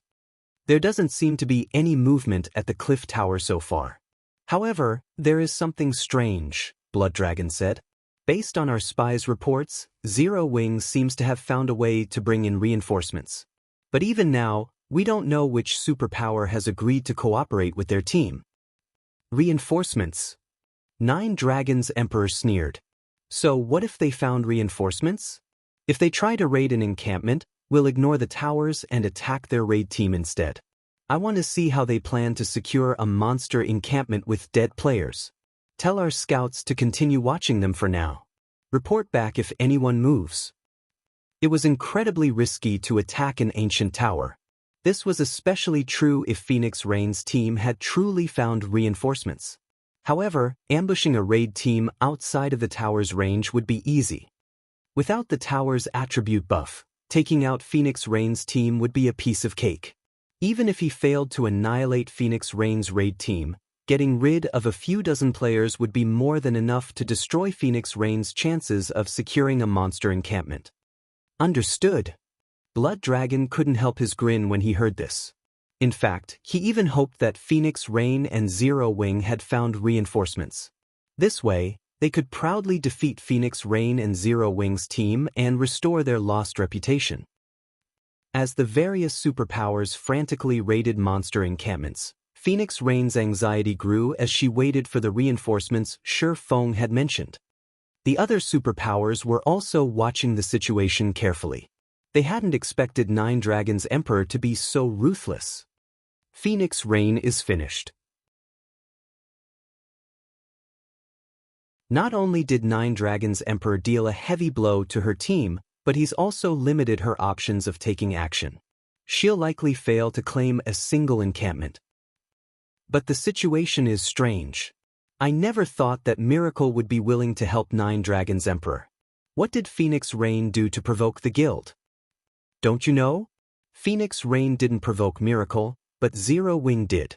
Remember the Dark Arena some time ago? Miracle's battle team suffered a miserable defeat at Zero Wing's hands. I'm sure that the guild wants to teach Zero Wing a lesson and restore its reputation. Phoenix Rain sure is unlucky. If not for her cooperation with Zero Wing, she might have had a chance to secure a monster encampment. Now that Miracle is helping Nine Dragons Emperor, she has lost all hope. I know, right? The various superpowers expressed their sympathy for Phoenix Rain. With the woman's tenacity, she should have been able to claim at least one encampment, but due to Zero Wing, Firmament had stabbed her in the back and Nine Dragons Emperor allied with Miracle. The events gave the Heavenly Dragon Pavilion Master an overwhelming advantage. Big Sis Rain, I've just received a report stating that the Sacred Temple, Battle Wolves, Miracle, King's Return, and Nine Heavens Pavilion have captured their first monster encampments and are preparing to raid their second. If we don't hurry, it'll be too late to do anything, Blue Phoenix said anxiously. Based on the information they had gathered, the monster encampments were far more challenging than they had anticipated. Meanwhile, the contest was nearly half over. If they didn't take action soon, with only 3 ancient towers under their control, they might not have enough time to capture a monster encampment. Even Nine Dragons Emperor had begun his fight with the final Guardian boss in his first encampment. I understand, but we don't have the power to make a move before the reinforcements arrive, Phoenix Rain said, sighing helplessly. Nine Dragons Emperor had a huge numerical advantage, and he was even willing to give up some of his manpower to station teams on standby to steal their towers. If they tried to raid a monster encampment, she had no doubt that Nine Dragons Emperor would attack without hesitation. Thinking up to this point, Phoenix Rain contacted Feng once more. Team leader Feng, what is the situation? Phoenix Rain asked. Quite a few guilds have begun to raid their second encampment.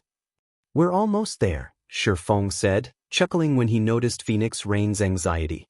Give me another 10 minutes, and we'll have 49 more players. 49. At first, Phoenix Rain celebrated the news of Feng's return, but her joy faded after hearing Feng's final statements. Although he was returning with quite a few players, an additional 49 team members wouldn't change their situation.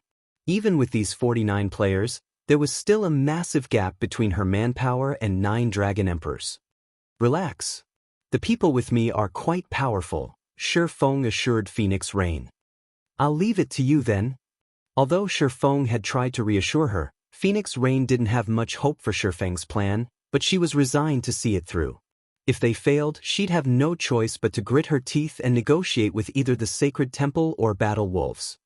After Feng disconnected the call, Blackie snickered and said, "Guild leader, she doesn't seem to have much confidence in you."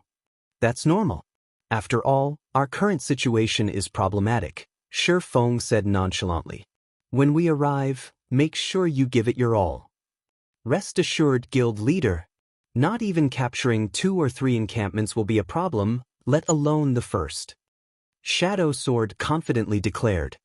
After entering the legacy space, Shadow Sword had pushed through numerous trials and finally reached the refinement realm. He was also a Tier 2 player now. He itched to display his newfound prowess. Fire Dance, Turtle Dove, Yiwumian, Violet Cloud, Flying Shadow, Rampant Blade, Minor Wind, and Zero Wing's other core members couldn't help but laugh. As the team chatted merrily, the one-horned sailboat finally reached the edge of Thunder Island. The one-horned sailboat's reappearance shocked the surrounding players, but Feng ignored the stares as he stored the sailboat and used the Thunder emblem to teleport the team to Thunder Island.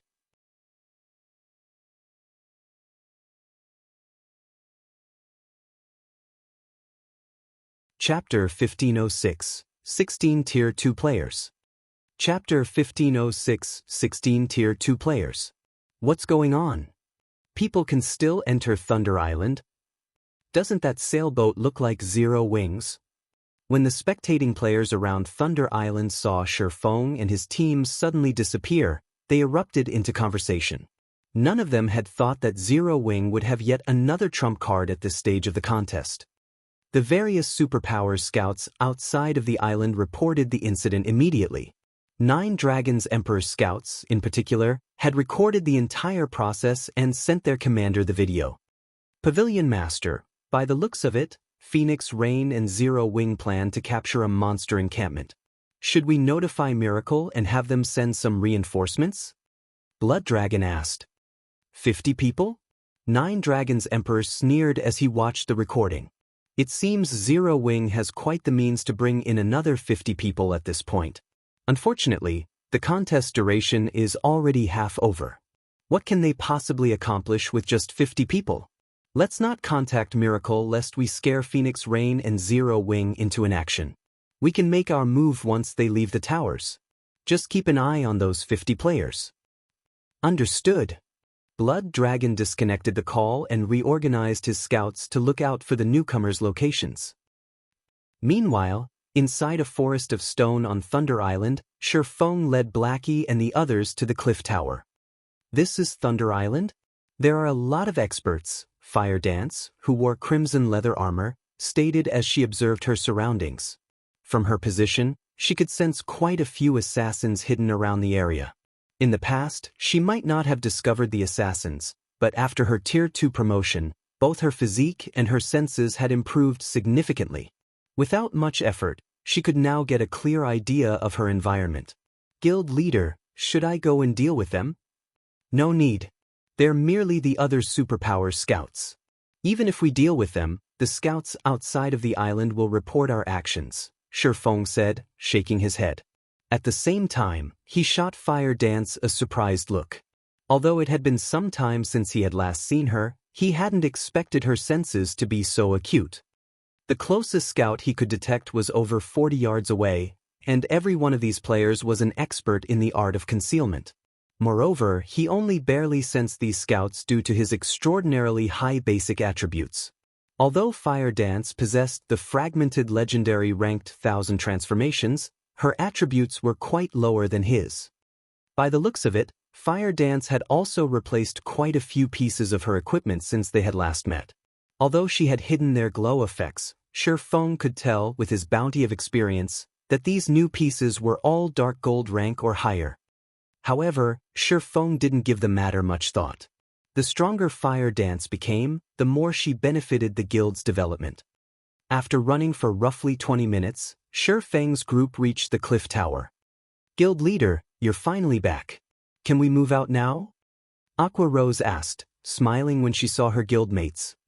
Among the 49 players Feng had brought with him, 12 were Tier 2 players. Including Feng, Cola, Alluring Summer, and herself, they had a total of 16 Tier 2 players on the island now. With such a powerful team, they could even challenge mythic field bosses if they had a strong enough magic array. Action. Rearrange a new team of 50. We'll set out in 10 minutes. Feng nodded. He had wasted a lot of time to transport Fire Dance and the others to the island.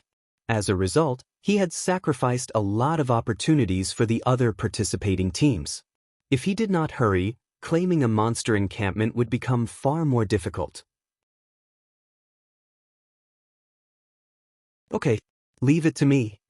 Aqua Rose immediately began to select players for the new team. 50 people?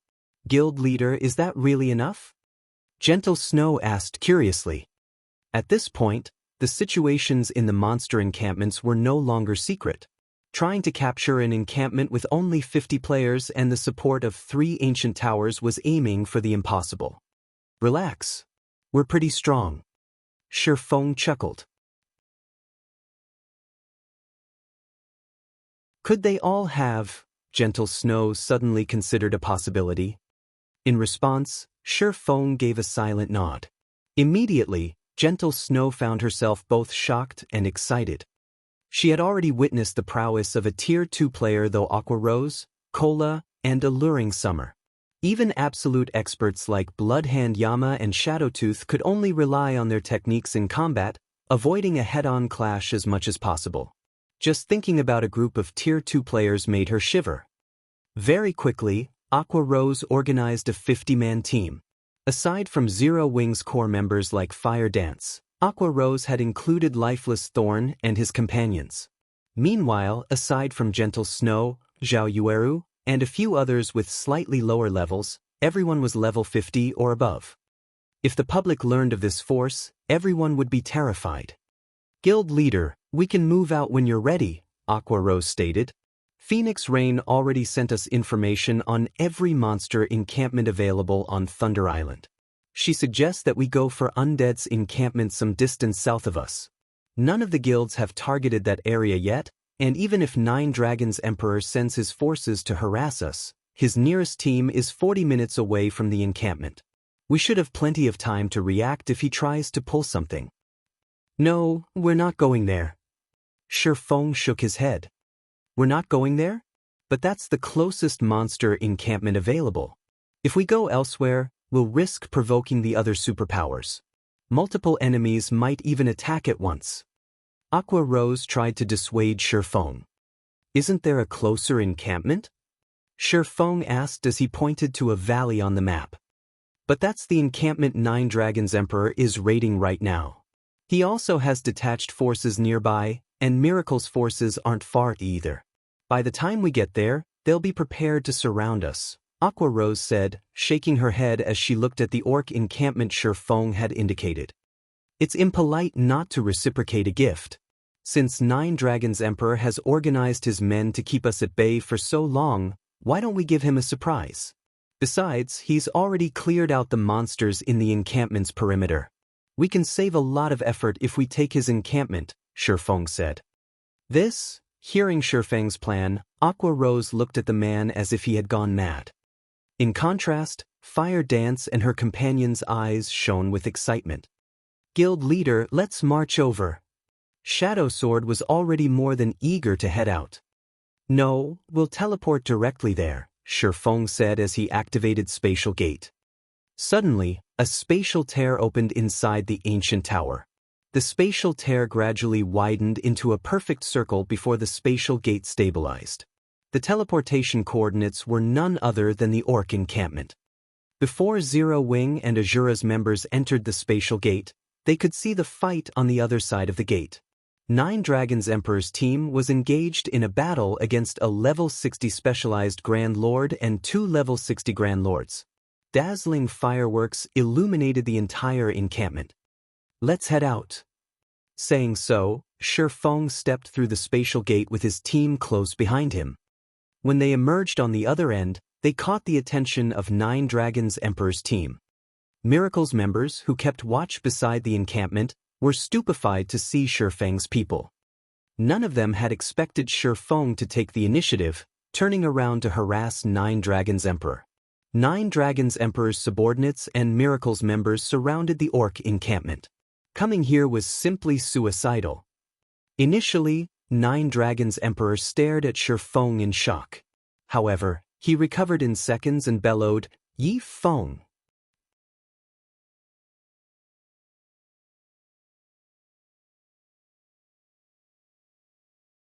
Chapter 1507, Seeking One's Own Destruction.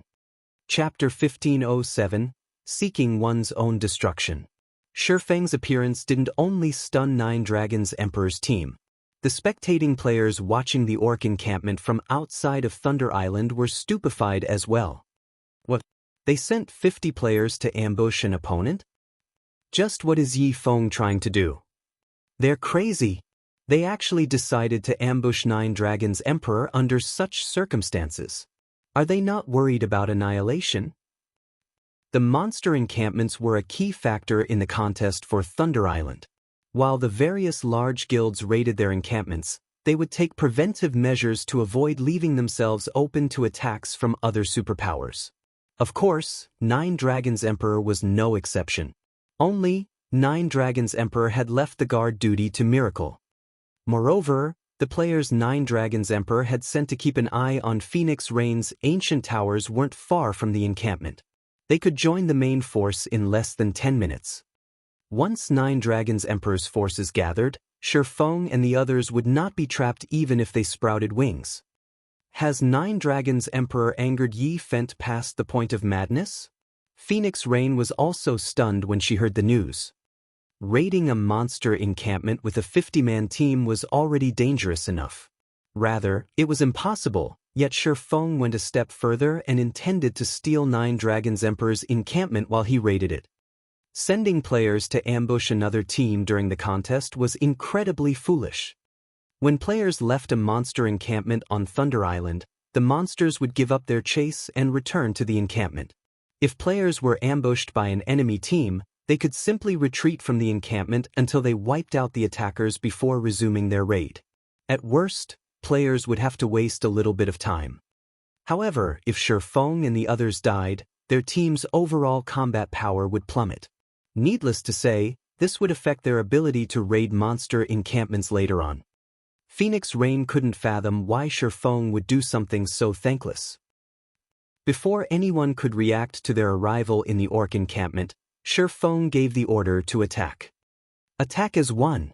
Once we chase them out, Cola, Turtledove, and Yi Wumian, prepare to tank the bosses. Understood. As soon as Feng finished speaking, his team charged into the orc encampment, giving their enemies no time to shake off the bosses. Pavilion Master, they're charging towards us. Should we give up on the bosses? Martial Dragon asked, wrath coloring his features as he watched Feng's people charge into the encampment. It had taken them a lot of effort to whittle down the 3 bosses to around 20% HP. If they gave up now, they would have to waste a lot more time to deal with the bosses. Retreat. We'll just fight them again. Recall our teams from Phoenix Rain's towers. While you're at it, tell Miracle's nearby players to gather to our location. Do not let any of these bastards get away. Although Nine Dragons Emperor was reluctant to give up, he knew that they couldn't deal with the bosses and Feng's team at once. However, although Nine Dragons Emperor had given the order to retreat, none of the 3 orc bosses intended to let his team get away so easily. As a result, Nine Dragons Emperor's team had no choice but to fight the bosses while fleeing from Feng's team. What fast reactions! Feng had never thought that Nine Dragons Emperor would be decisive enough to give up on the nearly dead bosses. It seems I have no other choice.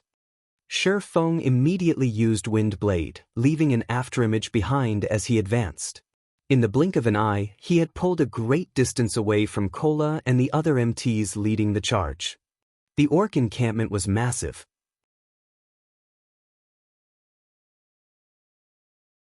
Even at top speed, it would take some time for a player to reach the encampment's perimeter from its core. Nine Dragons Emperor's team was also relatively close to an exit. By the time they caught up, the enemy team would have escaped. Just as Nine Dragons Emperor's team was about to leave the encampment, Feng caught up to the three orc bosses. Don't even think of getting away so easily. Feng activated the aura of Fire's flame domain without hesitation. Suddenly, a crimson magic array covered the ground, enveloping Nine Dragons Emperor's entire team. Damn it! It's a large-scale destruction spell. Get out of the Koi. Upon seeing the magic array, Nine Dragons Emperor activated Air Vault, a Tier 1 skill for rangers. He leaped backward, instantly crossing 20 yards and escaping from the magic array. His experts also activated their life-saving skills to get out of the attack's range. However, Flame Domains was a large AoE. Despite all of these players being experts, some failed to get out of range in time, and the colossal pillar of fire that eventually rose turned some of these players into ash. In just one move, Nine Dragons Emperor had lost 20 players. A dozen or so players had also died as they fled. After a short moment, the difference between the team's numbers had shrunk. Feng. Nine Dragons Emperor ground his teeth in anger as he glared at Feng. After escaping the encampment, he fired one engraved arrow after another at the swordsman. Reacting quickly, Feng executed Sword's Orbit, striking the arrows down before they came within 5 yards of him. Suddenly, the three bosses burst out of Flame Domain's range, bloodlust filling their eyes as they turned towards Feng. Among them, the level 60, specialized Grand Lord ranked Orc Chief raised its battle axe and pounced on the swordsman. As if he had predicted the reaction, Feng adjusted his footwork and effortlessly circled the descending battle axe, arriving before the Orc Chief and swinging Killing Ray. Thundering Flash. Immediately, 4 blue lightning snakes tore through the Orc Chief and 2 Orc generals, causing damages of around -20,000 to appear above their heads. Nine Dragons Emperor and his people were shocked to see the high damage. They had fought tooth and nail against the Orc bosses, fortunate to deal -6,000 damage even with their 5 stacks of the tower buff, yet Feng, who only had 3, dealt over -20,000 with each hit. After executing Thundering Flash, Feng ignored the bosses, running back to his teammates. Crap. Pavilion Master, we aren't Yi Feng's target, the 3 bosses are. When Martial Dragon saw Feng retreat, he realized that something was amiss. On Thunder Island, if the team holding a boss's aggro left the battle, the boss would return to its non-combat state, resetting its HP and skills, but if another team intercepted the boss and stole its aggro, the boss wouldn't reset. The 3 Orc bosses currently had 20% of their HP remaining. Zero Wings' team could finish them off with much less effort. If Zero Wings' team took down the Orc Chief, the encampment would belong to them. Has this kid lost his mind? The corners of Bloodhand Yama's lips twitched when he saw Feng attack the 3 Orc bosses. Even in the Flower of Seven Sins, he was known as a madman, but he had to admit that Feng was far crazier than he was. Although this was a good opportunity to steal the low HP bosses, doing so would mean that Feng had to deal with all 3 and Nine Dragons Emperor's team. Doing so was little more than seeking his own destruction. Feng simply wasn't taking them seriously. Feng, do you really think that this will play out like our last battle? Since you are so eager to die, I'll grant your wish. Everyone charge. Eliminate them. Nine Dragons Emperor's face twitched with fury. The various spectators and Phoenix Rain were stunned. Feng was playing with fire. Only Zero Wings members remained calm. They stood in formation as they waited for their commander to kite the Orc bosses and the enemy team, who brimmed with killing intent. Since everyone's in position, attack. Feng nonchalantly ordered as he glanced at the approaching bosses and Nine Dragons Emperor's players.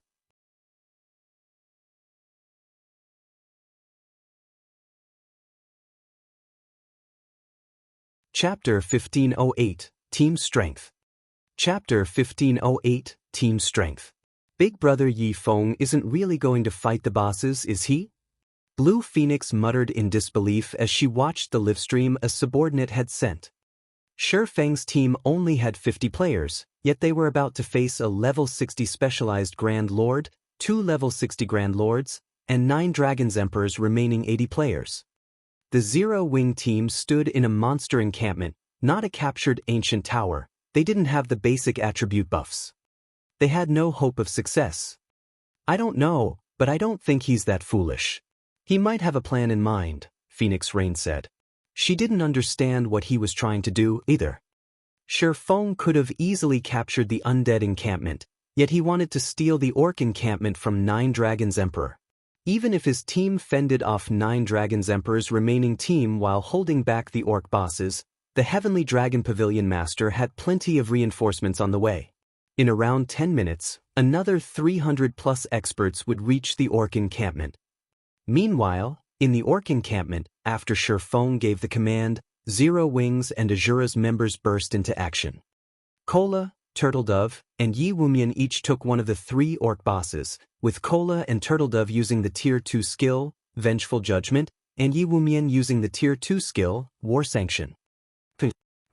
Ping! 3 heavy thumps echoed throughout the encampment. Stunned, the 3 bosses slid to an abrupt halt. At the same time, a damage of over -18,000 appeared above each of their heads. Among the 3 MTs, Kola dealt the most damage, inflicting over -20,000 damage as he stopped the specialized Grand Lord's pursuit of Feng. Amazing! Solitary 9 and Dark Madness could not help but gasp when they saw this.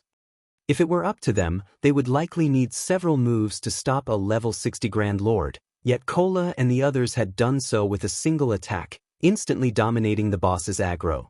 Moreover, all 3 MTs had accurately struck the boss's joints, enhancing their skill's impact. The 3 orc bosses promptly turned towards the 3 MTs and brandished their weapons, the orc chief swinging its battle axe and the orc generals swinging their greatswords. Seeing this, the MT trio calmly raised their shields and received the incoming attacks. Boom! Loud clangs reverberated in the watching players' ears. Although Kola and the others were forced back by 2 or 3 steps, none of them showed any signs of stiffness. As the 3 bosses' chain attacks continued, the MTs continued to slide backward, damages of over -10,000 appearing above their heads. By the time the bosses' chain attacks ended, the 3 MTs had lost around 40,000 HP each. This boss's strength is so high, Turtledove said as she released her shield for a second and shook her wrist, but contrary to her statement, she appeared relaxed. After her Tier 2 promotion, her HP had increased to over 65,000.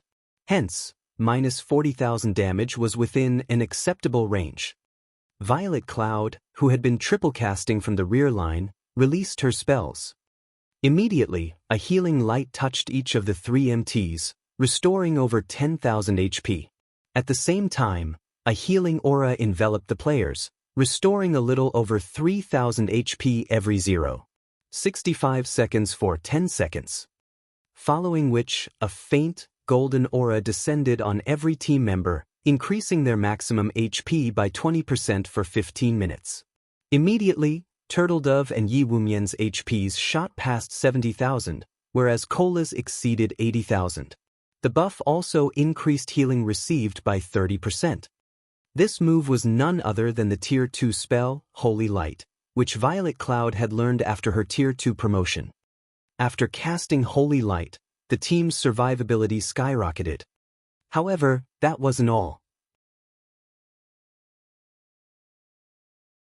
Afterward, Blackie used the Tier 2 spell, Song of Darkness, increasing the team's damage by 20% and movement speed and attack speed by 30% for 10 minutes. In the blink of an eye, the battle with the 3 orc bosses became much easier. 9 Dragons Emperor and his experts, who rushed towards Zero Wings members, suddenly had a bad feeling. However, before they could figure out what had changed, Feng activated Thunder Domain and switched the aura of fire to the aura of illusion, reducing the enemy's basic attributes by 15%. Shadow Sword and Rampant Blade then charged into the incoming crowd, knocking multiple players in their path down. They spun, swinging their greatswords in wide, horizontal slashes. Berserker's Tier 2 skill, Blade Storm. Suddenly, 2 tornadoes rose amidst 9 Dragons Emperor's team, and every player caught within 18 yards of the 2 berserkers was sent flying as they lost over minus 10,000 HP per second.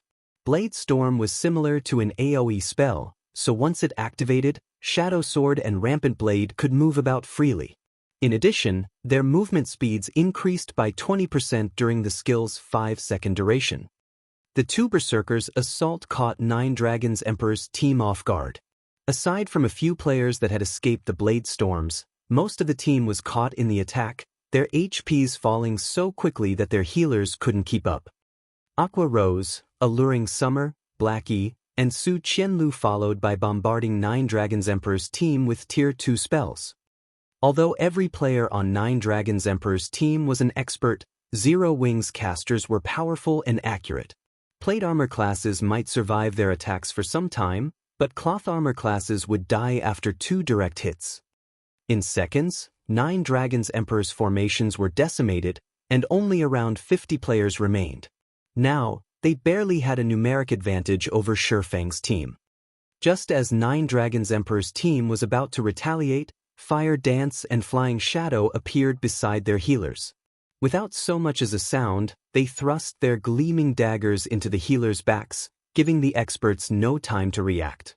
After killing their first targets, they promptly vanished and reappeared behind another nearby healer, repeating the process. Tier 2 skill, Phantom Walk. When activated, the skill allowed the user to execute 4 consecutive attacks, each carrying enough power to rival Absolute Strike, the strongest skill available to Tier 1 assassins. 8 of 9 Dragons Emperor's healers died on the spot. Although the 4 remaining healers tried to run, Fire Dance ran them down. After Fire Dance's promotion to Tier 2, her movement speed could rival Feng's.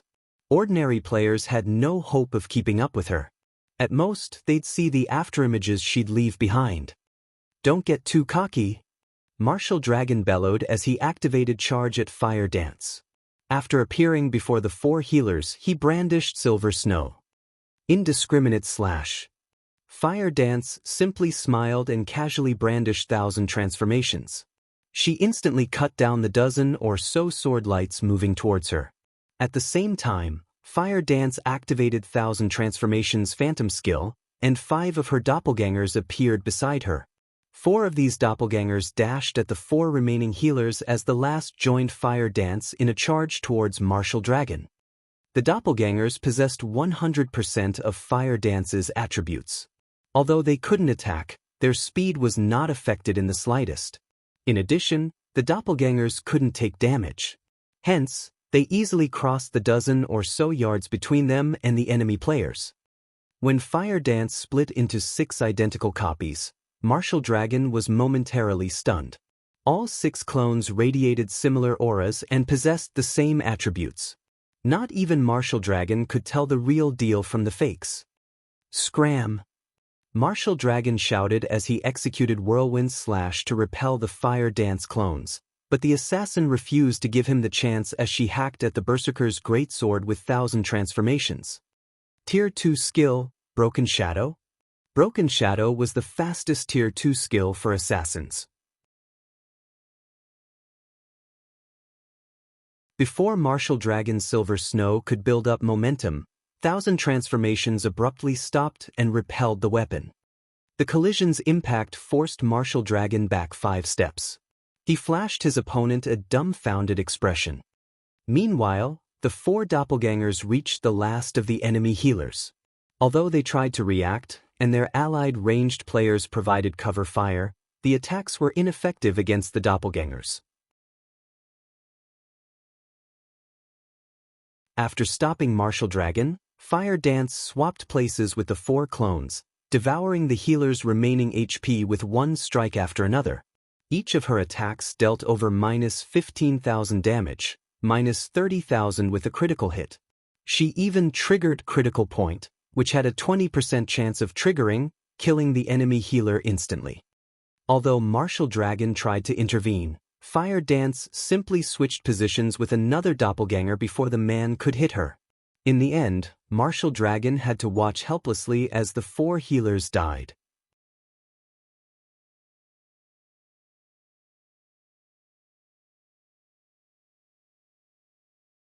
Chapter 1509, Steamrolling. Chapter 1509, Steamrolling. When the 9 Dragons Emperor's 4 last healers died, silence descended on the team. How has she become so strong? Shock overwhelmed Martial Dragon as he stared at the healers' fading bodies. He still had a relatively clear impression of Fire Dance as he had fought her personally during the assault on Zero Wing's residence. She had been insignificant then, yet after some time, she had become powerful enough to suppress him. How does Zero Wing find so many experts? 9 Dragons Emperor's eyes were bloodshot as he watched Fire Dance move across the battlefield unhindered. Although the fight had been brief, it had been enough time to realize that Martial Dragon was no match for the assassin in a head-on confrontation. The skill she had used was particularly troublesome. It was impossible to differentiate Fire Dance's doppelgangers from the real player, and attacks against the clones were ineffective, yet the doppelgangers seemed more than capable of inflicting damage. If they could not attack all 6 copies at the same time, Fire Dance would be practically invincible. However, Fire Dance's prowess wasn't the biggest issue. His team had just lost all of their healers. This had placed his team in an overwhelmingly disadvantageous position. In contrast, not only were Zero Wing's experts capable of dealing frightening amounts of damage, but they were also swift and nimble. Every one of 9 Dragons Emperor's team, not including Martial Dragon, Shadowtooth, Undead, and Bloodhand Yama, were little more than living targets for Zero Wing. They couldn't even slow the enemy players for a few seconds. Dragon Pavilion Master, we can't let this continue. When will the reinforcements arrive? Undead asked as he attempted to keep Flying Shadow and Blackie at bay. Because of these 2 experts, he couldn't cast any of his large-scale destruction spells, which had long casting times. He was too preoccupied with dodging and defending himself with instantaneous spells. He was incredibly frustrated. In terms of combat standards, he was leagues ahead of Flying Shadow and Blackie, but the 2 experts from Zero Wing were leaps and bounds above him in basic attributes and reaction speed. Now that the team's healers were dead, it was only a matter of time before Flying Shadow and Blackie whittled him down to nothing. Undead wasn't the only player eagerly awaiting the reinforcements. The rest of the team wanted to know when they'd arrive as well. Without reinforcements, it was only a matter of time before Zero Wing annihilated their team. We retreat. 9 Dragons Emperor reluctantly shouted when he noticed that Zero Wing's team remained intact while he continued to lose members. Now, he didn't even have enough players to stop Zero Wing from stealing the orc bosses, not to mention defeating the enemy players. 9 Dragons Emperor couldn't figure out why there was such a massive difference between their teams.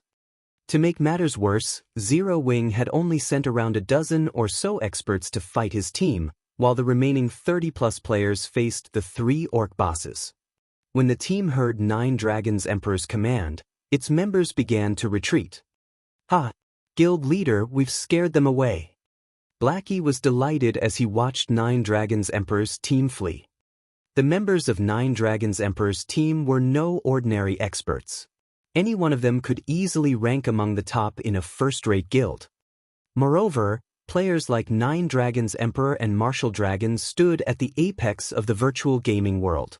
He had only ever been able to look up to such players, yet now he and a few of his teammates forced these apex experts to run with their tails between their legs. "Guild leader, should we give chase?" Unlike Blackie, Fire Dance was unfazed. In fact, a hint of dissatisfaction danced in her eyes. She'd prefer to eliminate these players, rather than watch them flee. "No. Our goal is to take this encampment. If we take too long, their reinforcements will arrive," Feng said, shaking his head.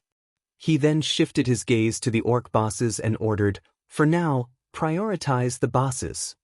"What if they come back?" Fire Dance asked as she watched 9 Dragons Emperor. Based on the ranger's expression, he wasn't happy about the retreat. He wouldn't just sit still and watch them claim the encampment. If they come back, we'll wipe them out. Feng said, a cold glint flashing in his eyes. Now, their team had far more Tier 2 players than in the previous battle. In addition, these players covered the 3 main roles, MT, DPS, and healers.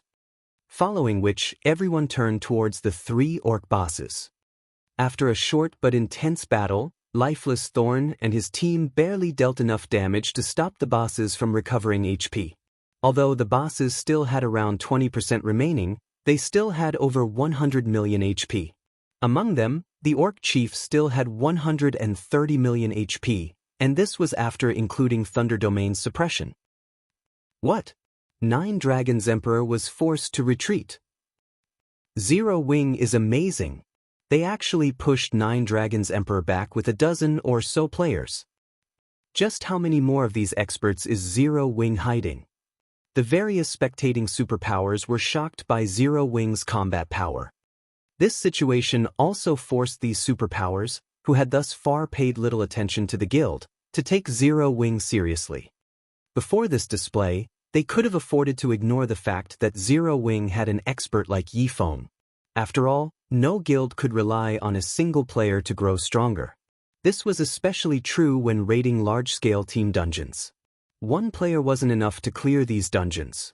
But things had changed with the appearance of Aqua Rose, Fire Dance, Gentle Snow, Cola, Yiwumien, Shadow Sword, Flying Shadow, Alluring Summer, and others. Big Sis Rain, he did it. Big Brother Feng actually did it. Blue Phoenix could not help but cry out when she saw 9 Dragons Emperor's team flee from the orc encampment. Zero Wing is a truly unfathomable guild. Phoenix Rain sighed as she watched Zero Wing's members raid the 3 orc bosses. She had to admit that the decision to ally with Zero Wing early on had been a wise one. Had she become the guild's enemy, she would have likely suffered the same fate as 9 Dragons Emperor. Meanwhile, outside the orc encampment, once 9 Dragons Emperor realized that Zero Wing's members had stopped their pursuit, rage and humiliation tore at his heart. If some super guild had decimated his team, he could have accepted it, but he couldn't accept losing to a guild like Zero Wing. The most infuriating part was that Zero Wing was using him as a stepping stone to build its fame. If he did not pay back this insult, how was he supposed to survive in the virtual gaming world in the future? Marshall, contact Miracle and have them send over a 100-man team, 9 Dragons Emperor commanded coldly. Tell our nearby teams to gather and block the encampment's entrances as well. I refuse to let any of Zero Wing's members escape.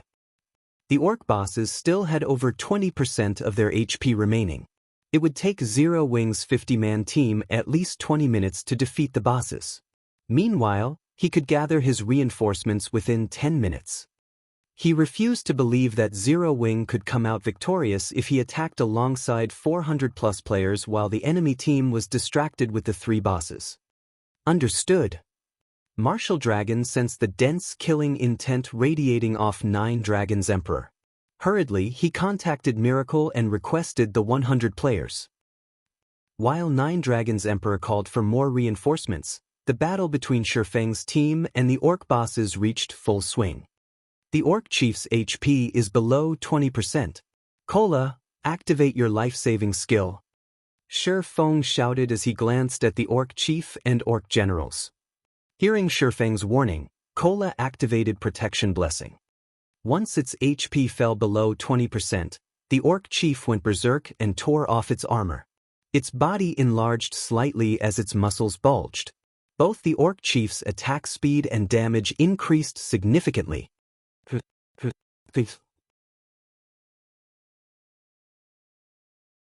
Following which, the orc chief brandished its battle axe at Cola, every attack forcing the MT back. Damages of over -20,000 appeared above the Guardian Knight's head while the healers frantically healed Cola. Fortunately, Cola received just enough heals to keep his HP above 50%. What destructive power! Too bad you're not quite strong enough. Cola quipped as he took a look at his HP.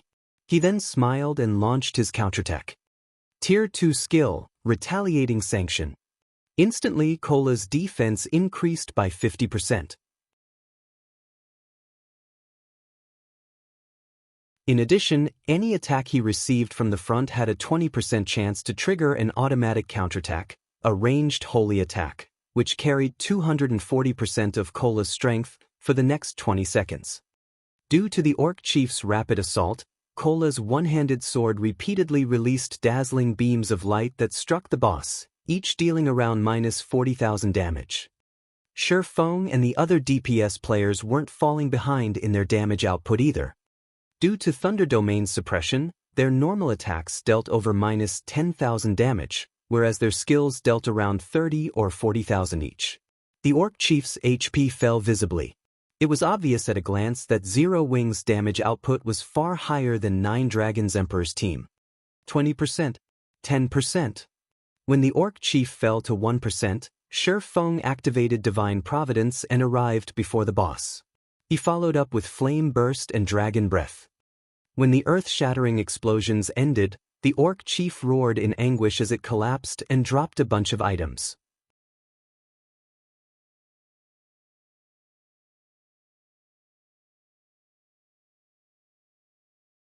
Chapter 1510, First Kill Reward. Chapter 1510, First Kill Reward. After the Orc Chief collapsed, Zero Wing's members watched as their experience bars increased by a large margin before they heard the sound of a system notification. System, congratulations. You have defeated the Orc Chief with less than 100 players, rewarding 10 Thunder Island reputation and 500 Thunder Island contribution points. What an abundant reward! It's no wonder how the various superpowers secured such a massive advantage in the past. There were two important things on Thunder Island, both of which the various large guilds and players hungered after. The first was Thunder Island reputation, while the second was Thunder Island contribution points. A player's reputation determined their authority and status on Thunder Island. Like the Sea God's Temple, players could use contribution points to purchase unique items on Thunder Island such as the Thunder Potion. For players on the main continent, the Thunder Potion was utterly useless. To players exploring the Sea of Death, however, it was a godly potion. The Thunder Potion did not provide additional basic attributes, but it did give players the power of Thunder Buff. With this buff, not only could players deal 20% more damage to sea monsters or monsters on islands, but it was also a deterrent, causing monsters to avoid them and reducing their chances of encountering an ambush. The potion also weakened monsters' perception of players. When teams had recruited members to explore the Sea of Death in the past, they had almost never accepted players without Thunder Potions. There might not be many sea and island monsters in the Sea of Death's outer region, but the number of monsters increased exponentially in the inner region of the sea zone. If one weren't careful, they could be surrounded and killed. The Sea of Death's inner region also contained most of the opportunities and treasures in the sea zone. Hence, if players wanted to reap a bountiful harvest from the Sea of Death, they'd have no choice but to venture to its inner region. Meanwhile, not only could the Thunder Potion allow safer passage in the inner region, but it also increased players' combat power, which was why the potion was a must-have item at sea. Players could only purchase the Thunder Potion with Thunder Island's contribution points, but they were considerably difficult to earn. Generally, players could only obtain a small number of CPs from completing the island's local quests. Unfortunately, as fate would have it, there weren't many of these quests. Not everyone could get their hands on one. Players would only receive high-ranking quests once they reached a certain status on Thunder Island. These high-ranking quests awarded more CPs than the daily quests, each granting around 10 to 20 CPs. Meanwhile, each Thunder Potion cost 10 CPs, and each potion had a 10-hour duration. It also lacked a cooldown. Players could even consume 2 Thunder Potions at once, gaining 2 stacks of power of thunder and increasing their damage by 30% while lowering their chances of being detected for 15 hours. Now, Zero Wing's team members had obtained 500 CPs after killing an encampment's guardian boss. The 10 Thunder Island reputation points they had earned were also precious. After obtaining 100 reputation points, players could accept more daily quests and a few high-ranking, hidden quests, increasing the amount of reputation they could earn each day. Unfortunately, aside from Feng, the team members were likely more interested in the Orc Chief's loot than the system's rewards. However, no one dared to focus on the items since the two Orc generals were still alive. Though, after the Orc Chief died, Phoenix Rain's team officially took control of the Orc encampment. As proof of the team's successful occupation, a magic barrier enveloped the encampment after the main boss's death. The surrounding mana gathered inside the barrier, increasing the encampment's mana density. As a result, the two Orc generals' basic attributes plummeted. It was clear that the barrier was suppressing the Orcs. At the same time, a teleportation channel also opened inside the encampment. Level 60 NPCs began to emerge from the channel. In total, 100 NPC guards had teleported to the encampment, 10 of them at Tier 2, and the rest were Tier 1. The first thing these NPCs did after their arrival was turn to attack the two Orc generals. NPCs dealt far more damage than players. Needless to say, they finished off the Orc generals in a brief moment. Meanwhile, every watching superpower on Thunder Island was dumbfounded by the battle's outcome. None of them had thought that Zero Wing would actually take down an encampment with only 50 players. In fact, Zero Wing's members had defeated the Orc Chief so quickly that the battle had ended before Nine Dragons Emperor's reinforcements had arrived. Big Sis Rain, Big Brother Yi Feng really succeeded. We now have an encampment. Blue Phoenix cheered as she watched the Orc encampment on the screen before her. Phoenix Rain couldn't help her building excitement either. A miracle! She had to admit that Feng was a miracle worker. With a small team of 50 players, he had defeated Nine Dragons Emperor's 120-man team and occupied the Orc encampment before the enemy reinforcements arrived. This spectacular feat would go down in Thunder Island's history.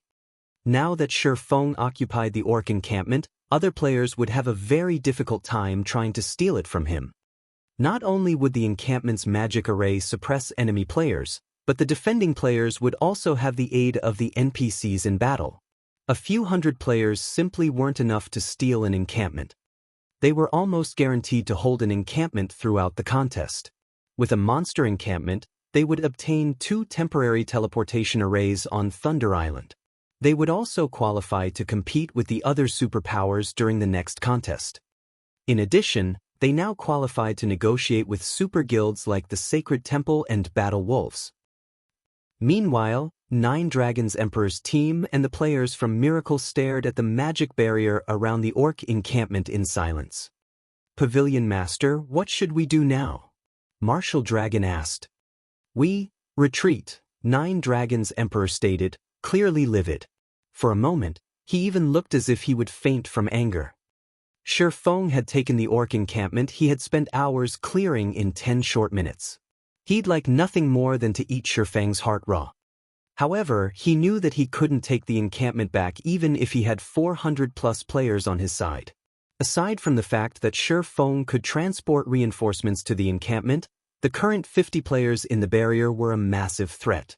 Furthermore, if his team members entered the encampment, their basic attributes would plummet. After considering the Tier 1 and Tier 2 NPC guards, his team had no hope of taking back the encampment. Watching Nine Dragons Emperor silently turn and walk away, Martial Dragon gave the encampment one last glance. This was the first time he had met someone who could push Nine Dragons Emperor this far. Not even the various super guilds had ever done so, yet Feng had. Moreover, Feng had rendered Nine Dragons Emperor powerless to retaliate. Back inside the Orc encampment, everyone's experience bars rose by a significant chunk as the Orc generals died. However, unlike the Orc chief, the 2 Orc generals hadn't dropped a single item. Blackie and the others were confused, but Feng remained unfazed. On Thunder Island, only the Guardian bosses dropped any loot. After finishing off the 2 Orc generals, Feng made his way towards the pile of items the Orc chief had dropped. He then began to appraise the items, and the watching Zero Wing members grew nervous. Suddenly, Feng received a call from Quiet Melody. Confused, Feng accepted the call. Congratulations. With this victory, Zero Wing will have an easy time traveling to and from Thunder Island, Quiet Melody congratulated. Vice Temple Master Melody, have you contacted me just to offer congratulations? Please get to the point, Feng said calmly.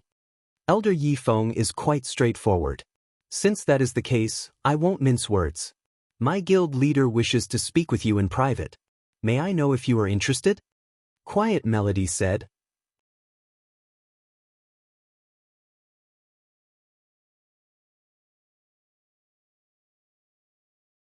Chapter 1511, Thunder God's Charm. Speak with me privately? Feng's confusion grew. He had never expected Eternal Dead to seek a private conversation. The Sacred Temple was a bona fide super guild. It was in a completely different league than the Dragon Phoenix Pavilion. Not even the super first-rate guild, Miracle, could stand up against the Sacred Temple. This was why Phoenix Rain had wanted to work with the Sacred Temple and battle wolves. Had she gained the two super guilds' cooperation, she could have easily suppressed Nine Dragons Emperor and Miracle. That's right. My guild leader is very interested in Zero Wing. Quiet Melody nodded. In truth, Quiet Melody was also confused as to why Eternal Dead wanted to speak with Feng. Not even Phoenix Rain had elicited such a reaction from her guild leader, as he usually sent a vice temple master for such discussions. Only the Dragon Phoenix Pavilion's Great Pavilion Master qualified to speak with Eternal Dead personally. Alright, when will he contact me? Feng agreed. He had assumed that the Sacred Temple would wait until after the contest to contact him, but the fact that Eternal Dead had reached out now was a good thing. After all, it wasn't easy to wrestle control of Thunder Island. Despite so many superpowers struggling to claim the island for themselves, they had been forced to share its management in the past. The island had a total of 17 monster encampments. A guild could only dominate Thunder Island after they captured all 17. Currently, the various superpowers would be fortunate to claim 2 or 3 encampments. Attempting to monopolize the island right now was unrealistic. As soon as Feng asked his question, he received a friend request. It was from none other than Eternal Dead. How fast? Feng immediately clicked agree. In God's domain, players couldn't call each other directly until after they added each other as friends. At most, players could send messages. However, the majority of the game's players generally blocked incoming messages from outsides, only accepting missives from friends. Guild Leader Eternal, to what do I owe this unexpected call? Feng asked, smiling at the somewhat stern, middle-aged man in the screen. During Feng's previous life, Eternal Dead had achieved many feats throughout his 10 years in God's domain. One of his crowning achievements had been his decision to focus on developing the Sacred Temple's navy early in the game. It had given the Sacred Temple a massive advantage over the other superpowers, becoming one of God's domain's top-ranked navies. Take the present Thunder Island contest, for example. During this contest, the Sacred Temple had dispatched 710 players, forming the largest team in the contest. From the very onset, the Sacred Temple had split its forces to fight on 2 fronts. No one dared to provoke the guild. While the other superpowers were just beginning to raid their second monster encampment, the Sacred Temple was almost ready to move on to their third. Elder Yi Feng, I've watched Zero Wing's battle, and I'm impressed by the guild. Including the fact that Zero Wing possesses a sailboat, the Battle Wolves Guild leader and I have agreed that you qualify to negotiate a partnership with us. We've also decided to give Zero Wing 20% of Thunder Island's profits should you agree. As Eternal Dead spoke, his face had remained expressionless. He didn't reveal a hint of joy or sadness. Even the man's voice was neutral as he praised Zero Wing, yet his words ingrained themselves into any listener's mind. Even Feng could not help but admire Eternal Dead's regal aura as the man spoke. It was no wonder why the Sacred Temple's management was so unified, with none of the guild's upper echelons dissatisfied with Eternal Dead's leadership. May I assume that Guild Leader Eternal Dead has agreed to Zero Wing and Phoenix Rain occupying 40% of Thunder Island's profits? Feng said, still smiling. Thunder Island will play an important role in naval development in the future. I'm sure you are aware of this. Although Phoenix Rain has potential, she hasn't shown enough to stand as a partner. Meanwhile, if Zero Wing has 20% of the profits, I doubt it will be long before your guilds becomes an overlord in God's domain seas, Eternal Dead responded softly as he shook his head. So, Guild Leader Eternal, are you suggesting that only our 3 guilds will cooperate? Feng asked, frowning. If Zero Wing wishes to split its 20% with Phoenix Rain, the Sacred Temple and Battle Wolves will not refuse her participation in the alliance, Eternal Dead said, chuckling. I see. Realization dawned on Feng. After all that talk, the Sacred Temple and Battle Wolves still had no intention of parting with additional profit. Feng chuckled and said, since that is the case, please allow us to consider your offer properly and reply at a later date. Is that acceptable? Alright. In any case, there is still a month before the next contest. It would be wise to take your time in considering our offer. Confusion bubbled in Eternal Dead's mind as he watched Feng, who appeared quite calm. He had never expected this man to refuse such a profitable offer. After Eternal Dead disconnected the call, a playful smile appearing on his face. Guild leader, did he agree? Quiet Melody could not help but ask. No. He rejected it. It seems Phoenix Rain has a good eye for allies, Eternal Dead said, smiling. However, he is foolish to pass up an opportunity to cooperate with our guilds for the sake of a partner. The struggle for Thunder Island was more complex than he had anticipated. With the various superpowers in one's place, the Dragon Phoenix Pavilion was insignificant, much less the Phoenix Pavilion. If it had been that simple, he wouldn't have allied with Battle Wolves. Now that Zero Wing had rejected his offer, it might not even secure 5% of the island's total profits. Quiet Melody was stunned. She was surprised to learn that Feng was so daring and straightforward. If it were up to her, she might have agreed without hesitation, yet Feng had calmly rejected it. Although she was happy for and envied Phoenix Rain as the woman's good friend, neither Phoenix Rain nor Zero Wing would obtain any profits on their own. Following which, Quiet Melody related this news to Phoenix Rain. Big Sis Rain, Eternal Dead is really despicable. He actually tried to poach our ally midway through the contest. Fortunately, Big Brother Yi Feng refused the offer. Blue Phoenix couldn't help but curse Eternal Dead when she heard about the deal. Although Eternal Dead's offer was underhanded, he wasn't wrong about us lacking naval strength. Phoenix Rain smiled bitterly. At the same time, she also felt lucky and touched. If not for Zero Wing, she would have been eliminated from this contest. Meanwhile, in the Orc encampment, Feng didn't react to the previous conversation with Eternal Dead, continuing to appraise the Orc chief's loot. It's no wonder why the various superpowers had been so eager to obtain the Guardian boss's loot in the past. They drop quite an abundance of good items. Feng excitedly gazed at the items in his bag. The Orc chief had dropped 32 items, 20 of which were various rare materials. 7 of the remaining 12 were level 55 and 60 weapons and pieces of equipment, and the weakest of which was fine gold rank. The Orc chief had also dropped the Tier 2 skill book, Holy Prayer, a skill for healers. Holy Prayer was one of the rare Tier 2 AoE healing spells. It could easily go for several thousand gold on the market. The loot also included a bronze speedboat and 2 dark gold rank tools, the Magic Rain Gun and Thunder Beast skin. The Magic Rain Gun could replace a speedboat's weapon and would display the power of a peak Tier 2 attack. The gun's attack speed was very high, and its attacks would inflict the poison debuff, causing targets to lose HP over time and reducing movement speed. As for the Thunder Beast skin, it was similar to the Magic Whale skin. When used on a ship, the Thunder Beast skin increased the ship's magic resistance by 10%, movement speed by 4%, and durability by 10 points. These items were all worth a fortune. However, even added together, they weren't worth as much as the simple necklace the Guardian boss had dropped. The Thunder God's Charm.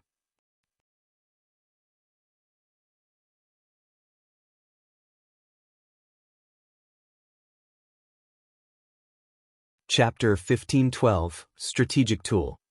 Guild Leader, what did the boss drop? When Aqua Rose and the others saw Feng's joy, they knew that something amazing had dropped.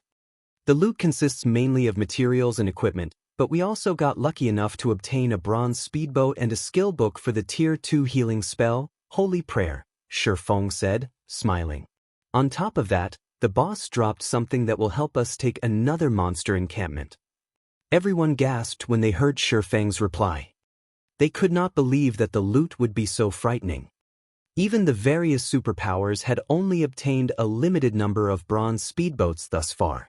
If this matter went public, the other guilds would die with envy. As for the Tier 2 Holy Prayer, it could rival a dozen or so healing spells when used in a team. It could easily sell for several thousand gold on the market. But none of these items were worth the attention compared to an item that could help them secure another encampment. Although they were confident of claiming another encampment with their 50-man team, that was assuming they had enough time. With less than half of the contest duration remaining, it would be very difficult for them to finish another raid in time. This was because their opponents wouldn't be limited to monsters, but players as well. The various superpowers had already begun to raid their second encampments. Meanwhile, Thunder Island only had 17 monster encampments available. This limited how many they could raid. Moreover, as time passed, the superpowers that successfully secured a second monster encampment would try for a third. If their team could not clear out an encampment fast enough, the other teams on the island would target them. They'd face far more powerful opponents than Nine Dragons Emperor. Yet, despite knowing this, Feng had determined that they could secure another encampment with the help of a particular item. One could just imagine how valuable this item was. Alright, we've had enough rest. Aqua, contact Phoenix Rain and tell her to send 50 players to defend the Orc encampment. We'll prepare to secure another encampment in the meantime, Feng hurriedly instructed. He had no intentions of explaining the Thunder God's charm in detail. The Thunder God's charm was an extraordinary item. Feng didn't expect them to be lucky enough to obtain it from their first Guardian boss kill. Even after raiding the encampments numerous times, only a few superpowers had secured a Thunder God's charm in the past. Meanwhile, the superpowers that had Thunder God's charms had banded together and monopolized Thunder Island. After which, only superpowers with Thunder God's charms qualified to join the island's co-managers. Unlike the Thunder Emblem, the Thunder God's charm would not suppress enemies' basic attributes. In fact, it was a dark gold necklace without any basic attribute bonuses. The necklace only had one skill, Thunder God's Blessing. When activated, Thunder God's Blessing would give all allies within a 30-yard radius the Thunder God's power buff, allowing everyone's attacks to deal 100% lightning damage to the island's monsters. At the same time, monsters would receive a stackable electrified debuff when struck. Each debuff stack would reduce monsters' reaction speed, attack speed, and defense by 3% for 6 seconds, stacking a maximum of 10 times. The Thunder God's Blessing had a 2-hour duration and 4-hour cooldown. With the Thunder God's charm, a team's overall combat power would rise to a whole new level when raiding monster encampments. This was also why the superpowers with Thunder God's charms had an absolute advantage over those who did not. Now, Feng had both the Thunder Emblem and the Thunder God's charm. Even if he had a small team and had wasted a lot of time earlier, he could secure another encampment with these two items. You still want to raid another monster encampment? Phoenix Rain was stunned when Aqua Rose contacted her. For a moment, she did not even know how to react. There are only 2 monster encampments left, but they're pretty far away from your location. Those monsters are also the most difficult of any of the island's encampments. Are you really intending to raid one of them?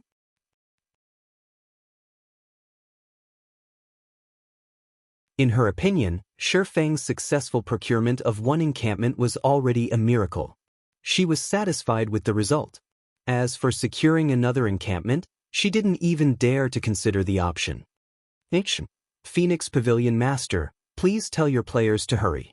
If we wait any longer, other guilds might try to raid those 2 encampments, Aqua Rose said, nodding. She then disconnected the call.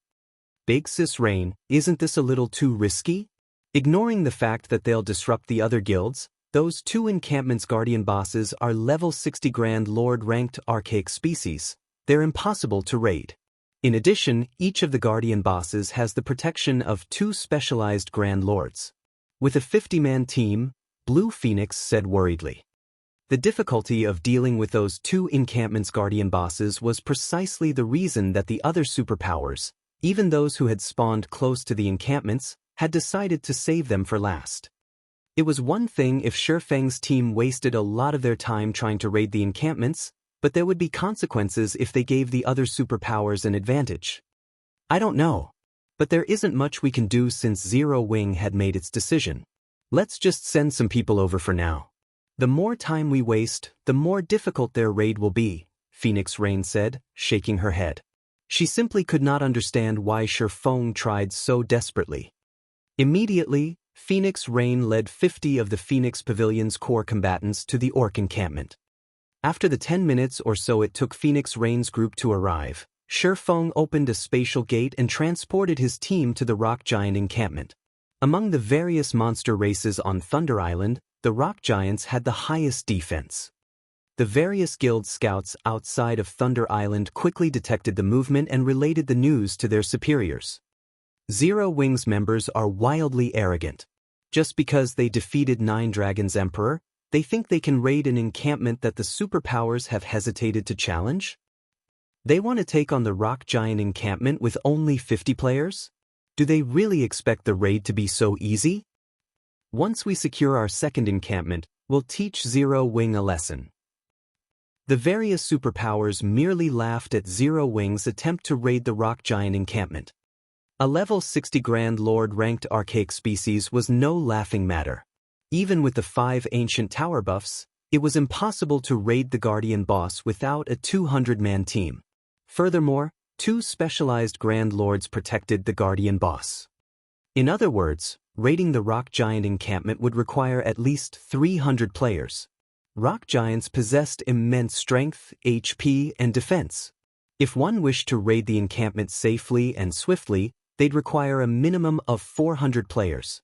This was also why the various superpowers had left this encampment for last. The various superpowers welcomed the news of Zero Wing attempting to clear out the monsters around the Guardian boss. It would save them a lot of time. Meanwhile, when Eternal Dead received the news, he could not help his sneer. As far as he was concerned, Feng was simply trying to prove Zero Wing's strength to their super guilds in hopes that they'd change their minds. This was undoubtedly a childish move. It was a joke to think that Zero Wing could raid an encampment that even the various superpowers found challenging with only 50 players. Meanwhile, inside the Rock Giant encampment, Feng activated the Thunder Domain upon arriving. He then equipped the Thunder God's Charm and activated Thunder God's Blessing. Suddenly, a dark blue magic array formed beneath everyone's feet. The Thunder God's power then infused every player in range, arcs of blue electricity flicking around their bodies. Kola, Turtledove Yiwumian, you 3 will lure everything except the 3 bosses. We'll finish them all in one go. Feng ordered after glancing at the time.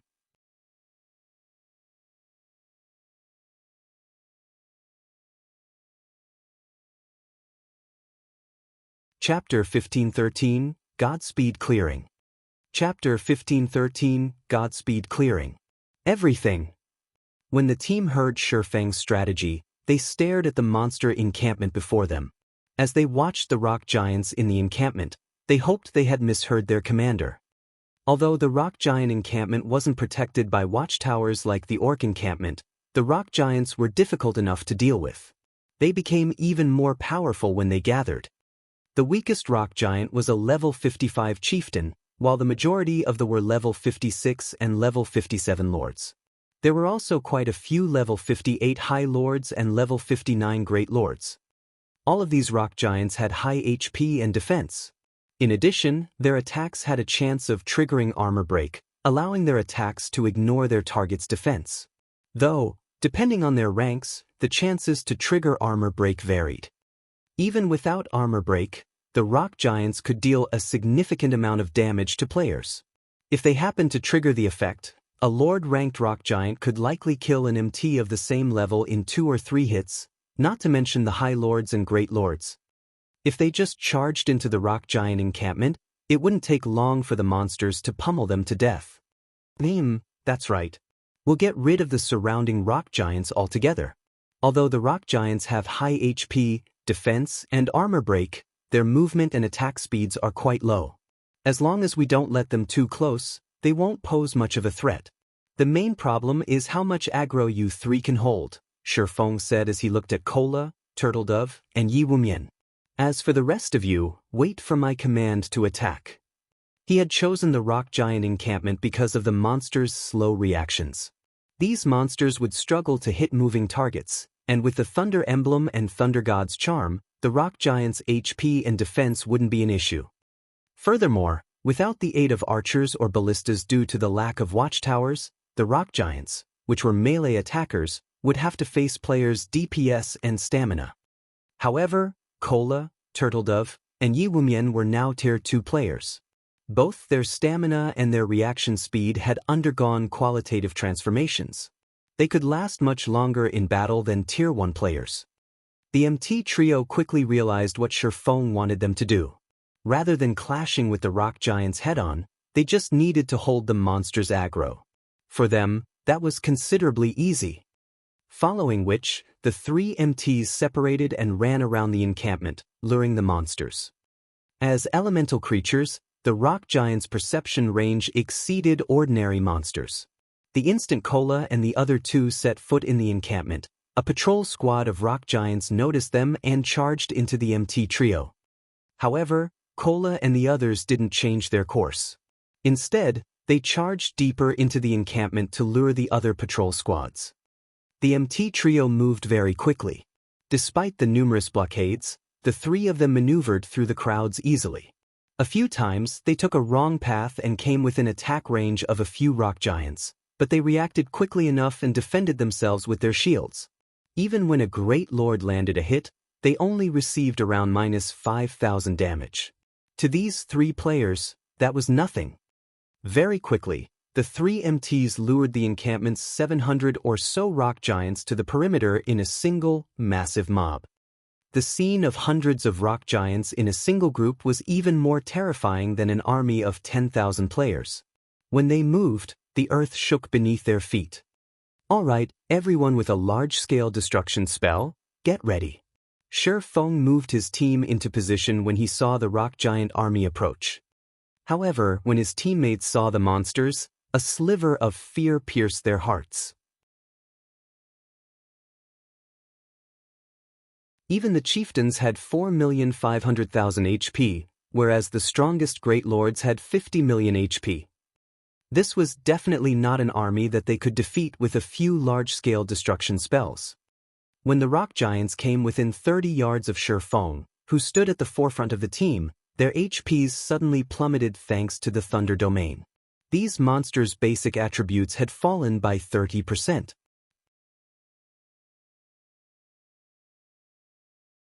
Now, the Great Lords had only 35 million HP, the High Lords had 21 million, the Lords had 13 million, and the Chieftains had 3,150,000. Cola, Turtledove, Yi Wumian, hold their aggro. Attackers on my mark. Feng commanded. Understood.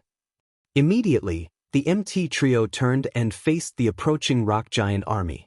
They then used the Guardian Knight's Tier 2 skill, Punishing Light, and the Shield Warrior's Tier 2 skill War Rage.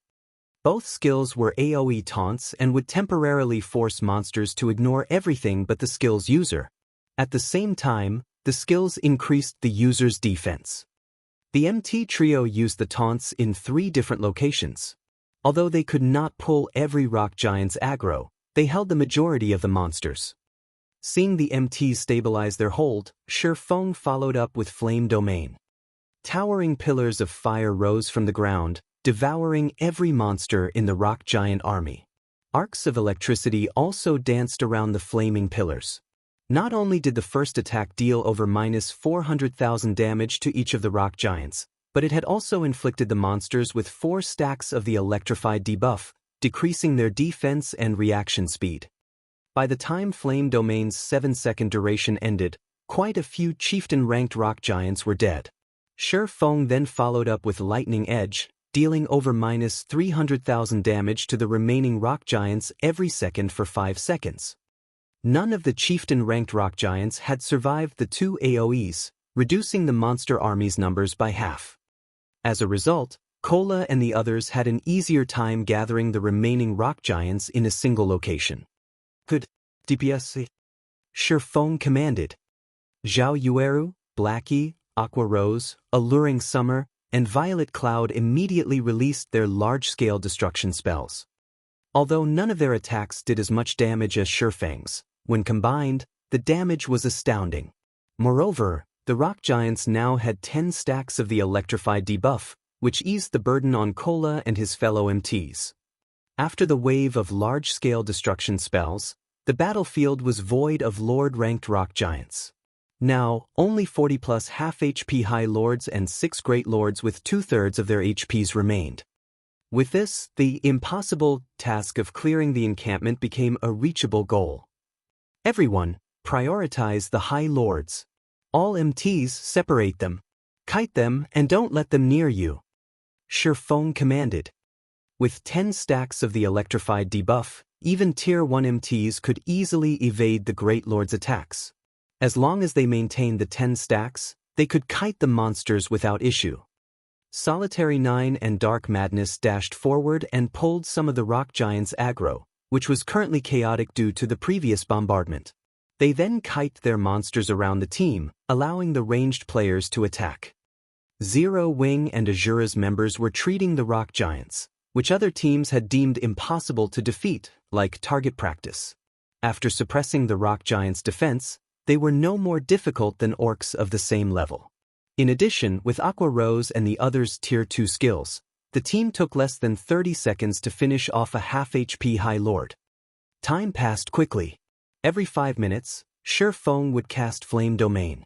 Every 10 minutes, Feng executed Lightning Edge and the others used large-scale destruction spells like Frost Flame Hell. In less than 30 minutes after the battle had begun, the rock giants in the encampment's perimeter had been annihilated, feeding the team members EXP bars. Tier 1 players like Gentle Snow and Zhao Yueru had even gained a full level from the abundant EXP.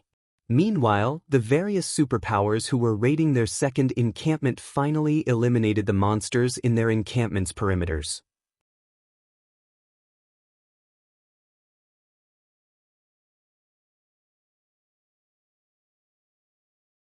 Chapter 1514, Powerful Combination. After Zero Wing's team swiftly cleared out the rock giant encampment's outer area, news of its success soon reached the various superpowers. They took out the outer area's rock giants in less than half an hour. How is that possible? They kite everything in the perimeter at once? Aren't they just a 50-man team? How is their DPS so high? I've really underestimated Zero Wing's members. They might actually capture the rock giant encampment. The various superpowers were shocked. These superpowers had unanimously agreed that the rock giant encampment would be the most difficult to deal with. The rock giant's armor breakability, in particular, posed a huge threat. If MTs tried to tank the monsters, they'd likely die. Hence, when fighting these monsters, the players would need to dodge as many attacks as possible. However, the rock giants were massive, which gave them a larger attack range than ordinary monsters. This made it very difficult for MTs to dodge the rock giants' attacks. Even if a player were a Refinement Realm expert, constant evasive maneuvers would tax their bodies, yet if one relied on small evasive maneuvers, they'd fail to escape the monster's attack range. Relying on large evasive maneuvers for a short period wouldn't be a problem for heavily armored MTs, but as fate would have it, the rock giants had both high HP and defense. It would take a considerable amount of time to kill them. On the off chance that the MTs ran out of stamina midway through the fight, the team would have to flee and start all over again. The amount of time a team would waste in dealing with the rock giants was only a small part of the problem. The bigger issue was the levels players would lose when they died. If players lost too many levels, they might not be able to use their current weapons and equipment, forced to use old items or retire from combat completely. Unlike in team dungeons, MTs could only afford to die a very small number of times on Thunder Island. Compared to the other superpowers, when Nine Dragons Emperor, who was in the middle of an encampment raid, heard the news, his expression twisted with fury. First, Zero Wing had stolen his orc encampment, wasting the time and effort his team had put into their first raid. Now, before he had even cleared out the new encampment's perimeter, Zero Wing had cleared out the Rock Giant encampment's perimeter. If this news reached the Dragon Phoenix Pavilion's guild elders, their estimation of him would plummet. Pavilion Master, now that Zero Wing's team has cleared the perimeter, we can organize a team to harass them. Even if we can't eliminate Zero Wing's team, we can at least prevent them from securing a second encampment, Martial Dragon suggested. There was a huge difference between a monster encampment's inner region and its perimeter. Although more monsters patrolled the perimeter, the monsters in the inner region were, on average, much stronger. Take the Rock Giant encampment, for example. The weakest rock giant in the inner area was a lord. Although there weren't as many of them, they were more difficult to defeat. If they sent a force to the Rock Giant encampment now, it'd arrive within 30 or so minutes. It was highly unlikely that Zero Wing would reach the Guardian boss before the force got there. They definitely had a chance of disrupting the troublesome guild's raid. No, we can't afford the risk.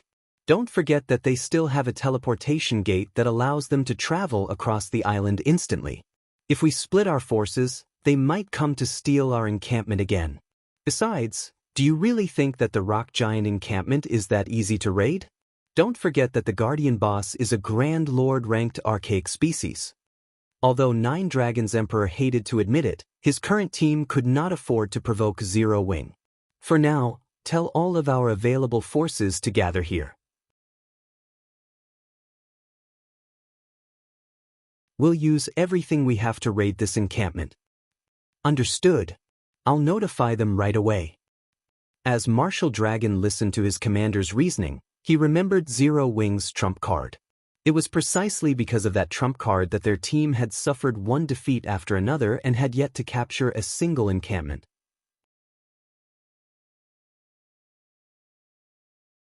Nearby, Lonely Heaven, Firmament's guild leader, wore a solemn expression when he heard of Zero Wing's success. How can this be? When Lonely Heaven heard that Zero Wing had begun to raid the Rock Giant encampment's inner region, regret gripped his heart. He had been displeased with Phoenix Rain's actions. After all, Firmament was a bona fide first-rate guild that had focused on developing its navy, yet Phoenix Rain considered Zero Wing more important, even providing the guild with various benefits and a ton of credits. By doing so, Phoenix Rain had silently expressed her opinion that Firmament couldn't compare to a guild like Zero Wing. Hence, he had decided to join Nine Dragons Emperor's side instead. By doing so, not only would Firmament secure a temporary teleportation array on Thunder Island, but Nine Dragons Emperor would invest in the guild, allowing Firmament to develop far more quickly. Yet his decision had backfired. Even if Nine Dragons secured a monster encampment, Firmament wouldn't get a temporary teleportation array. On the other hand, Zero Wing, whom he had assumed was unfoundedly arrogant when the guild had promised Phoenix Rain 2 monster encampments, was close to fulfilling that promise. Without the temporary teleportation array on Thunder Island, Firmament would not have the foundation to develop in the Sea of Death. As Lonely Castle regretted his decision to betray Phoenix Rain, Feng's team rapidly cleared out the Rock Giant encampment's inner region. Feng was more careful in the inner area than he had been in the perimeter. He had Cola, Turtledove, and Yi Wumin only lure 3 or 4 patrol squads as each was led by a great lord. While Cola's group kite the Rock Giants, Solitary 9 and Dark Madness pulled the stragglers aggro. Like so, the team steadily reduced the number of patrol squads around the Guardian boss. As the team faced fewer monsters, they had a much easier time killing the Rock Giants. Each wave only took around 10 minutes or so to finish off. After fighting for around an hour, they had dealt with all 200+ Rock Giants in the encampment's core. The only monsters remaining were the level 60 Rock King and 2 level 60 Rock Guards in the center of the encampment. Rock King, Elemental Creature, Archaic Species, Grand Lord. Level 60. HP 200, 000, 000, 200, 000, 000. Rock Guard, Elemental Creature, Specialized, Grand Lord. Level 60. HP 150, 000, 000, 150, 000, 000. Zero Wing and Azura's members shuddered when they saw the 3 bosses' HPs. Each Rock Guard had 3 HP bars. Meanwhile, the Rock King had 5. Players' HP bars were an indicator of how much HP they had at any time. HP bars had a different meaning for monsters. Each HP bar a monster possessed signified their combat standards. A monster with more than one had higher combat standards than a monster of the same rank and level with a single bar. A monster with 3 HP bars could exhibit combat standards on par with players who could reach the Trial Tower's 3rd floor, while a monster with 5 HP bars could reach the Trial Tower's 5th floor. Although this evaluation method was not necessarily accurate, it was not that far off the actual numbers. Reaching the Trial Tower's 5th floor meant that one had the standards of an expert. No matter how they looked at it, fighting an expert with 200 million HP was suicidal. Besides which, their team only had 50 players. Guild leader, how should we fight it? Aqua Rose asked as she watched the Rock King. She had no idea how they should raid this guardian boss. Cola, Yiwumien, and Solitary switch shields with each other. Cola will use Solitaries, Yiwumien will use Colas, and Solitary will use Yiwumiens. Cola will tank the Rock King, and I'll support you from the sides. Turtledove and Yiwumien will tank the 2 specialized bosses with Solitary and Dark support. When the fight begins, lure the 2 specialized bosses away.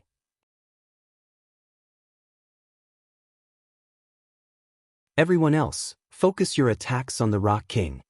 If no one has an issue with that plan, let's begin. Although Feng had never raided any of the monster encampments on Thunder Island during his previous life, he had watched plenty of raid videos. Hence, he more or less knew how to raid the Rock King. However, at the end of the day, the Rock King was an archaic species. For safety's sake, it would be best if Cola used the Titan Guard.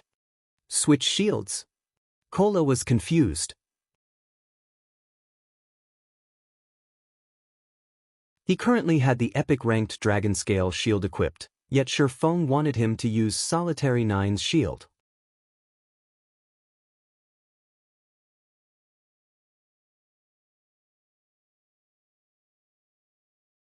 Chapter 1515. Oppressing an Archaic Species. Chapter 1515. Oppressing an Archaic Species. When Gentle Snow and the other Zero-Wing upper echelons heard Feng's command, they gave him confused looks. Since Cola would tank the Rock King, he should use the best items they had, yet Feng didn't want him to use the Dragon Scale shield. This would undoubtedly make raiding the Rock King even more difficult. Moreover, they were more surprised to hear that Feng would support Cola. Aside from high HP and defense, the Guardian Knight and Shield Warrior classes also had passive skills that reduced the damage and paralysis effect they suffered from attacks. The Swordsman class did not possess such skills. Meanwhile, the more powerful a boss was, the longer a player would be paralyzed after receiving one of its attacks. If the paralysis remained for too long, the MT could fail to keep up their defensive cycle and die. Hence, teams rarely relied on non-MT plate armor classes to support lead MTs, generally relying on Shield Warriors and Guardian Knights. However, after Cola received the Titan Guard and checked the shield's attributes, his jaw dropped. For a moment, he even wondered if his eyes were playing a trick. What amazing attributes! Cola stared at the Titan Guard with wide eyes. Originally, he had been somewhat reluctant to part with the Dragon Scale shield, but he fell in love with the Titan Guard at first sight. Fragmented legendary items were practically myths in God's domain. Although the Titan Guard was an epic item right now, he could upgrade it to fragmented legendary rank once he gathered 100,000 magic crystals. He'd even dare to provoke a mythic monster with the shield equipped, not to mention a Grand Lord-ranked Archaic species. Furthermore, even at epic rank, Titan Guard's attributes and skills were far more impressive than the Dragon Scale shields. A moment later, everyone moved into position and prepared to deal with the Rock King and its Rock Guards.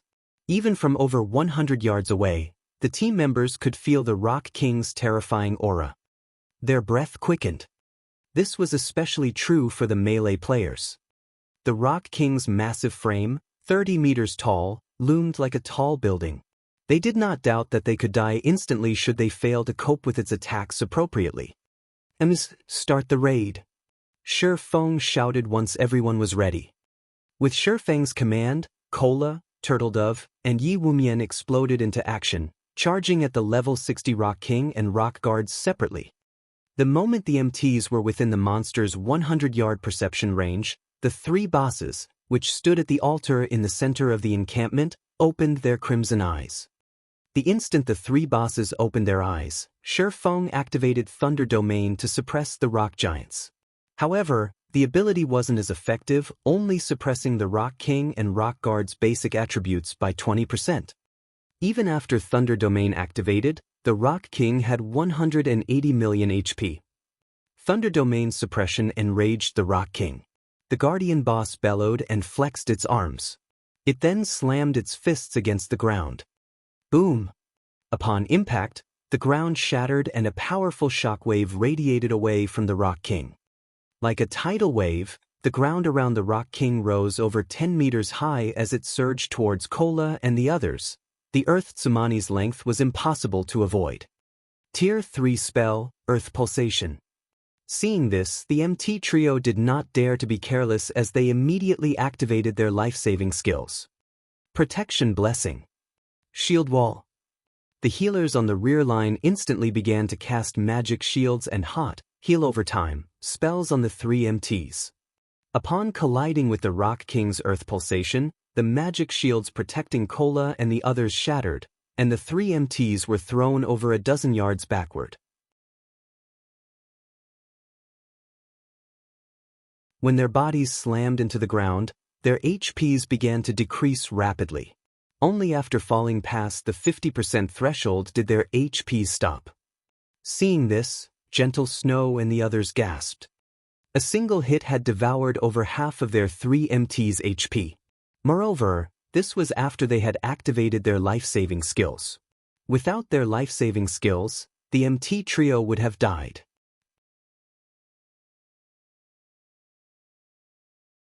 Fortunately, Feng had only sent these three first. MTs, secure aggro. Healers, use everything you have on the MTs.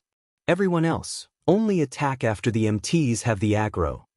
Feng remained unfazed. After all, this was merely the Rock King's opening attack. Although he had never raided the Rock King personally, he had watched recordings of numerous Thunder Island contests. He was very familiar with the island's guardian bosses. He knew all of their skills and weaknesses. Two factors made the Rock King a particularly challenging foe: Meteor Bombardment and Life Division. Both were powerful team-wipe moves. If these not dealt with appropriately, these skills would annihilate a team. Players would not even have a chance to escape. Compared to those two moves, the Tier 3 Earth Pulsation was child's play. Otherwise, the Rock King would not have been publicly acknowledged as one of the three strongest bosses on Thunder Island. Hearing Feng's command, everyone went into action. Cola secured his aggro on the Rock King and started to kite the Guardian boss in circles, while Turtledove and Yi Wumian lured the two Rock Guards far away from the Guardian boss. Meanwhile, Solitary 9 and Dark Madness assisted Turtledove and Yi Wumian in kiting the Rock Guards. However, a Grand Lord was still a Grand Lord at the end of the day. Even if Thunder Domain weakened the Rock King and Rock Guards, their movement speeds and attack speeds were still superior to the Great Lord-ranked rock giants. When the three bosses attacked the MTs with their palms, it looked as if they were swatting flies. Each of their palms was easily 8 yards across. Despite Cola and the others' promotions to Tier 2, they struggled to dodge the boss's attacks and were hit from time to time. Turtledove and Yi Wumian were somewhat lucky. Due to their life-saving skills still being active, they only received around minus 8,000 damage when they blocked the rock guard's normal attacks. Cola, however, was not as fortunate. When the Rock King slapped him, Cola angled his shield, forcing the Rock King's palm to slide off as he deflected the attack, but he still received over minus 12,000 damage. Fortunately, Cola's HP had risen to 73,000 after switching to the Titan Guard, which allowed him to nullify an attack every 20 seconds. Thank goodness I switched to the Titan Guard. Otherwise, I wouldn't be able to tank this thing. The more Cola employed the Titan Guard, the more he fell in love with it. In his opinion, the extra HP and damage nullification were secondary. The paralysis reduction effect was the shield's true power. The 30% paralysis reduction allowed him to dodge and block the Rock King's attacks more easily. Without that effect, he wouldn't be able to react in time to block the second attack even if he blocked the first and reduced its damage. He'd have to receive the full brunt of the Rock King's attacks, and if that happened, he wouldn't be surprised to suffer minus 30,000 damage with a successful block. The Rock King was no pushover either. The Archaic species bloodline gave the Rock King higher attack speed and reaction speed than the other rock giants. As a result, it could strike Cola twice, worsening the paralysis effect the Guardian Knight suffered. When the Rock King's third attack descended, Cola couldn't move into position to deflect the attack in time, having no choice but to block the attack with the full breadth of Titan Guard. Suddenly, a blue flash struck the Rock King's descending palm. Boom! The impact deviated the Rock King's attack trajectory, its palm strike landing half a yard away from Cola. Guild leader! Aqua Rose and the others were shocked. Feng had dealt the blow that deviated the Rock King's attack, yet despite taking a hit, he had only lost a little over 10,000 HP. He had received less damage than Cola when the MT deflected an attack.